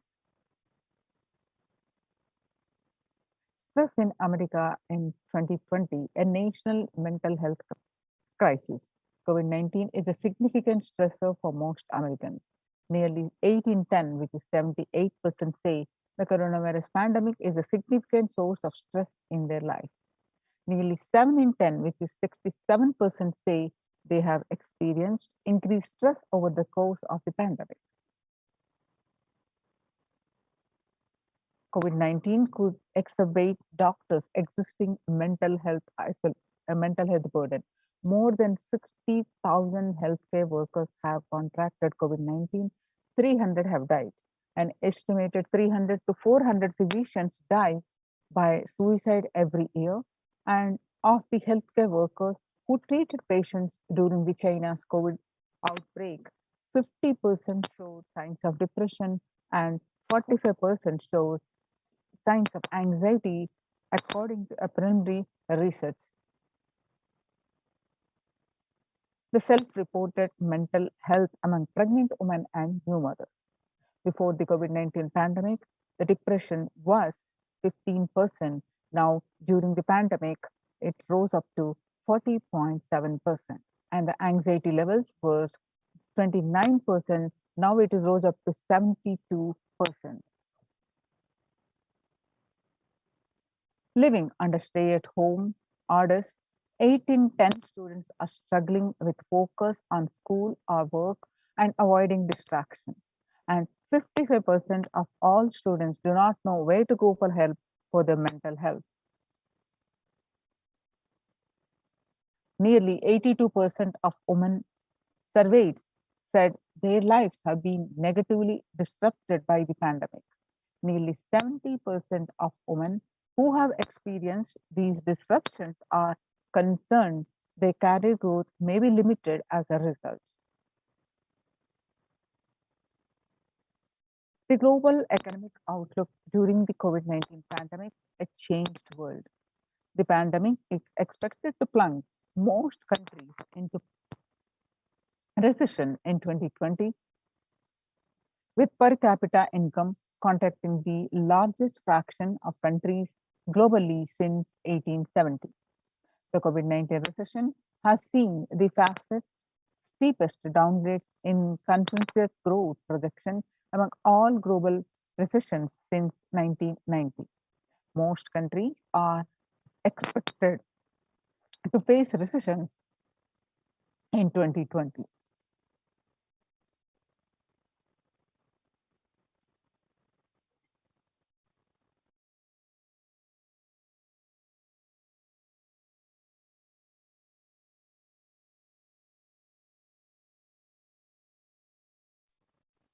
International Labour Organization.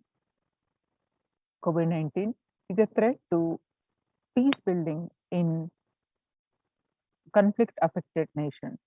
COVID-19 crisis has worsened already fragile situations. The ILO, the International Labour Organization, is more aware than ever of its responsibility to promote peace and resilience in the time of this global pandemic. In India, the Mumbai mayor says the third wave is here. The city's mayor has said that the third wave of COVID is already upon Mumbai, pointing to the third wave of COVID-19 is not coming, it's here, said the Kishori Padnekar, adding that an announcement regarding the matter had already been made in Nagpur. Speaking of the coming festive season in Maharashtra, the mayor urged people to remain in their homes. The mandals have been asked to allow only 10 people and have them work in shifts. Breakthrough infections found in 25% of the healthcare staff. A little over 25% of health workers were infected with coronavirus despite getting fully vaccinated. A recent study has revealed, giving an insight on the breakthrough infections due to the Delta variant. This study, jointly conducted by the Institute of Genomics and Integrative Biology and Maximum Hospitals in Delhi NCR, found that the vaccination breakthroughs were far more common during the Delta outbreak in Delhi than previously reported. A new coronavirus strain known as Mu, which was found identified in Colombia January, has been designated variant of interest by the World Health Organization. After being detected in Colombia, Mu, known scientifically as B.1.621, has since been reported in other South American countries and in Europe. The Mu variant has a constellation of mutations that indicate potential properties of immune escape, the Global Health Body said Tuesday in its weekly pandemic bulletin. Now, how to cope up with the current COVID-19 pandemic? It is important to address the COVID-19 pandemic, which is seeing another wave destroying many more lives. The Supreme Pontiff of Hinduism says the pandemic fatigue setting in as a result of continuous lockdown and is resulting in delusional ignorance. Holding on to the delusion and supporting this space of delusional decisions leads to delusional arrogance. Continuous lockdown leads to delusional thoughts like, so what? If I die, it's okay. I cannot live forever in this lockdown. Going out and exposing oneself and putting the risk on yourself and others with irresponsibility and insensitivity is the delusional arrogance. The global COVID virus pandemic has left the whole world desperately looking for answers. Life as it had been experienced even back in February 2020 is no longer recognizable. Drastic change is the order of the day, with people having to redefine their world with the new paradigms of economy, society, faith, religion, and health. Blessed are those who have had the greatest fortune to be with the incarnation of Paramashiva, the Supreme Pontiff of Hinduism, in their lives to carry them through this crisis. Join the Kailasas COVID Care Production Centers to save your life and register now through the link below https://kailasa.org/kailasa care.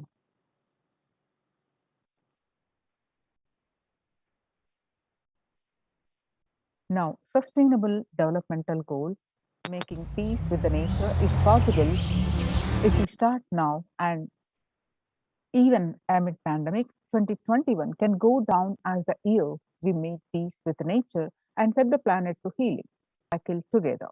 For example, we cannot achieve the sustainable developmental goals, including ending poverty by 2030, if climate and ecosystem collapse are undermining food and water supply and putting its health at the heart of all our decisions. Now let me take a small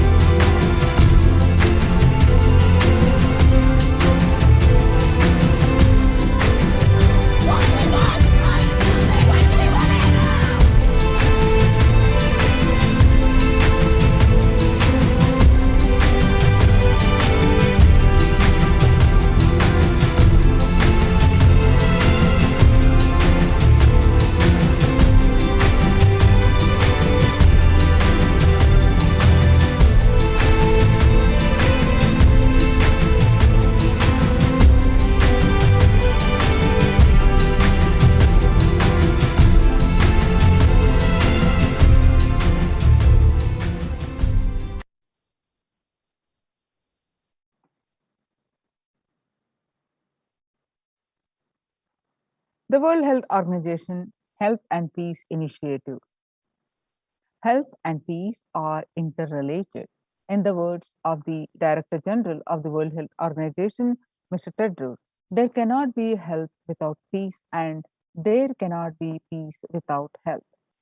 If individuals and groups enjoy equitable access to health services, fulfilling their rights to physical and mental health, and health actors design natural, neutral health interventions that promote trust and dialogue, and communities are empowered to cope with violent conflict, then health coverage is more universal, grievances can be heard and addressed to generate trust around the health emergency concerns.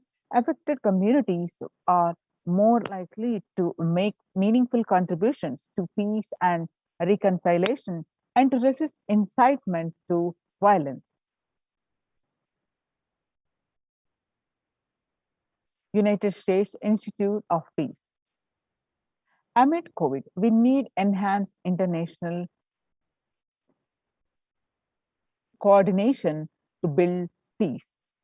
Tackling the pandemic and building resilience in fragile states requires concerted international action at local, national, and global levels. As the humanitarian and economic toll of the COVID-19 pandemic continues to grow, so does the risk that this crisis will fuel new conflict around the world while stemming prospects for resolving ongoing ones. The stronger health systems and universal health coverage must be a priority. Remarks of the General Assembly special session in response to the COVID-19 pandemic. For the first time since 1945, the entire world is confronted by a common threat, regardless of nationality, ethnicity, or faith. A new social contract between people, governments, and private sector, civil society, and more can tackle the roots of inequality with fair taxation on income and wealth, universal benefits, and opportunities for all. Now let us see the contributions of the Supreme Pontiff of Hinduism to add to the global peace. Vedic tradition beautifully says, Yastu sarvani bhutani atmani ivanu pushtati, sarva bhuteti chatmanam tato navigugupshate. Isha Upanishad, verse 6. Global peace is the byproduct of the individual bliss. Now, whenever an individual goes through the spiritual bliss, he manifests a beautiful, peaceful life for him and everyone around him. If he is powerful enough, he moves the whole city and manifests peace. He is more powerful and he moves the whole village and the whole country. If he is powerful enough, like incarnations, he moves the whole world and manifests peace for them. Understand the individual peace, individual bliss is the source for the global peace. And whatever level it is you are, global peace is the byproduct of the individual bliss. Now let us see the Supreme Pontiff of Hinduism explaining that global peace is the byproduct of individual bliss and he gives us the solution from this video how to achieve the individual peace.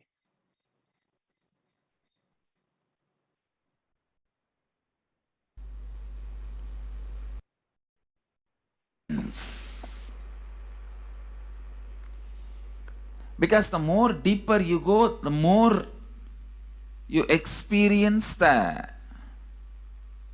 unified field of consciousness. Various words are used.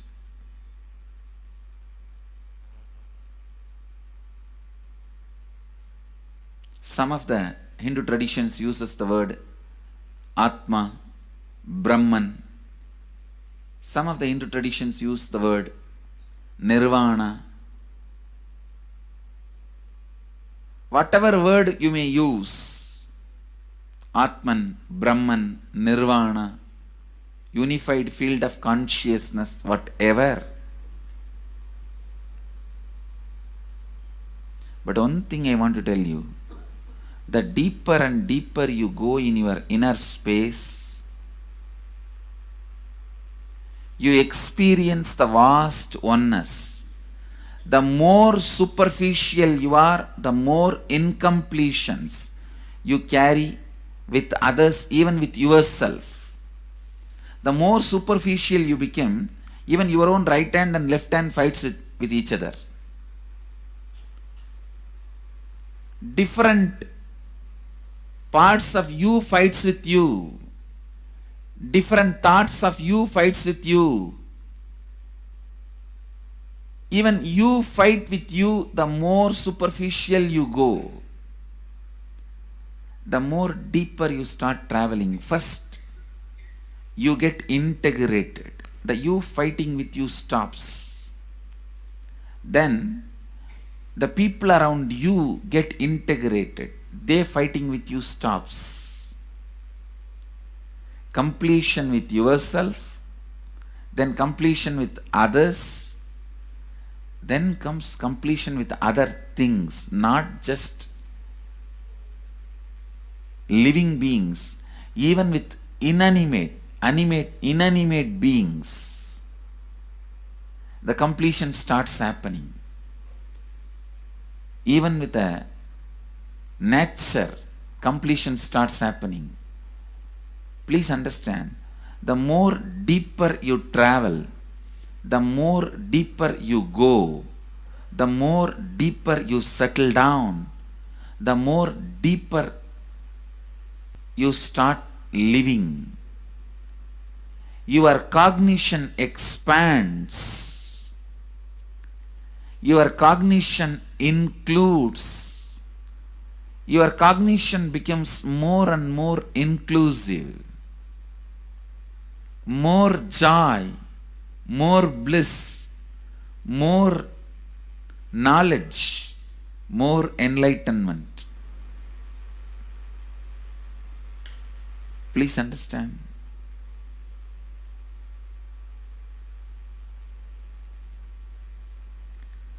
The more and more completion happens in you, you will see everyone around you feels complete with you. That is why I am saying, whether they have body or they are disembodied, in the deepest corners of your being, deepermost layers of your being, deepest parts of your being, you experience such powerful awareness, such joy.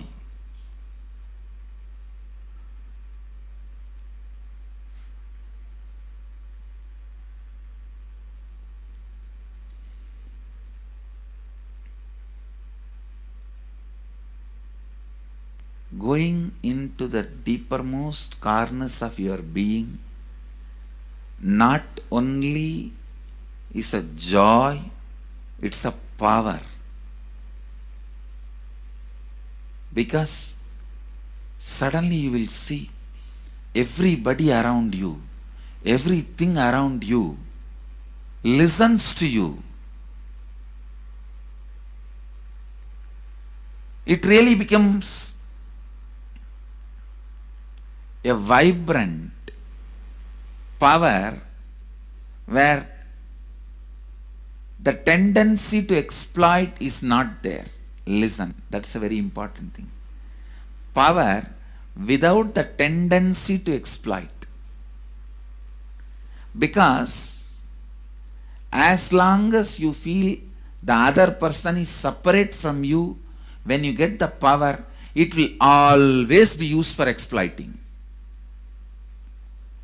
Because the other person is separate from you, then naturally what you will feel?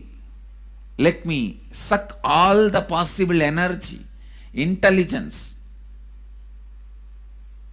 time, talent, treasure. But when you feel the other person is your own extension, you will see, you will be showering so much, enriching so much.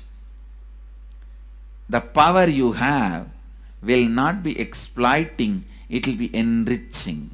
I tell you, Even if death comes at this moment, I can tell you very clearly, I can face the death directly and tell the death, I have enriched every human being received from anybody. I have given to every human being whom I met in my life more than what I received from them. My accounts is clear. I am ready. Come on, let's go. My accounts is clear. I don't have debt. No credit card money to be paid, loans to be paid, no debit card, no credit card. My accounts is clear. Understand, when you feel everyone is your extension, the power given to you, the power you gain, see, any living is power. Powerful way. Even in that, you will become powerful. So any lifestyle you choose, you will get power in that field. Whether it is exploiting or enriching, marping, or go on serving. Whatever lifestyle you choose, living is power. When you go into the deepermost core of your being and start living based on completion, I tell you,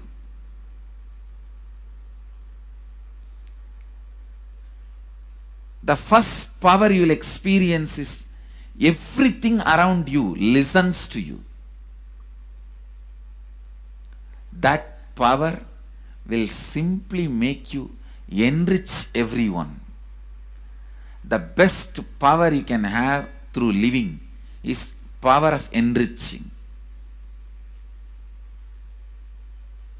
Whatever you do, as I said, whether you live the life of enriching or exploiting, you will become powerful. I tell you, the power of exploiting brings more and more conflict within and without. And those conflicts naturally bring suffering. And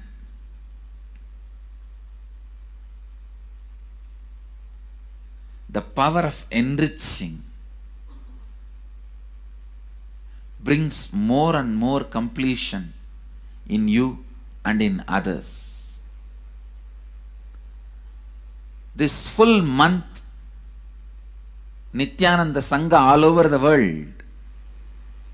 The other day I was seeing, we have officially presence in more than 50 countries. As devotees, we have presence in 100 countries. All over the world, we are going to celebrate this whole month for Global Peace Month, impacting global peace. All of us this whole month will live completion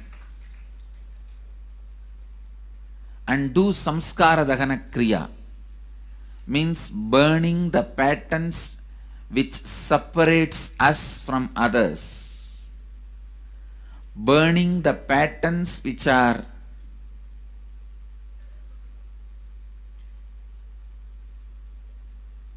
constantly keeping us in a superficial level.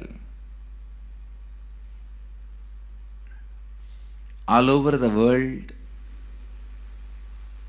we will be doing samskara dahana kriya, burning our patterns and leading us to more and more completion. And we also have special 3 Nitya Dhyana Yoga program teaching people science of completion and facilitating samskara dahana kriya.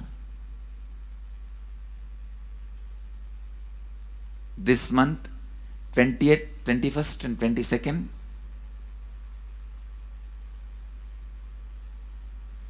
this whole month all over the world, all our temples, ashrams, centers, yoga centers, schools, colleges, universities should do samskara dahana kriya, should do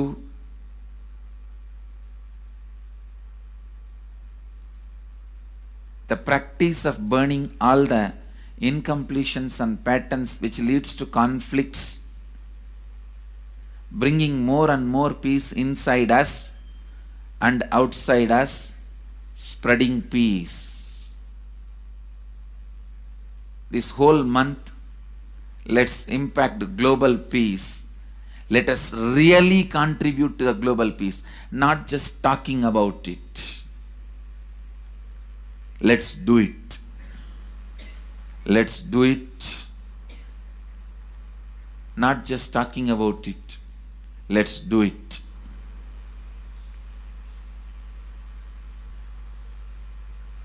Even if you teach the samskara dahana kriya to 50 people in each area, each place where we have centers, ashrams, temples, two-way centers, yoga centers, even 50 people, each Tanidar teaches, enriches them with this science. The amount of suffering and negative waves, negative vibes reduction can contribute so much to the world. Please understand. One positive person can burn millions people negativity. Experientially, with evidence we proved, one positive person has already burnt at least 20 million people's negativity in last 10 years and brought peace. So each one of you, if you stand up as one positive being, one authentic, responsible, enriching being,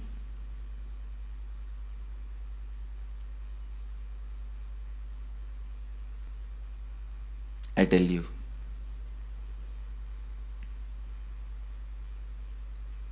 we can do so much to the world. It will be better place than the time we entered. When we leave, it should be better place. That's all. When we leave the earth, it should be better place. So understand, inner peace is your birthright.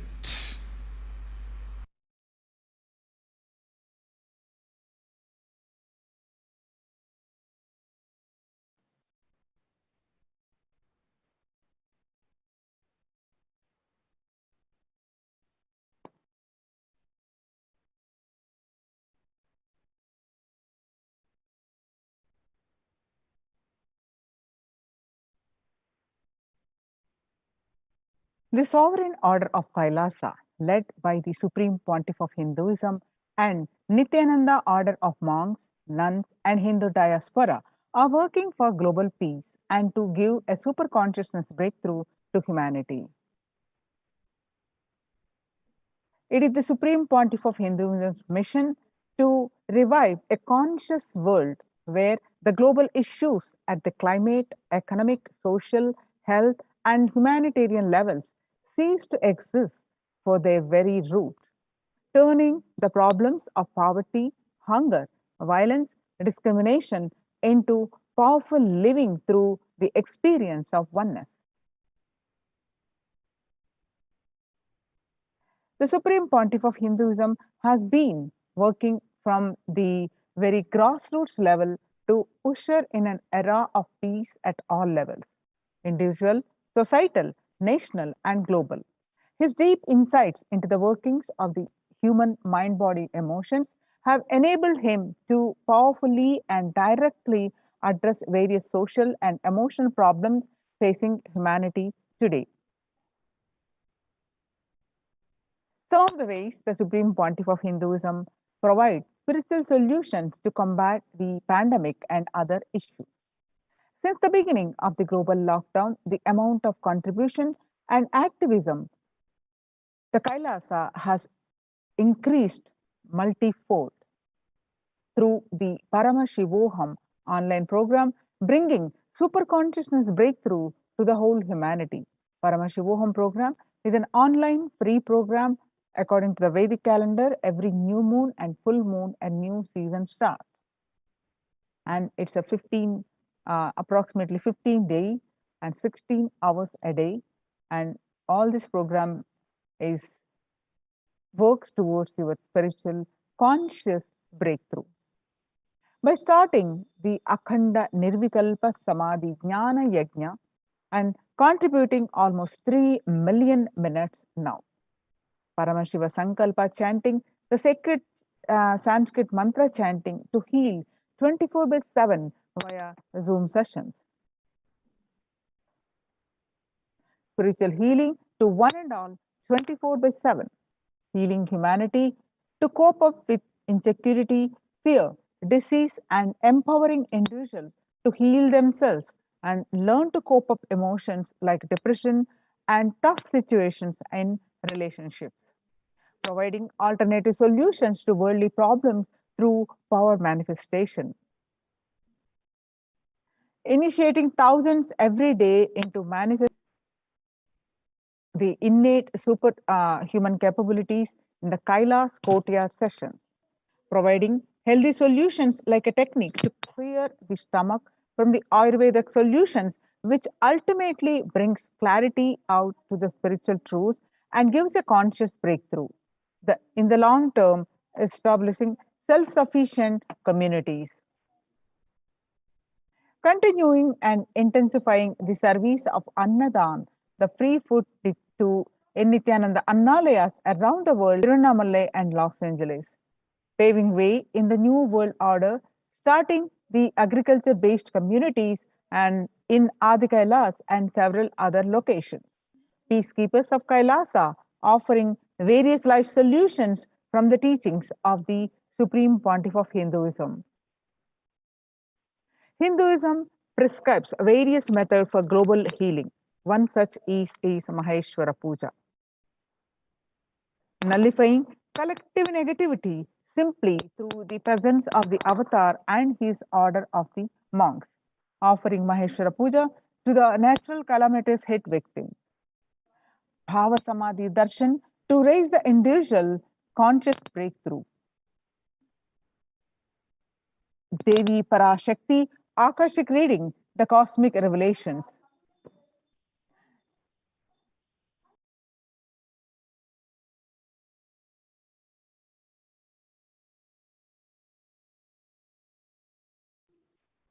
Society was created with the delusional ideas of too many human beings, blind spots, and their decisions made from those blind spots. If the visionary of a civilization or country or nation has built blind spots when he develops a vision for it, the whole civilization suffers those blind spots forever. Now it is the time that nature, Prakriti, resets itself. Many of the blind spots based visions, ideas become important components of the society. This pralaya which is happening is melting down everything which is delusion based. The world as we know is gone. Let us celebrate God. This isolation which is seemingly endless with an unknown future which is compelling humanity to make a 100% lifestyle change is something to be deeply dwelled upon. All problems need to be addressed only with a spiritual solution and powerful cognitions. To stop people from having mental breakdown, pandemic fatigue, collapsing, depression, destruction, and also give them super consciousness breakthrough and revive the enlightened civilization. Supreme Pontiff of Hinduism continuously gives spiritual solutions and powerful cognitions. Some of the spiritual solutions and powerful cognitions are unclutching and practicing completion, practicing oneness, practicing ajapa japa of Mahavakya, Om Nithyananda Paramashivoham. Next, consciously building deep with the divine and yoga, puja, vegetarian diet, and nirahara samyama. It's a time we all take responsibility to save humanity, to protect people from the pandemic fatigue and destruction. Let us try to enrich people for every one of these great spiritual solutions. Open this link and start sharing with as many people as possible. tinyurl.com/unclutchinginfo. It is free and open for all. And let us take a few moments now and share as with as many people as possible. Let us save the world. Let us give them the experience of unclutching. Nirvikalpa Samadhi Jnana Yajna. The pandemic fatigue, the people from pandemic fatigue, epidemic fatigue, destruction and delusion, the Maya matrix, help people to have a super consciousness breakthrough and sail through this pralaya. People from 50 countries continuously radiate the space of Paramashiva by practicing the unclutching meditation 24 hours a day, 7 days a week, starting from 13th May India time. At any given time, there were 4 to 8 zones actively unclutching around the world. Join this movement at http://kailasa.tv/minutes for peace. Minutes number 4 peace.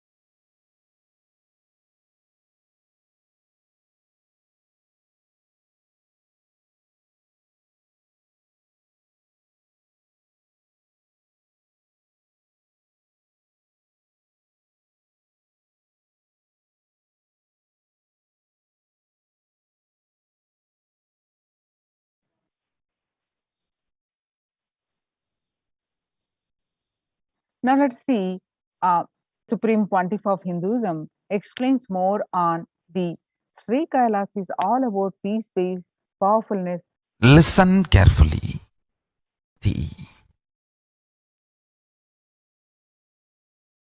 Is where Kailasa grows. Listen carefully. It is in the deep powerfulness of peace, or peace-centered powerfulness is the ground, breeding ground for Paramashivatva to manifest. Please understand. Like how pure mirror reflects everything, pure Shanti-based Shakti, peace-based powerfulness reflects Paramashiva. Paramashiva manifests in peace-based powerfulness. Please understand. Neither violence nor powerlessness. Powerlessness is weakness. Violence is abusive. Peace-centered powerfulness. Powerfulness-centered peace.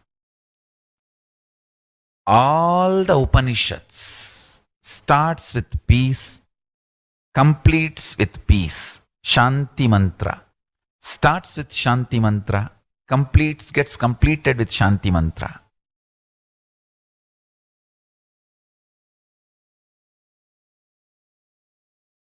Peace-based powerfulness is a fundamental requirement for Paramashivatva to manifest. That is why people who don't want us to manifest Paramashivatva or power manifestation do not want to allow the peace in our life or do not want peace in our campus. Understand? But only if you are peaceful, which cannot be shaken even by the demons and devils and rakshasas, we can be in eternal peace. So, remember this very clearly.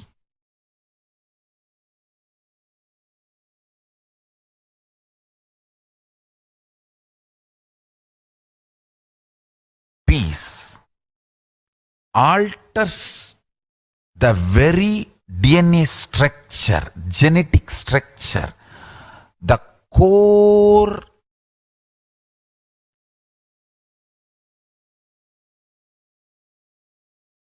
Anu Mahat structure. Understand? Anoraniyan Mahato Mahiyan.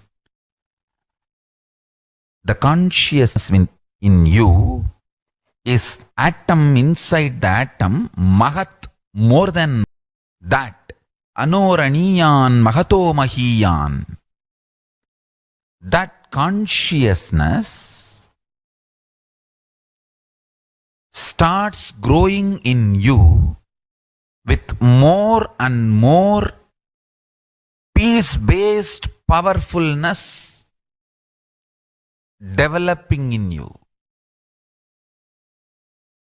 Nothing can be compared to unclutching. Spend more and more time, energy in unclutching. It will never be wasted. Time spent on unclutching is the most productive time for you in your life, because unclutching completely makes you altogether a different material. Understand? It makes your very biomemory, muscle memory, core structure, molecular structure, genetic structure, DNA structure, everything, all the 8 energy flow circuits, 7 energy flows, 1 the pure conscious explosion. So totally 8 energy flow circuits exist in you. All the 8 explodes when you unclutch. Understand? Unclutching is the space of Sri Kailasa.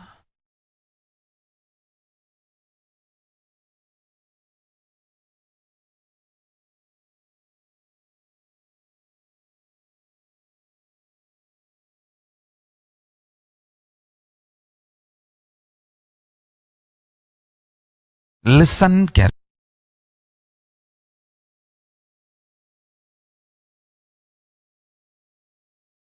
Every chanting, every prayer in Hinduism ends with Shanti, Shanti, Shanti 3 times. Means peace, peace, peace. Hinduism is the real religion. Loving peace, living peace. Individual level, social level, global level. Understand? Hinduism lasts all its 56 nations, 200 states, 10,000 kingdoms, samsthanas, is not a loss to Hinduism, it is a loss to planet Earth, human beings. Wherever Hinduism is practiced, kept alive, the ideal of global peace is kept alive. Just do this one simple statistics. You yourself study. Google and study. Take the top 10 religions and list how many people they converted in last 200 years How many people they killed? List for each religion. I can be 200% sure. You yourself will realize Hinduism is the most peace-loving and peace-living religion. Neither conversion nor terrorism. Neither conversion nor terrorism. Being the supreme pontiff of the most peace-loving, peace-living religion, I give you all my blessings on this International Peace Day. Understand? It is we Hindus need to keep the global peace as a living possibility, and we need to make this global peace as reality. Just talking about global peace will not work. Working for global peace only is the responsibility of the real living Hindu. Anyone who wants to claim themselves as a Hindu or practicing Hindu should work for global peace is our responsibility.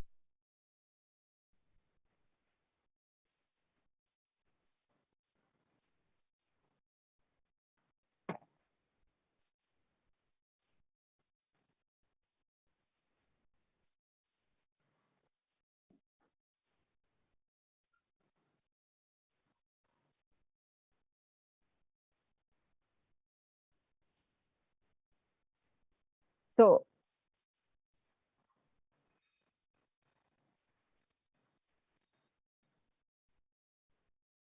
Hinduism prescribes various methods for global healing. One such is Maheshwara Puja. The one which is upcoming is on October 6th. It's also called Mahalaya Amavasya,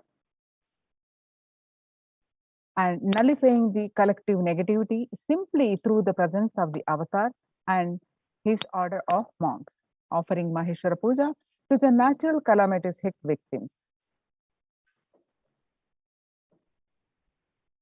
Society was created with the delusional ideas of too many human beings, blind spots, and the delusions made from these blind spots. If the visionary of a civilization or country or nation has blind spots when he develops the vision for it, the whole civilization suffers those blind spots forever.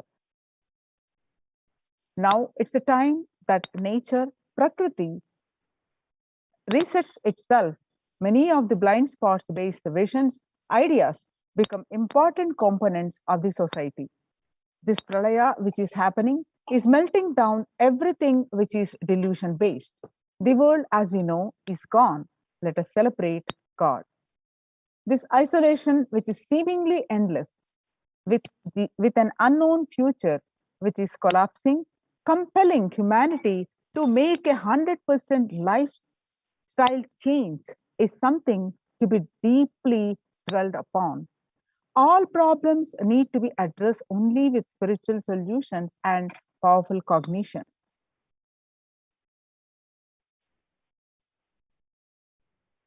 The powerful cognitions and spiritual solutions like unclutching, practicing completion, practicing oneness, practicing ajapa japa of Mahavakya, Nithyananda Om Nithyananda Paramashivoham, consciously building deep feeling connection, yoga, puja, vegetarian diet, and nirahara samyama. The life solutions based on this ancient Hindu tradition, the meditation and yoga techniques from the scriptures, the cognitions rooted in the highest truth, the lifestyle based on living and radiating the higher values of life, and powerful way of living and realizing one's ultimate potential form the foundation of the Supreme Pontiff of Hinduism's teachings, which by their inherent nature provide the foundation for peace on planet Earth. The Supreme Pontiff of Hinduism has launched the Minutes for Peace initiative, which is aimed to reduce the crime globally by conducting mass meditations around the world in parallel. In 2014, just after 2 years of launching the program, it crossed over 1 billion minutes of meditation. The scientific studies rate after participating in the meditation and completion techniques. In 1976, it was found that when 1% of a community practiced meditation, pujas, the crime rate was reduced by 16% on an average. The current tally on the Minutes for Peace website is more than 4.3 billion cumulative minutes of meditation logged, including all the events, programs, and festivals where people have gathered in large numbers and participated in meditations and rituals. The total count comes out to be a staggering 409 billion minutes for peace so far. You can see some of the glimpses. About 5,000 devotees gathered in a 48-day meditation program called Shuddhadvaitam. The Supreme Pontiff of Hinduism has hosted Kumbh Mela in USA in Los Angeles since 2007. Nithyananda Sangha is entrusted as the only organization to host Kumbh Mela outside India by the Akhila Bharatiya Akhada Parishad. And so, in September 2006, and the Supreme Pontiff of Hinduism has organized the first conference for the world peace to honor the memory of those who lost their lives, saving others on September 11, 2001 at Irvine, California, United States. So the second conference for peace was held in Los Angeles in 2007 in collaboration with Vedanta Society, BAPS, ISKCON, Siddha Yoga, and other organizations. The Kumbh Mela festival spread fast to other countries, including Australia, Canada, etc. And the Supreme Pontiff of Hinduism in 2009 organized a month-long peace walk covering 1,000 kilometers and 1,000 villages to bring together in harmony from all walks of life to promote healing connection and oneness among people. And this one of the great contribution the Supreme Pontiff of Hinduism is doing is sannyas, initiating thousands into sannyas. Sannyas is our social responsibility. Let us save Hinduism and humanity. The Supreme Pontiff of Hinduism has revitalized the tradition of sannyas by initiating thousands of people into the Nithyananda monastic order, all renouncing monks, contributing the best things to human civilization, living their life with the cognition that life is for others. The monks and nuns act as the harbingers of peace and empowerment for the human society distraught with violence, depression, and other forms of life negativity. And apart from these great contributions, the Supreme Pontiff of Hinduism has also revived the ancient practice of embarking on pilgrimages, the spiritual journeys, taking spiritual aspirants to high energy sacred spots such as the Himalayas, Kailas, Varanasi, and Kovat, bringing the original context in place. The food system whole key to ending the world hunger. Effect of the COVID-19 pandemic, the UN has noted a dramatic increase in world hunger. According to the state of food security and nutrition in the world, 1/10 of global population, as many as 811 million people, were undernourished in 2020, an increase of 118 million from 2019. Through the Annalaya, under the Red Om project, the No Hunger project, the de facto spiritual embassies of Kailasas worldwide, under the guidance of the Supreme Pontiff of Hinduism, has served over 2 million organic sattvic vegetarian meals so far. Giving free food to all the citizens is the economic policy of Kailasa, deriving the reference from the Vedas and Agamas. Recently, the humanitarian initiative launched by the Supreme Pontiff of Hinduism is the opening of Kailasa's COVID Care Protection Center, where the monastery campuses have been turned into a multi-layer quarantine facility to safeguard the inmates against any possible point of contact with the outer world. The Supreme Pontiff of Hinduism has opened this service free to all people, regardless of any differences in age, gender, caste, creed, ethnicity, color, or socio-economic status. Food, shelter, internet, and all basic facilities, including medical care, are provided at these COVID care centers free of cost and for an indefinite period of time. The outcome has been splendid. Zero infection rate so far among the participants, a feat not achieved anywhere else in the world, let alone in India. Model of handling the COVID-19 pandemic at a community level, recommendations for governments has been recognized by the and accepted by the United Nations as well and published in their website ohchr.org. The participants of the, let's see some of the glimpses. The participants of the COVID care program offered by the Supreme Pontiff of Hinduism are enjoying a healthy, blissful, spiritual lifestyle in multi-layer protection. They enjoy the stress-free time following a spiritual morning routine, doing yoga, daily puja, temple seva, the Kara Seva, the voluntary free service, and celebrating festivals. You can see the glimpses. Join the Kailasa's COVID Care Protection Centers and register now through the link below https://kailasa.org/Kailasa care.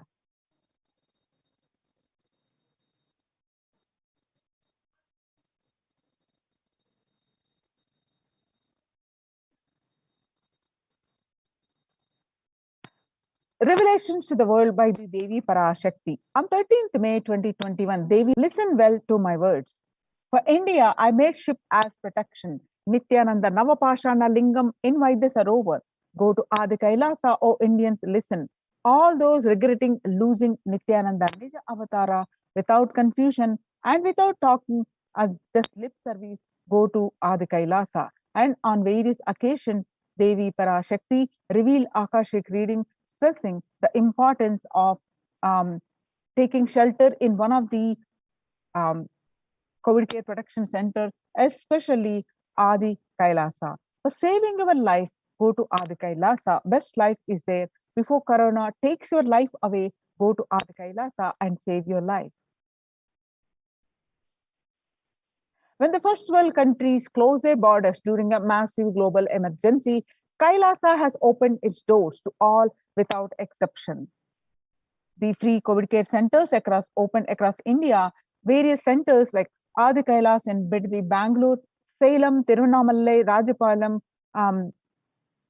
Pattanam, Srirangapadi, Madurai, Avattipalayam, Huzur, all are from Tamil Nadu, Baroda Adinam from Gujarat, and Sripuram Adinam from Hyderabad, and Puduvai Adinam from Pondicherry. Kailasa rushes to aid India as India finds itself on the verge of COVID-19 third wave. Multiple free COVID care centers opened across India. Various social services offered during the pandemic in Kailasa's de facto spiritual embassies across India. Spiritual services offered during the pandemic in Kailasa's de facto spiritual embassies across India, and cosmic revelations on global pandemic. The free social services offered during the pandemic in Kailasa's de facto spiritual embassies across India are medical care, allopathy, Ayurvedic, and Siddha medicine, infrastructure to accommodate thousands, accommodation in multi-layered quarantine emergency ambulances, ICU on wheels, personal protective medical equipment, food security management through food bank and organic farming. So join the Kailasa's COVID Care Protection Centers. Register now through the link below https://kailasa.org/Kailasa care. With this, we're going to move on to the next part of the segment after a very short break.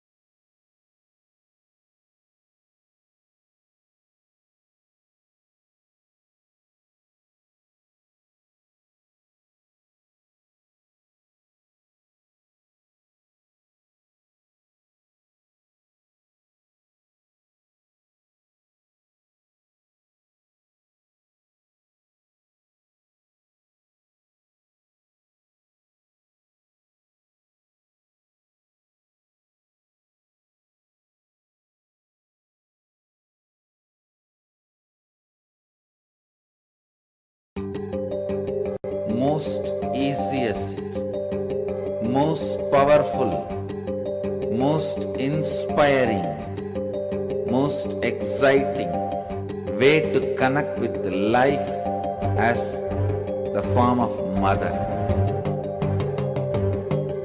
Navaratri is the time to connect with Cosmos as mother.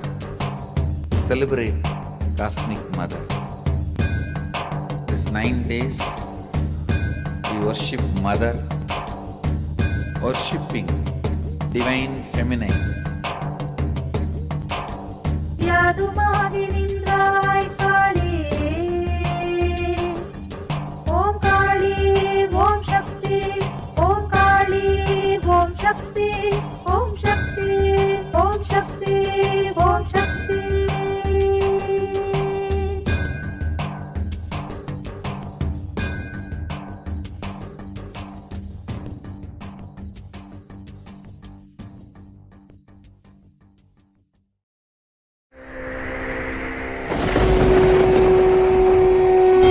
Ultimate divine descends in human body and expresses its extraordinary powers and experiences playfully. Sundareshwara is the embodiment of this statement. He is not Shiva as you understand, sitting in the Himalayas, frozen in the ice, in Samadhi. Sundareshwara is an artist with tremendous heart, ready to listen to human sufferings, ready to bend for human emotions. The one and only thing you need to obtain His grace is simple feeling connection. That's all. He bends for anybody, to any level. Even the word compassion is too small. He is still available. Even now, He is there. He assumes human body and relates with you, answers you, responds to you, raises you.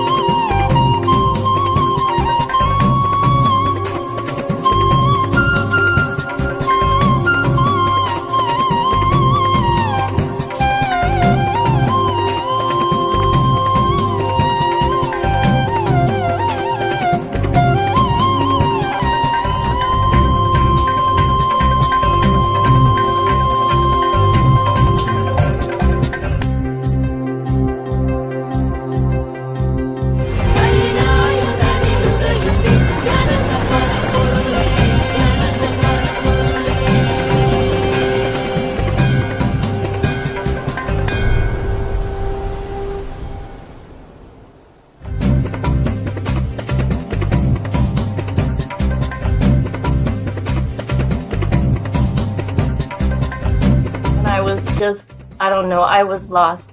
And then he was done speaking. I mean, just tears just started pouring out of my face. I'm just like, ugh, I don't know what just happened. It was just like unbelievable. Just unbelievable. I was just, I'm shaking now just remembering it. Like, I don't know what shifts inside you. It's just, I literally felt the strong initiation happening at that time when Swamiji blessed. I don't know, it just puts you in some different world altogether, and suddenly everything seems possible. Everything seems, like that impossibilities in that 1 second, fraction of a second, that impossibility drops from you. And you just, everything seems possible, that you get into that space of possibility. And I think, that is the greatest, dropping the impossibilities is really, and something changes, something shifts in you. You can physically feel the change. And the energy that is generated, I mean, it's phenomenal.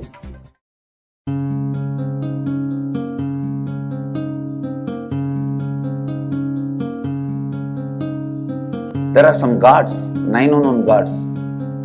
The moment you call, they will be there. Venkateshwara, Balaji.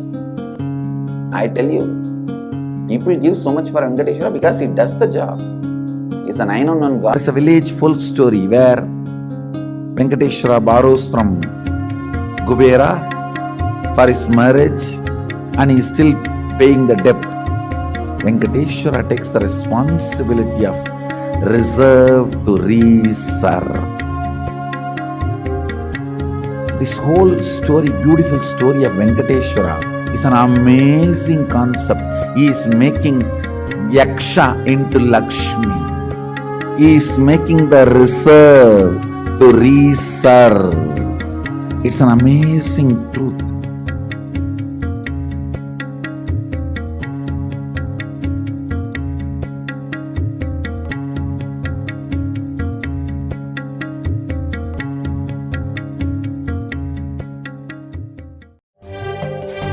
காளியின் ஆட்டத்தை ஆனந்தத்தை ஆனந்தத்தொடு ஆடிய ஆட்டத்தை கண்டோர் உயிருக்குளெல்லாம் இறங்கி குண்டலினிவில் உயிர்ப்பிக்கச் செய்து மாய மனத்தின் இருளை அகற்றி மாயம் அழித்து மங்களம் தந்து குரு பக்தியும் சிவ பக்தியும் பரமசிவ பக்தியும் பரமசிவ சக்தியும் அளிக்கின்றேன். மனமாயை விடுத்து குரு பதத்தை பற்றுங்கள். நித்யானந்தமாய் நிஜாவதாரமாய் வந்துதித்த என்னை பற்றி வாழ்வில் எல்லா நலமும் பெற்றிடுங்கள். ஓம் ஓம் ஓம். யாதுமாகி நின்றாய் காளி, ஓம் காளி ஓம் சக்தி, ஓம் காளி ஓம் சக்தி, ஓம் சக்தி ஓம் சக்தி ஓம் சக்தி. ஓம் ஓம் ஓம் ஓம்.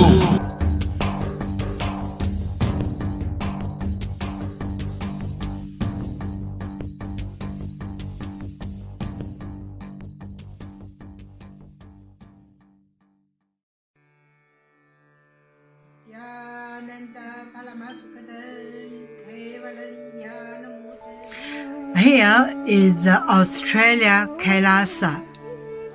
How can I be so lucky and have a happy life in Kailasa?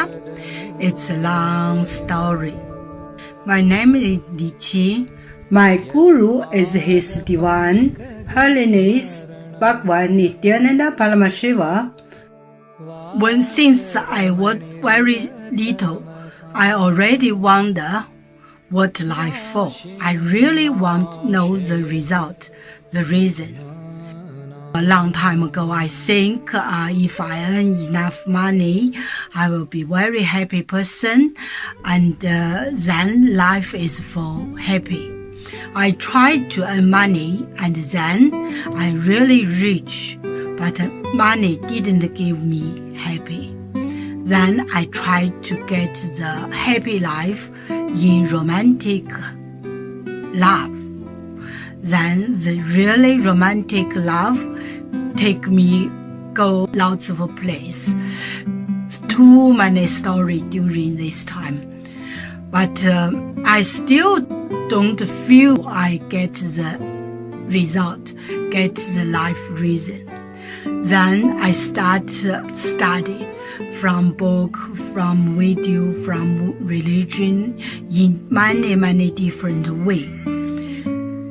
And when I study Buddha, that time I really appreciate Buddha give so much intelligence to me about life. But I don't think study is enough for me. I want to be Buddha. But I don't know how. Who can let me get there? One day I found the video in YouTube, introduced Swamiji in that video.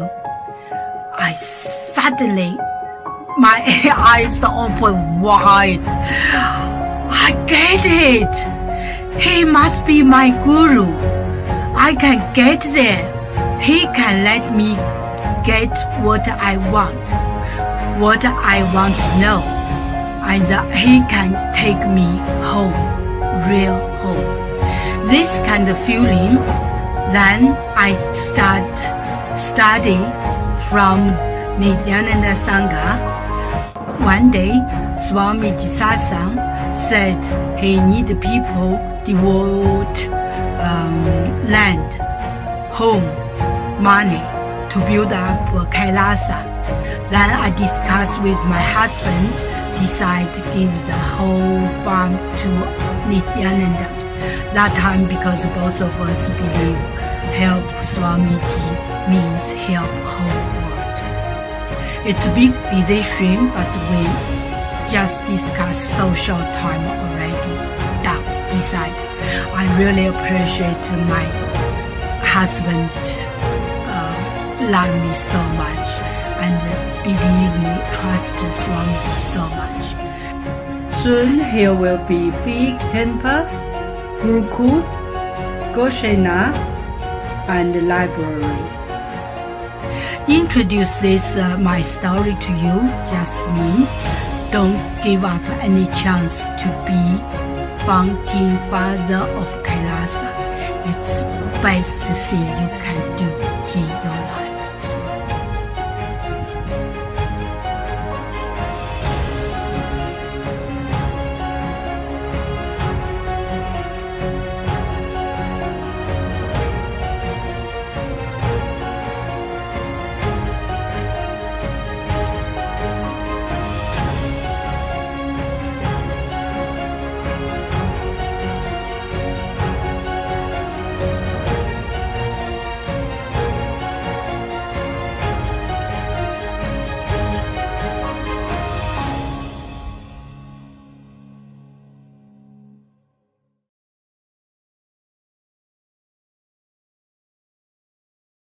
Just be alive for next 3 years. Don't die within next 3 years.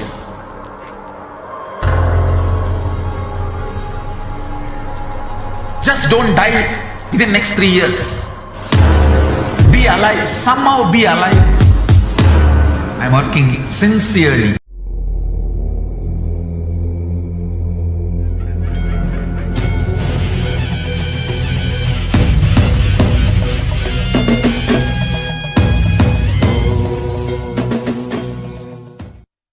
Connecting with the divine with your eyes closed is meditation. Connecting with the divine with your eyes open is darshan. Come, let us all now move from meditation to darshan. Slowly, very slowly, please open your eyes.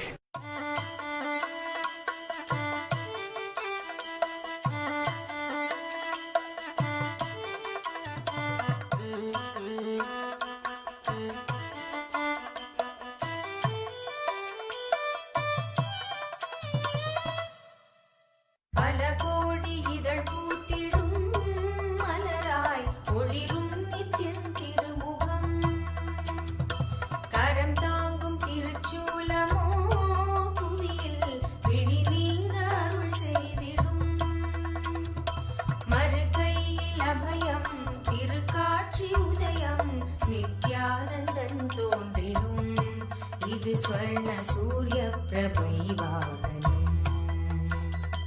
மறுகையில் அபயம் திருக்காட்சி உதயம் நித்யானந்தன் தோன்றிடும் இது ஸ்வர்ண சூரிய பிரபை வாகனம் பல கோடி இதழ் பூத்திடும் மலராய் ஒளிரும் நித்யன் திருமுகம் கரம் தாங்கும் திருச்சூலமோ புவியில் பிடி நீங்க அருள் செய்திடும்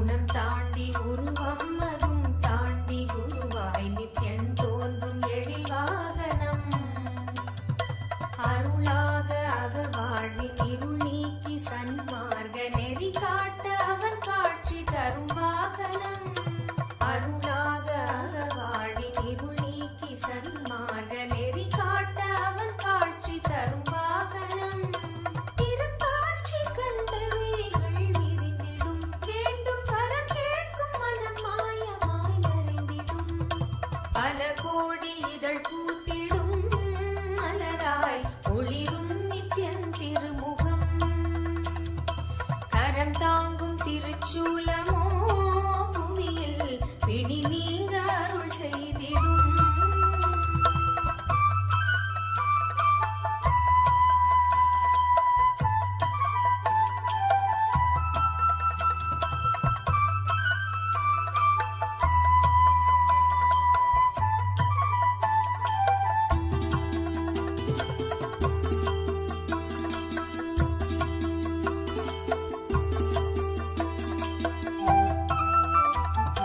அபயக்கரம் தாங்கி நித்யனும் அமர்ந்ததோ சூரிய பிரபை வாகனம் அபயக்கரம் தாங்கி நித்யனும் அமர்ந்ததோ சூரிய பிரபை வாகனம் கருணை கடல் குழந்தை முகம் கொண்டு எழிலாய் புன்னகையோடு புவிக்கே தரும் தரிசனம் கருணை கடல் குழந்தை முகம் கொண்டு எழிலாய் புன்னகையோடு புவிக்கே தரும் தரிசனம் கவி பாட உரை தன்னை உயிர் தேடிடும் தேடியதை கூறினாலும் இதழ் எழில் நீரிடும் பல கோடி இதழ் பூத்திடும் மலராய் ஒளிரும் நித்யன் திருமுகம் கரம் தாங்கும் திருச்சூலமோ புவியில் பிடி நீங்க அருள் செய்திடும்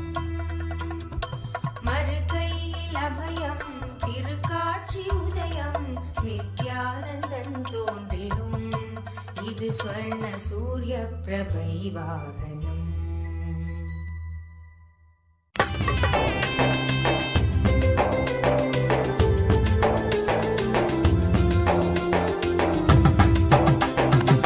உத்தாடும் மனசத்தா தான் காட்டி அனுப்பதா உலோகம் இறங்கி வந்தானே நித்யானந்தா உத்தாடும் மனசத்தா தான் காட்டி அனுப்பதா உலோகம் இறங்கி வந்தானே நித்யானந்தா ஏந்தா புரியல வாழும் வந்த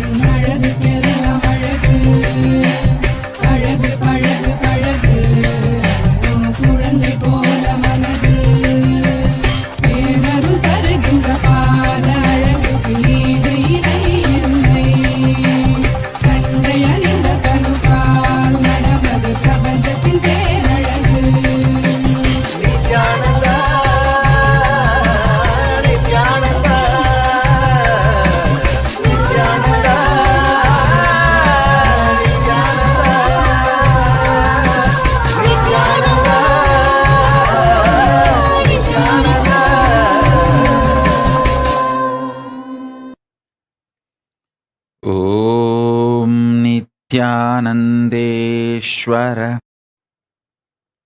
Paramashiva Samarambam Nithyanandeshwari Paramashakti Madhyamam Asmadacharya Paryantam Vande Guru Paramparam.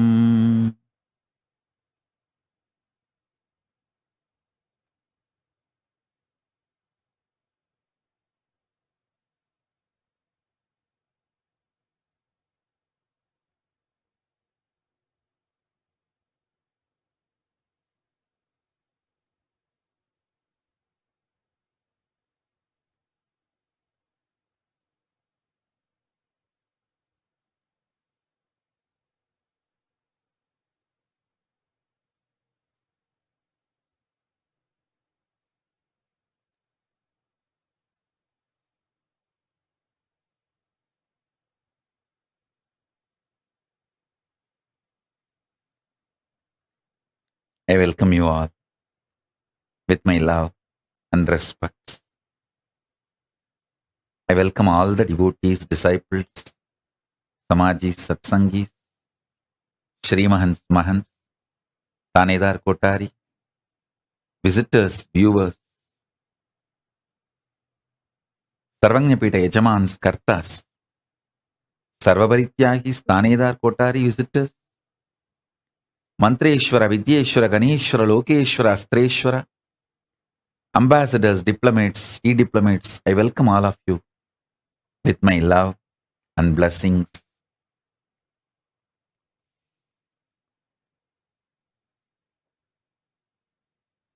Paramashiva's message directly from Kailasa. Listen.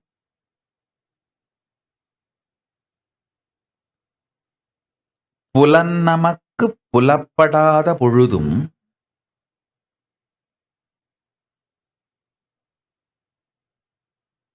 உயிர் உயிர்த்திருக்கும் உத்தமத்தன்மைப்படுத்திக் கொள்ளலே சத்திய பிரத்யாகாரம்.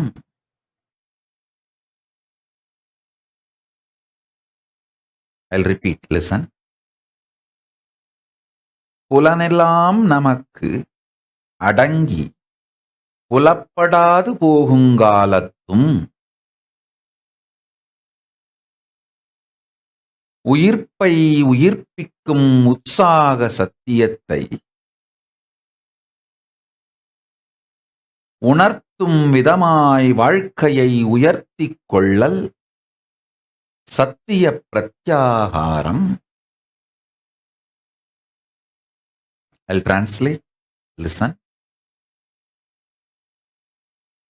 There will be a time in your life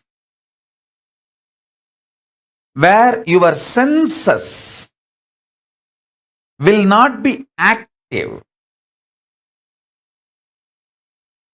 Now itself, declaring your conscious sovereignty over your senses, and even when they are not active, when they are not alive, when they are not excited, when they are not functioning, you remaining alive, active, powerful is pratyahara. That is the achievement your body need to do to manifest conscious sovereignty. This teaching I directly received from Arunagiri Yogeshwara, Paramashiva himself. Understand? He taught me with a beautiful example.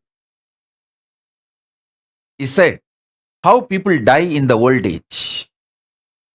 He explained how one by one the senses stop functioning. Like eyes slowly become dim.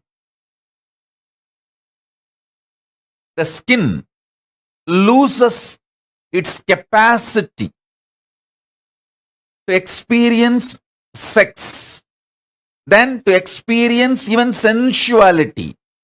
Then it stops its ability to experience even a love, a loving touch or care. Then slowly it loses its experience even to sense. Then tongue, how it loses its ability to taste and its ability to verbalize what goes on inside you. Ears, how it loses its ability to receive sounds or information and process. Listen, even while all these senses don't function well, are excited, active, inspired to be alive, if you are alive, that is what is power of conscious sovereignty, preparing your body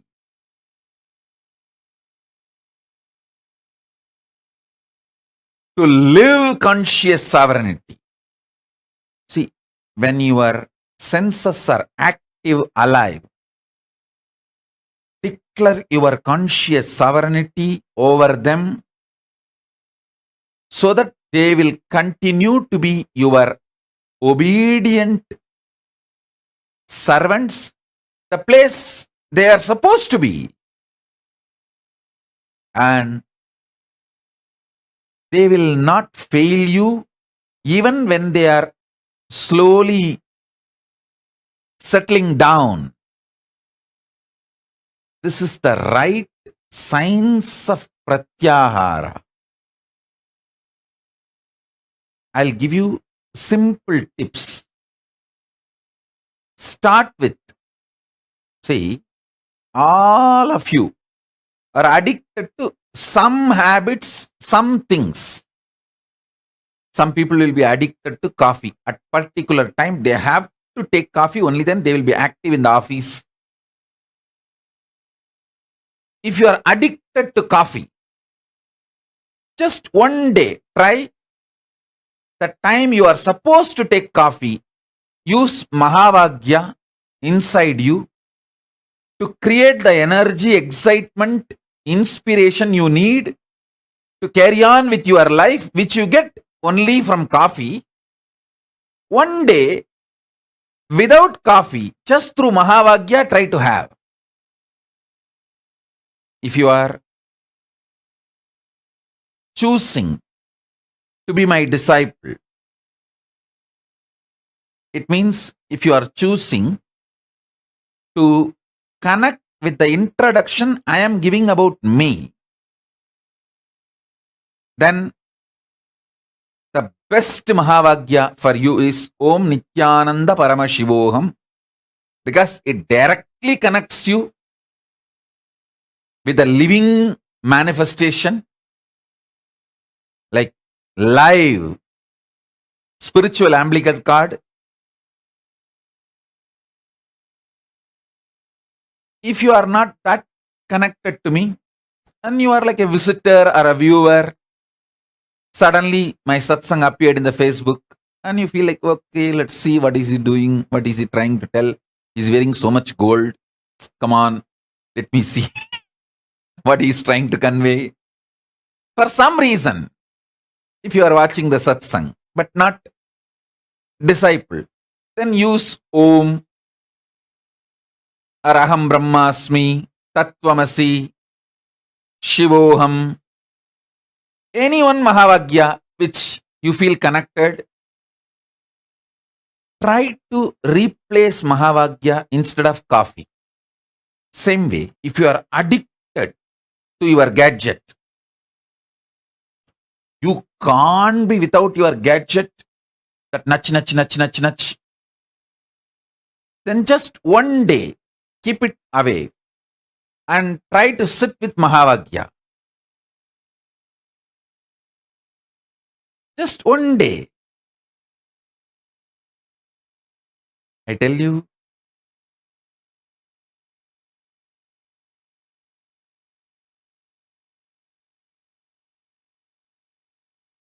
this simple way, start the pratyahara.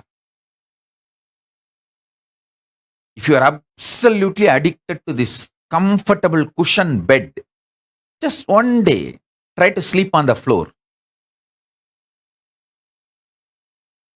Wherever you feel uncomfortable, try to use Mahavagya to make you feel comfortable. If you are addicted to some music, keep that music aside. One day, try to listen to Mahavagya continuously. I tell you,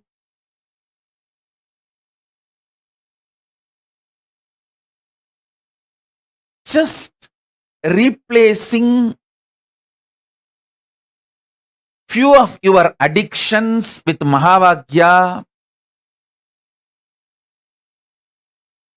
and feeling the freedom will give you tremendous strength and power. You will be able to replace even your food with Mahavagya.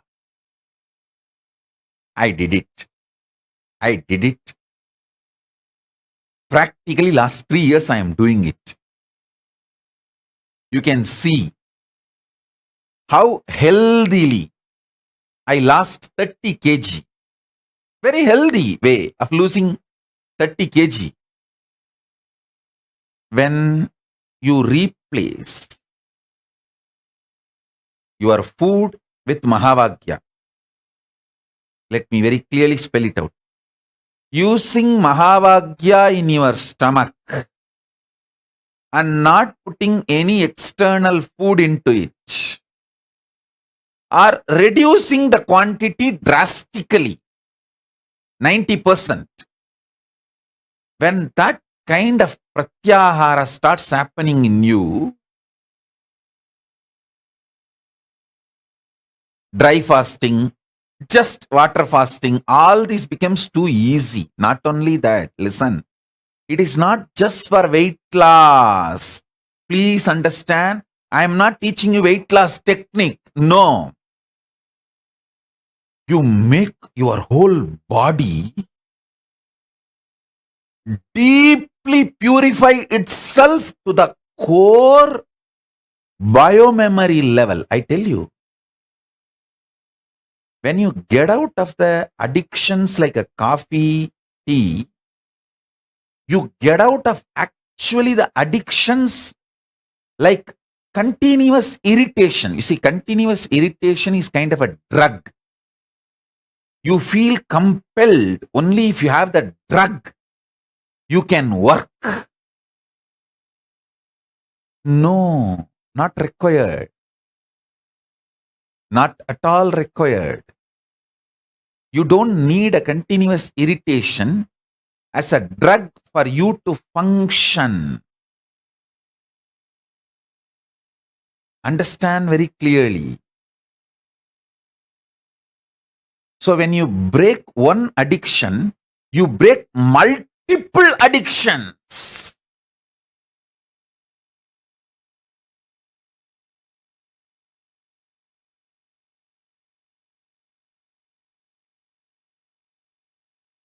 Liberate yourself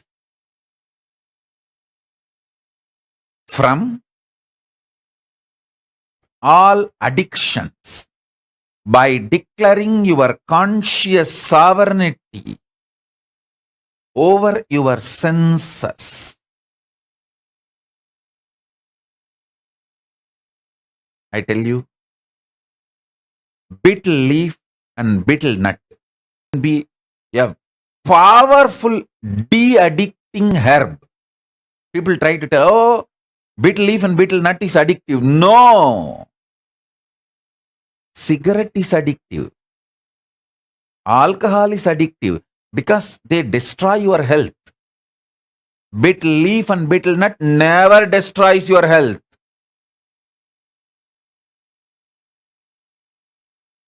Don't add any items like lahiri or drug type of items. No. Simple betel leaf, betel nut is highly healthy. It is actually de-addicting substance.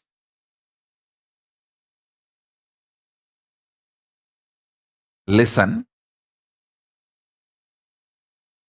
Food should be nourishing, tasty, making you healthy. Nourishing means you should feel fresh after eating. Tasty. You should feel very pleasant while you are eating and after eating. Healthy. It should keep you health for a long time. Listen. These are the definitions of Ayurveda. Don't eat which is not nourishing after eating. If you feel tired, giddy, don't eat that food. Same way, don't eat which is not tasty.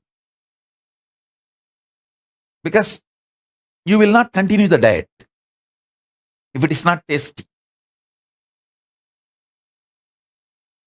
It should be nourishing, tasty. It should keep you healthy for a long time. Long-term healthy.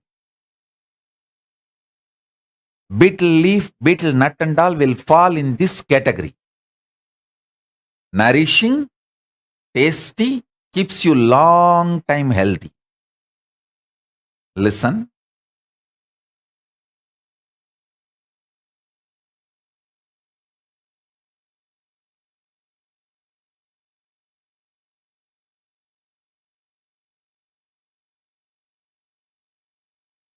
De-addict yourself.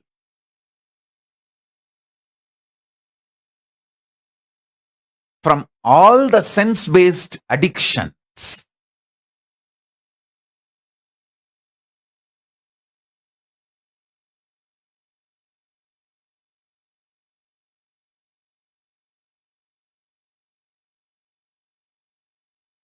I'll give you a very simple tip. Drumstick juice and Tooduvalai juice. These two will make men, women both very strong physically. You will get out of porn addiction. Understand? Men, women, both. Whoever has pornography addiction, take these two juices. Drumstick leaves, Moringa leaf. Moringa leaf juice and Tooduvalai juice. These two makes you highly potent and highly strong. Understand? Don't try to understand. Don't try to be brainwashed by the introduction, ideas about sex. Listen. Almost all of you in the modern world, you got the introduction about sex from pornography industry, pornography and soft pornography industry.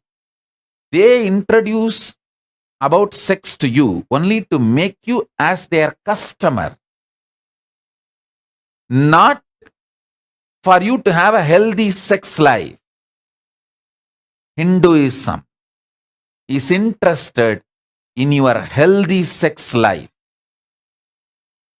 Neither it addicts you using sex, nor it gives you wrong introduction about sex. It gives you enlightening ideas about sex.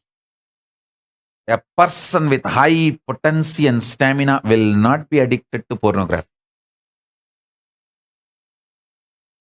Listen.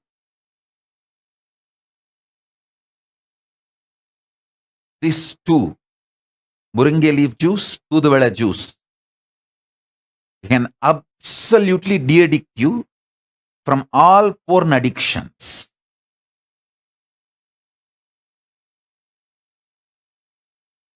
Soon I'll these for selected group understanding about the Hindu biology.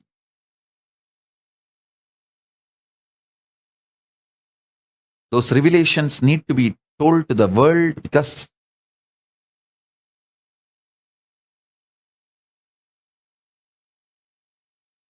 world needs to have right knowledge from Paramashiva himself directly.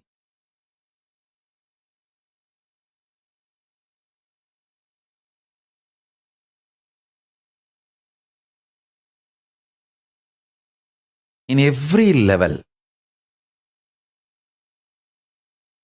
de-addict yourself. I tell you, de-addicting you in biomemory level will simply make your whole energy focused and make you genius. To become genius, you don't need to do anything special. Just if you de-addict yourself from all the addictions, your whole energy will be so focused, alive, awakened. You will simply become genius.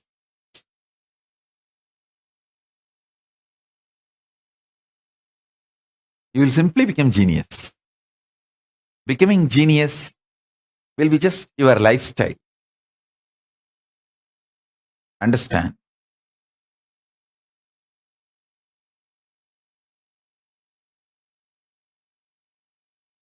I'll give you now one simple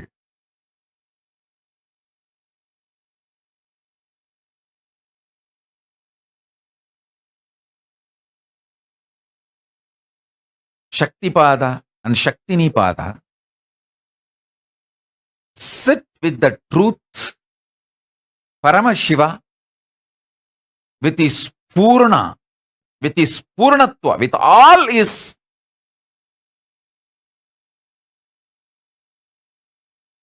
auspicious, with all his manifestations. He is sitting inside you and celebrating himself, enjoying himself. Listen. Listen carefully. Listen. Listen carefully.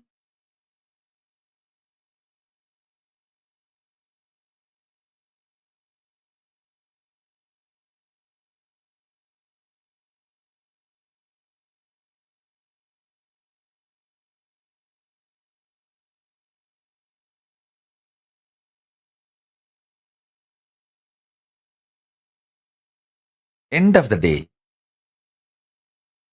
conscious sovereignty itself is nothing but de-addicting you from whatever can be taken away from you. See, whatever can be taken away from you, you don't need to renounce them, give up now itself. But don't be addicted. So when they are removed, you won't have any problem or difficulty. Listen.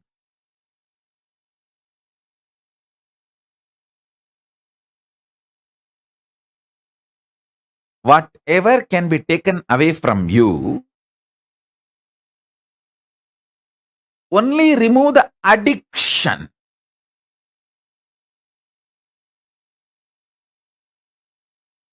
Best Shaktipada for this I should say one of the ultimate Shaktipada I can give you is sit with the truth, reality, Paramashiva manifesting with all his glory, completion, powers, Purnatva, in his complete form, Purna, celebrating himself. Sit with this. Let this continue to be the source of energy, excitement, bliss, your very identity.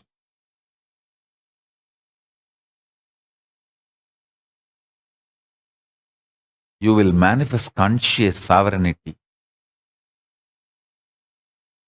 Because when this reality is asserted by you, means cognized by you, drops automatically, they lose its power over you. Anything which binds you loses its power over you.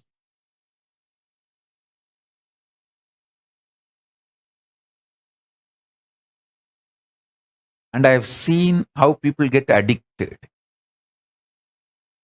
how people lose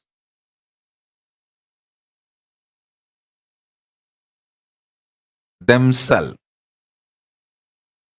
how people get disturbed from their existence, how people rise or fall.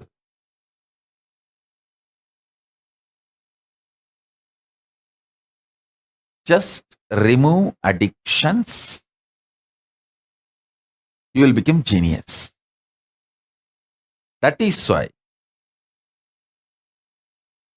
our Gurukul education insists on not getting addicted to anything.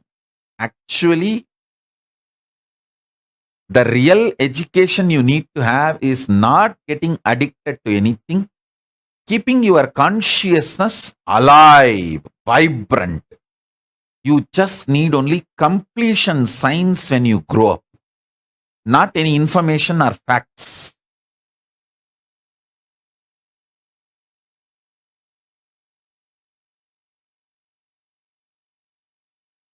You only need conscious sovereignty, nothing else. Especially after the advent of the internet, Google. People who are studying, reading, trying to master some subject are fools, stupid. By the time you become a doctor, MBBS, MS, all these, that, bus, and ready to do open heart surgery, that science is outdated. You don't even need to open the heart. Just through laser, you can finish any surgery without opening the heart. So the whole 15-20 years you spent, you mastered the whole science is in every field. This is the way the future is going to be. 20 years you study. Somebody was asking, I saw which engineering college I need to go. To become a fool, any engineering college is okay. In India, everyone becomes engineer first, only then they think what they should become. And India has more number of engineering colleges and engineers than the rats and cats. Go and join anyone, which is all now empty after all. And many colleges are paying you to come and study engineering. You study for 20 years and learn, master the science of making roads.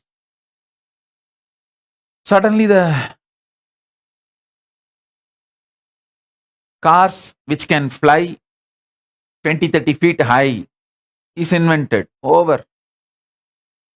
The whole idea of the roads will become useless in next few years. and you will put your 20 years to learn how to make roads. I'll actually prove to you guys how I will make my Balasans as best doctors and powerful surgeons.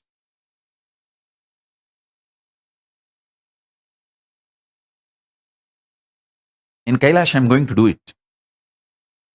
They will be amazing surgeons.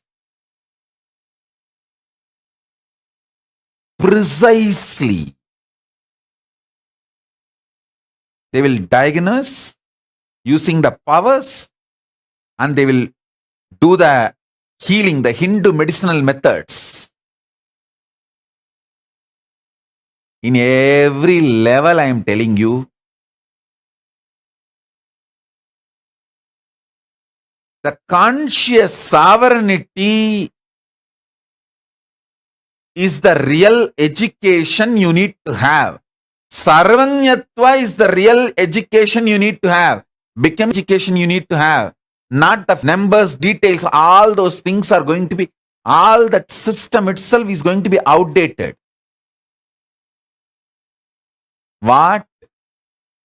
A doctor who studied for 10 years and practiced for 20 years can't give you that solution. You can get it just by Googling in 3 seconds. The whole system has become different. So don't waste your time unscientifically, stupidly in outdated so-called schooling methodologies. I am telling you,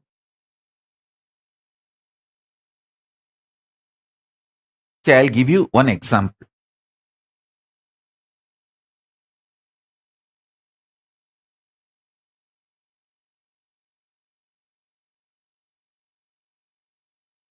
All the jewels you are wearing, anyone can make it for you. All the clothes you are wearing, anyone can do it for you and give you. All the makeup you are wearing, anyone can do it and give for you. But the internal organs you are having, keeping them healthy, only you can do it for you. Building your body healthy, muscled, the way you want, only you can do it for you. Focus on that which only you can do it for you. Everything else will be easily, freely available to you. This is the core value of life.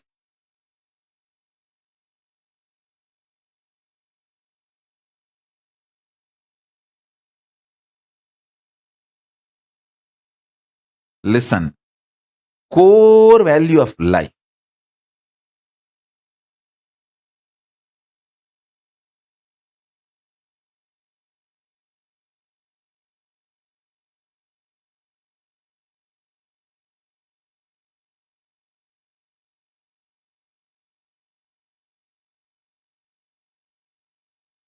Sharpen your consciousness, your ability to stay in higher states of awareness, your ability to run the life without the drug called fear, confusion. Understand, greed is not a drug actually. I'm not saying greed is right, but at least greed is not a damaging life negative drug. Fear and confusion is the life negative drug. Stop taking the fear and confusion, which is life negative drugs, to run your day-to-day life. Understand? Don't come and tell me, no, Swamiji, I want to get out of the fear, but I am not able to get out of the fear. That is an absolute cunning lie. That's absolute cunning lie. Listen. Inside you, you are convinced your fears have a utility value for you. Because of your fears, many times you saved yourself from many problems, and only with your fears you can run your life and you can be alive, active. All these wrong convictions have gone into your system. You convinced yourself wrongly that fear is needed or a part of life for you to run your day-to-day life. No, it's a lie. It's a lie. It's a lie.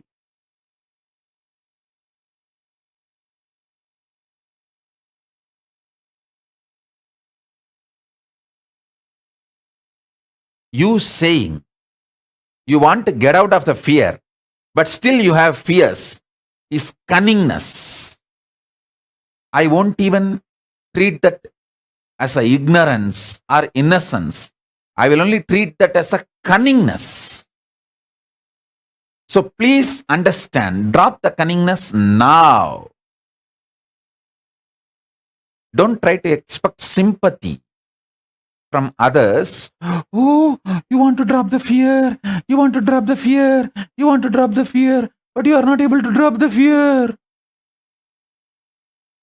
That is extreme cunningness, trying to get sympathy. No. Stop this cunning game. Drop all the conviction you carry that fear as a utility value for your existence or better existence. No.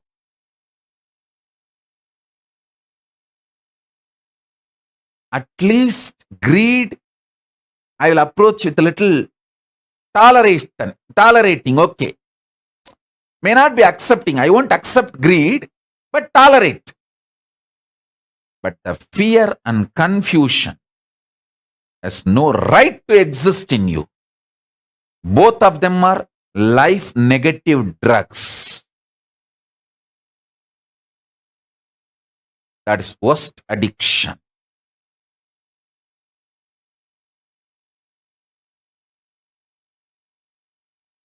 Decide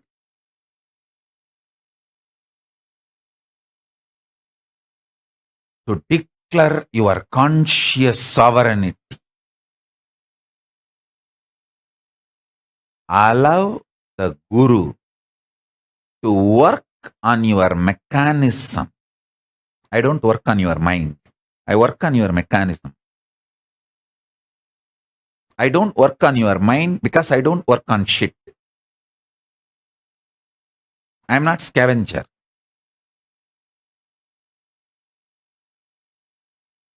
I work on real things on which I need to work to bring permanent transformation and conscious sovereignty in you.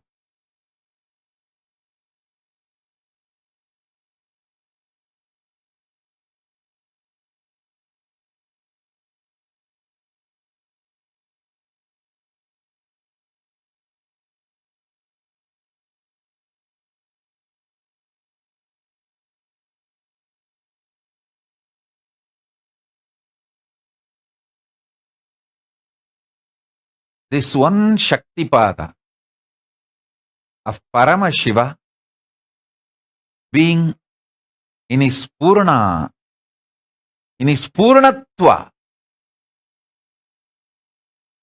complete manifestation, Purna, ultimate, and celebrating his own existence.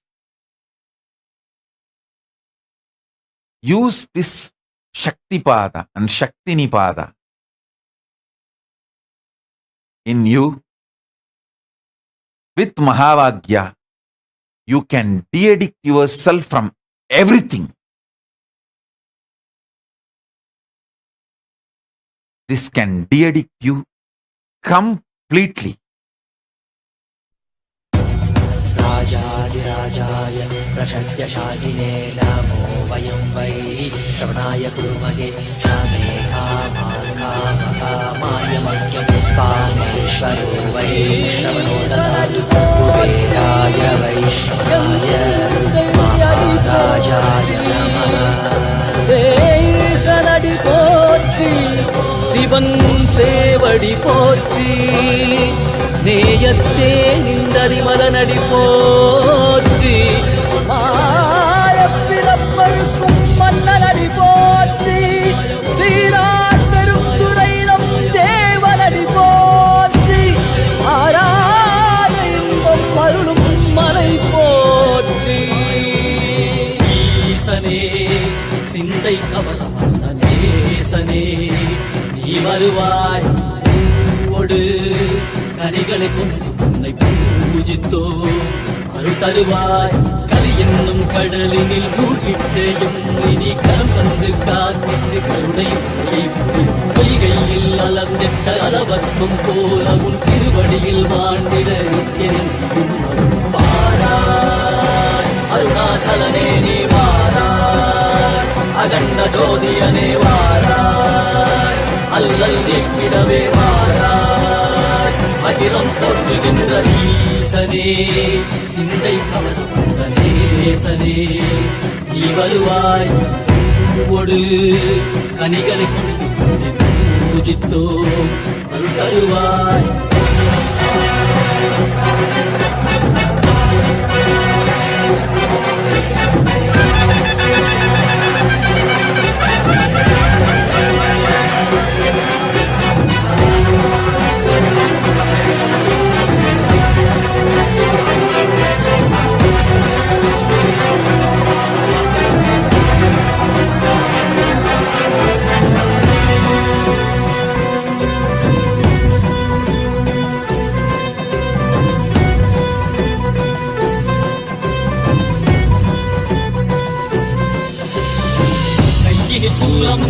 வெயிலில் வில்வமும் நிறையா கடல் நீர் குடியோடு தரிசனம் அல்லவா Symbian வாழ சிற்றவை தனிலே சிந்தை கவர்ந்த உன்னை சிக்கன பிடித்தேனே வந்தும் புகழ் பெறும் நான் மறை நாயகா மதியலில் இழைந்திடுவாய் மதி உணராதவர்க்கு மதி உணர் செய்திட வாழ்ந்தொழு நீ ஏந்திவாய் அறவாடிட சூழ்ந்திட சேர நீ வருவாய் அகவிந்திட புலித்தோலோடு நீ வருவாய்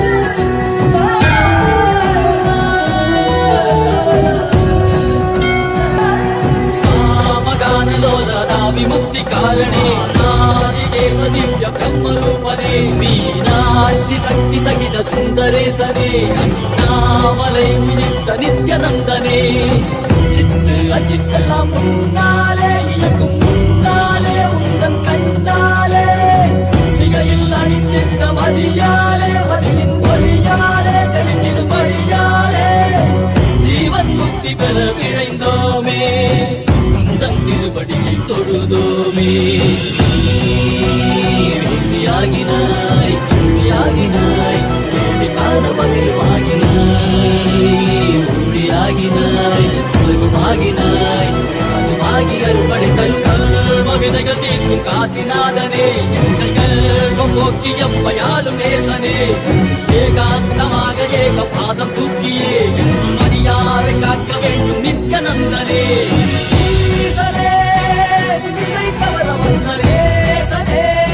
நீ வருவாய் கதிகல சரணத்தை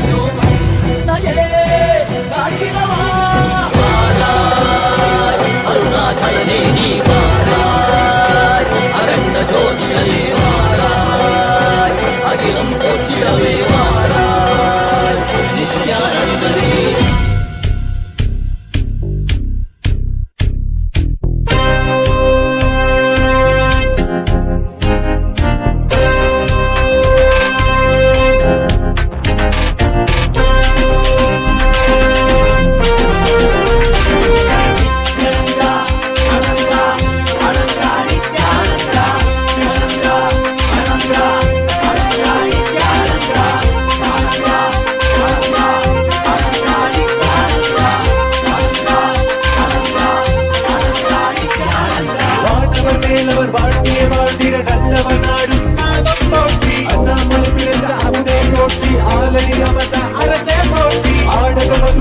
அரணே போற்றி ஆரமுது ஆன ஆனந்த போற்றி மலையை மறை காக்கும் மலையை போற்றி முழுமதியாய் வந்த முதல்மா போற்றி அருணையில் உதித்த நித்தியனை போற்றி மாமுதுரை நீத்த சுந்தரா போற்றி அருணையில் உதித்த நித்தியனை போற்றி மாமுதுரை நீத்த சுந்தரா போற்றி நித்யானந்தா அனந்தா அனந்தா நித்யானந்தா நித்யானந்தா அனந்தா அனந்தா நித்யானந்தா நித்யானந்தா அனந்தா அனந்தா நித்யானந்தா அனந்தா அனந்தா அனந்தா நித்யானந்தா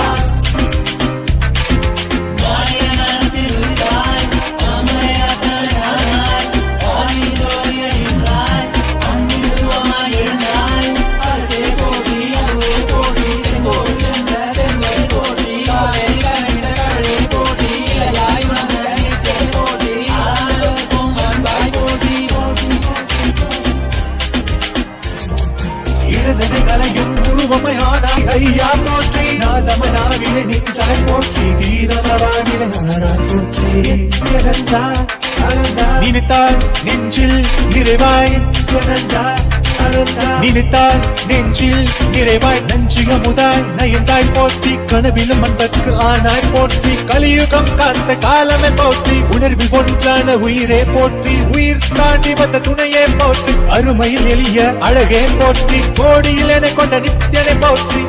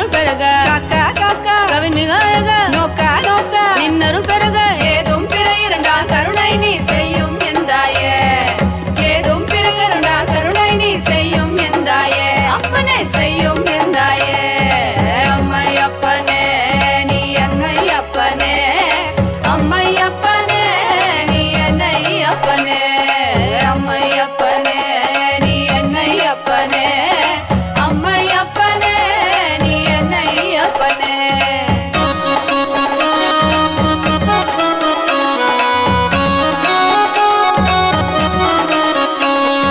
மக்களுக்காக மறுபடியும் நீ அவதரித்தானே மக்களுக்காக மறுபடியும் நீ அவதரித்தானே என்னை அம்மை அப்பனே அம்மை அப்பனே நீ என்னை அப்பனே அம்மை அப்பனே நீ என்னை அப்பனே அம்மை அப்பனே நீ என்னை அப்பனே அம்மை அப்பனே நீ என்னை அப்பனே அம்மை அப்பனே நீ என்னை அப்பனே அம்மை அப்பனே நீ என்னை அப்பனே நீ என்னை அப்பனே அம்மை அப்பனே நீ என்னை அப்பனே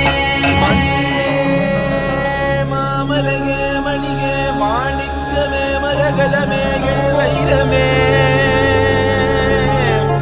பொன்னே புகழ் சேர் பொன்மலகே சோதி வடிவான ரூபனே என் குருநாதா என் குருநாதா என் குருநாதா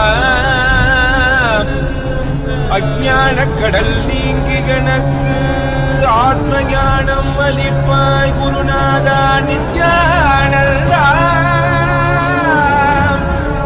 ஆத்ம ஞானம் அளிப்பாய் நித்யா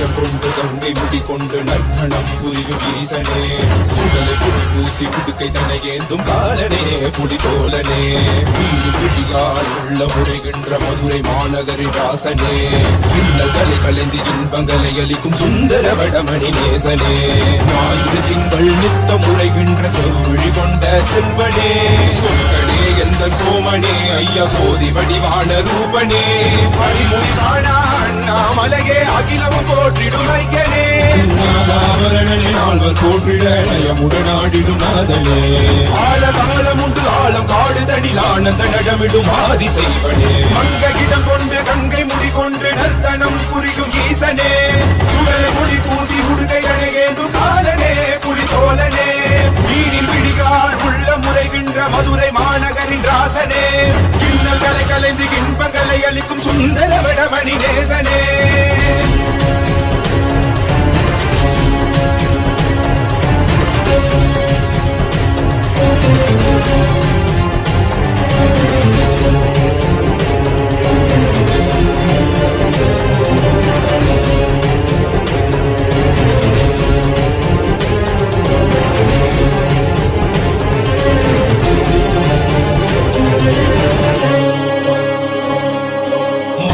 தானாடிட மங்கையவளிடம் கொண்டு நீயாடி பாடியாட்டு இருவினைகள் தீர்த்தருளவே நித்யனே இடபத்தின் மேலேறிவா என்றென்றும் ஈசனை தானாடிட புவிதனில் சுந்தரனை நீயாடிவா தினமும் நீ விசும்பு தந்தருளவே நேசனே மலனே நீயாடிவா இவையோர்கள் இன்னலை கலந்திடும் தேவா தேவாதி தேவா சதா சிவா பாபா குருவாக வந்து திருவருள் புரிவாய் நித்யானந்தனே முக்தி தரவாவா இடதுகில் உரைகின்ற பிரமணே நீயாடிவா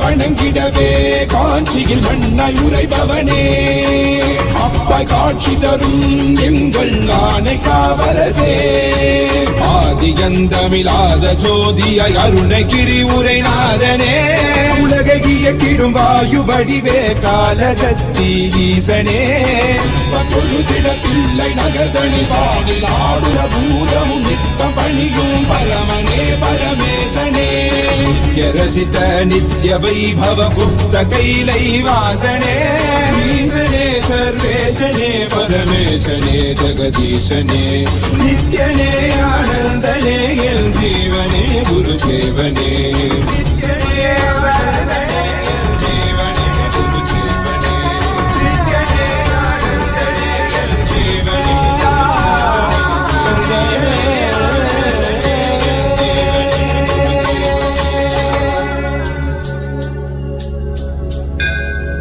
ஆயிரம் சிரசினை கொண்டு அருந்தரும் சிவனே போற்றி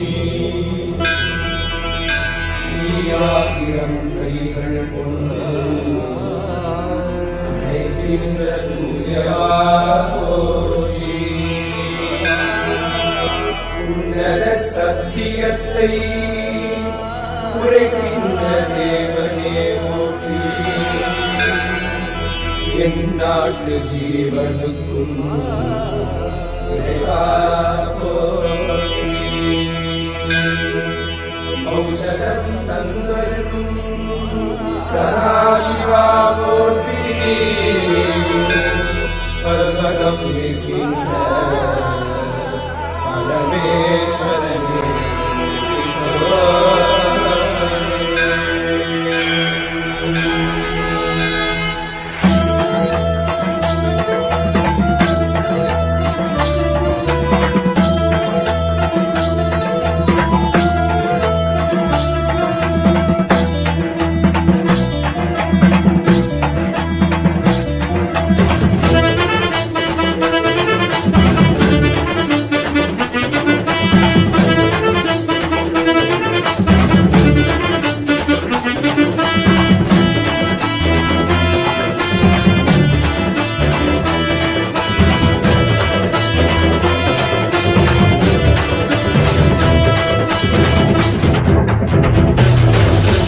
Nityananda Satya Nityarupa Nityananda Satya Nityarupa